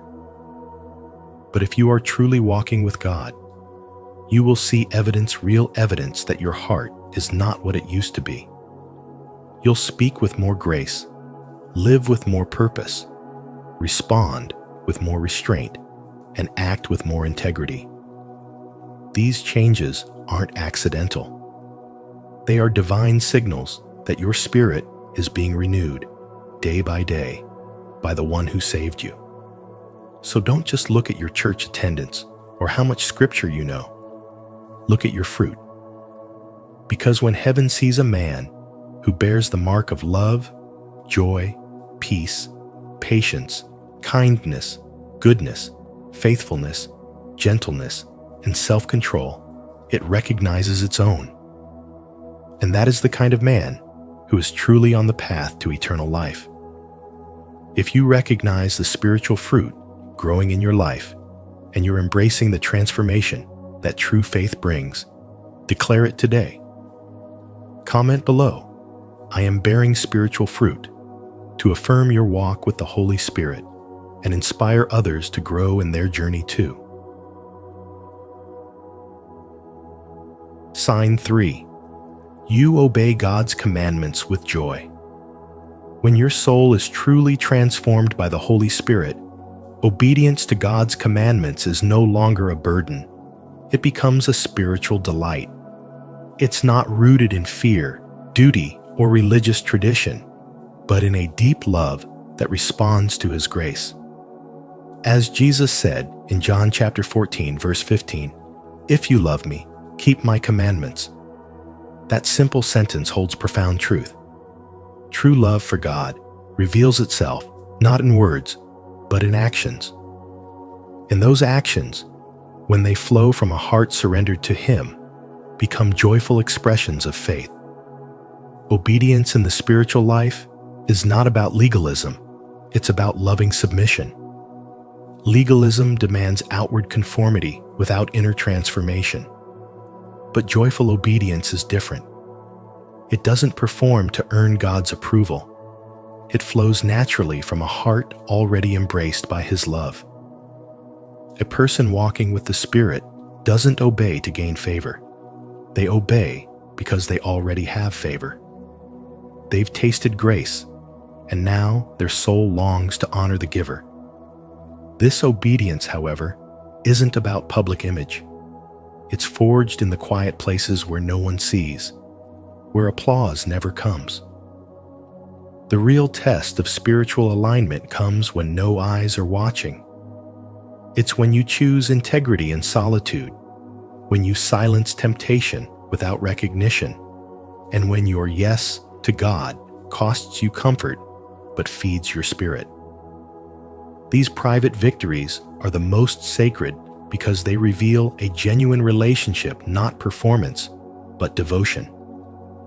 Scripture confirms this truth in 1 John chapter 2, verses 3 and 4. We know that we have come to know him if we keep his commandments. Whoever says, "I know him," but does not do what he commands is a liar, and the truth is not in that person. This is not condemnation, it's clarity. It tells us that true spiritual transformation will always result in action. Not perfect action, but sincere, persistent, spirit-led obedience. The direction of your life, not the perfection of your choices, reveals the posture of your heart. As spiritual maturity deepens, a believer begins to see God's commands not as restrictions, but as divine guidance. They become light in dark places, protection in the storm, and wisdom for the journey. The more you walk with God, the more you realize that his instructions are not chains, they're keys. They unlock peace, restore your soul, and align your steps with eternal purpose. This inner alignment, this growing desire to live in a way that pleases God, is one of the clearest indicators that heaven is your true home. Obedience done with joy, humility, and love is never wasted. It's one of the purest signs that your spirit is alive, awakened, and aligned with the will of God. Not because you're perfect, but because you're willing to submit, to grow, and to walk the narrow path, even when it's difficult, especially when it's difficult. And that willingness is one of the strongest signs that your name is written in heaven. Are you ready to walk in joyful obedience to God? If so, comment below.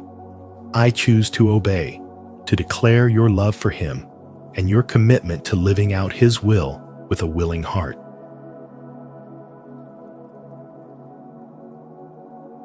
Sign 4. You love others deeply and selflessly. One of the clearest spiritual indicators that heaven is within reach is a heart that loves others deeply and selflessly. This kind of love isn't based on feelings or convenience, it flows from knowing God intimately. As Scripture says in 1 John chapter 4, whoever does not love does not know God, because God is love. Love becomes more than an action. It becomes your nature. When your life is marked by compassion, forgiveness, and mercy, even when it's undeserved, you are showing the evidence of a transformed soul. Real love, the kind that reflects the heart of heaven, is described powerfully in 1 Corinthians chapter 13.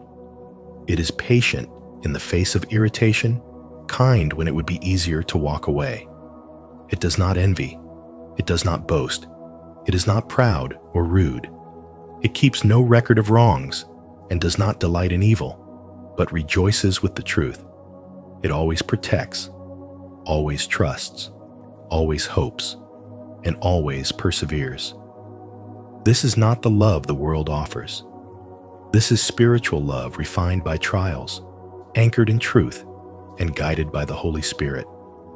If these qualities are beginning to take root in your life, it is a sign that your heart is aligned with eternity. Jesus takes it even further. In Luke chapter 6, he commands, "Love your enemies, do good to those who hate you, bless those who curse you, pray for those who mistreat you." This teaching is not natural, it's supernatural. To love someone who has wounded you, to pray for someone who betrayed you, requires divine strength. Yet, when you obey this command, you become a vessel of heavenly love. You reflect not your own goodness, but the Spirit of Christ within you. It is a spiritual act of warfare against bitterness, and it proves that your soul is being molded for glory.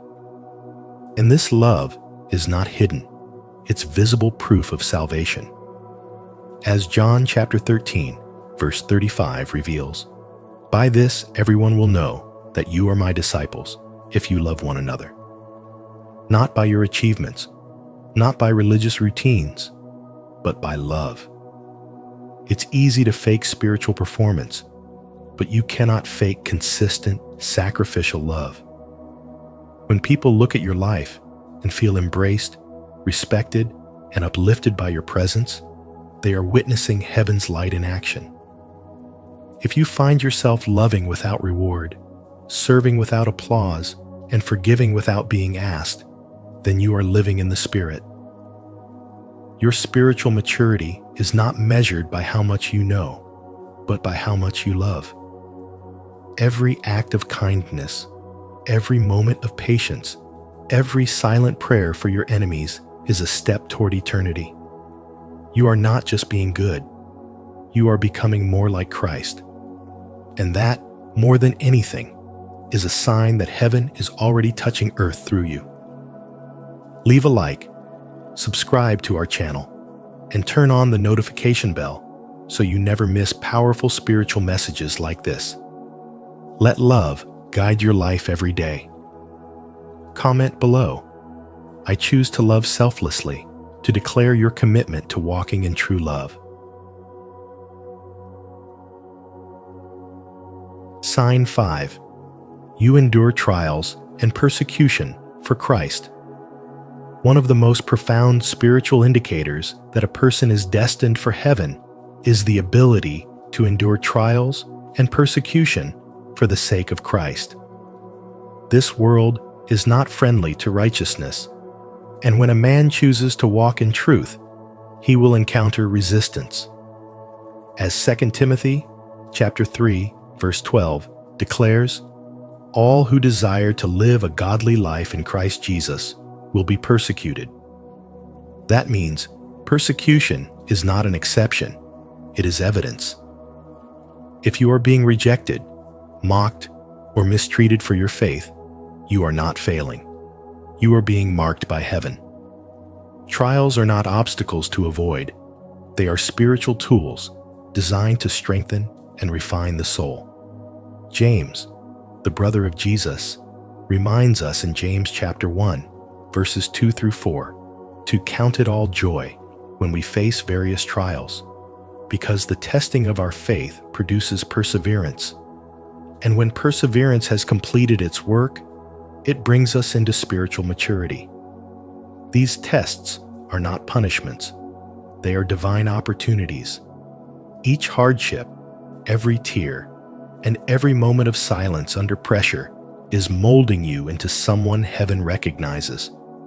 This truth becomes even more powerful when we consider the words of Christ in Matthew chapter 13, verse 21, where he describes those who fall away when persecution arises because their faith lacks deep roots.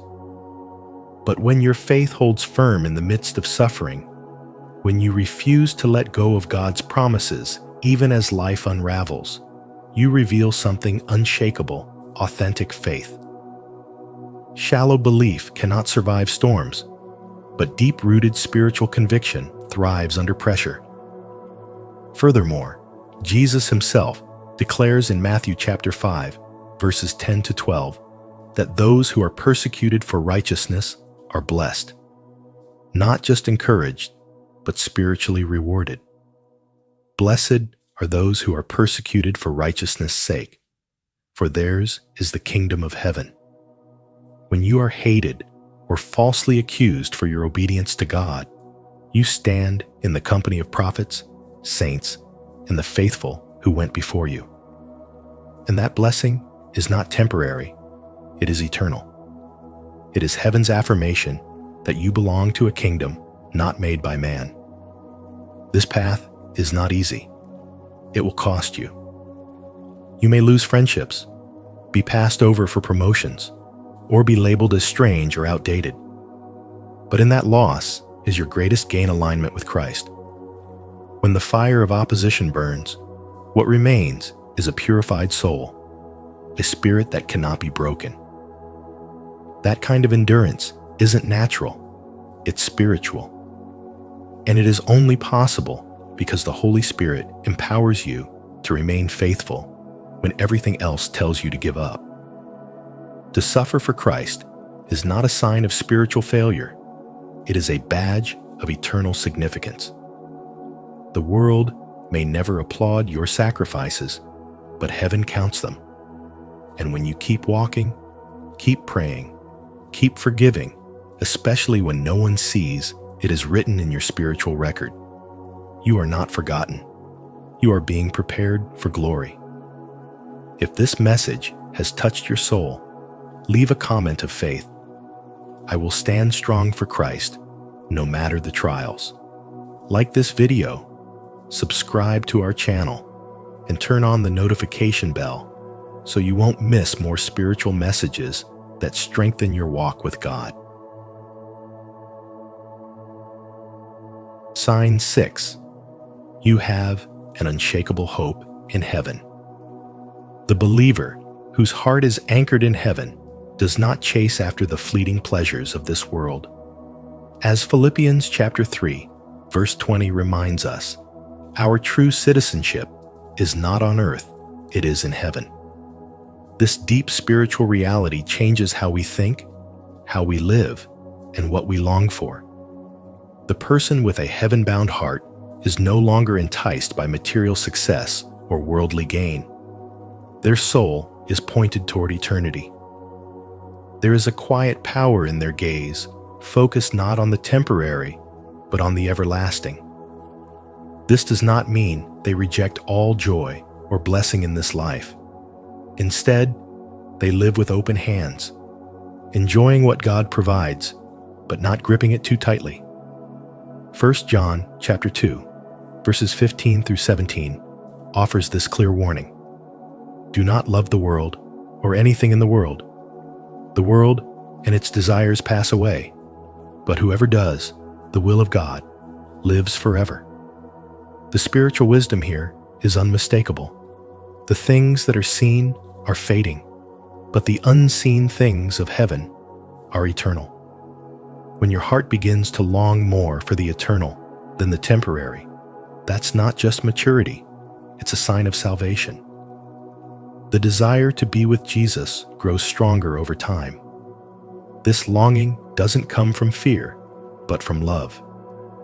It is the Holy Spirit stirring something deep within you that says, I was made for more than this.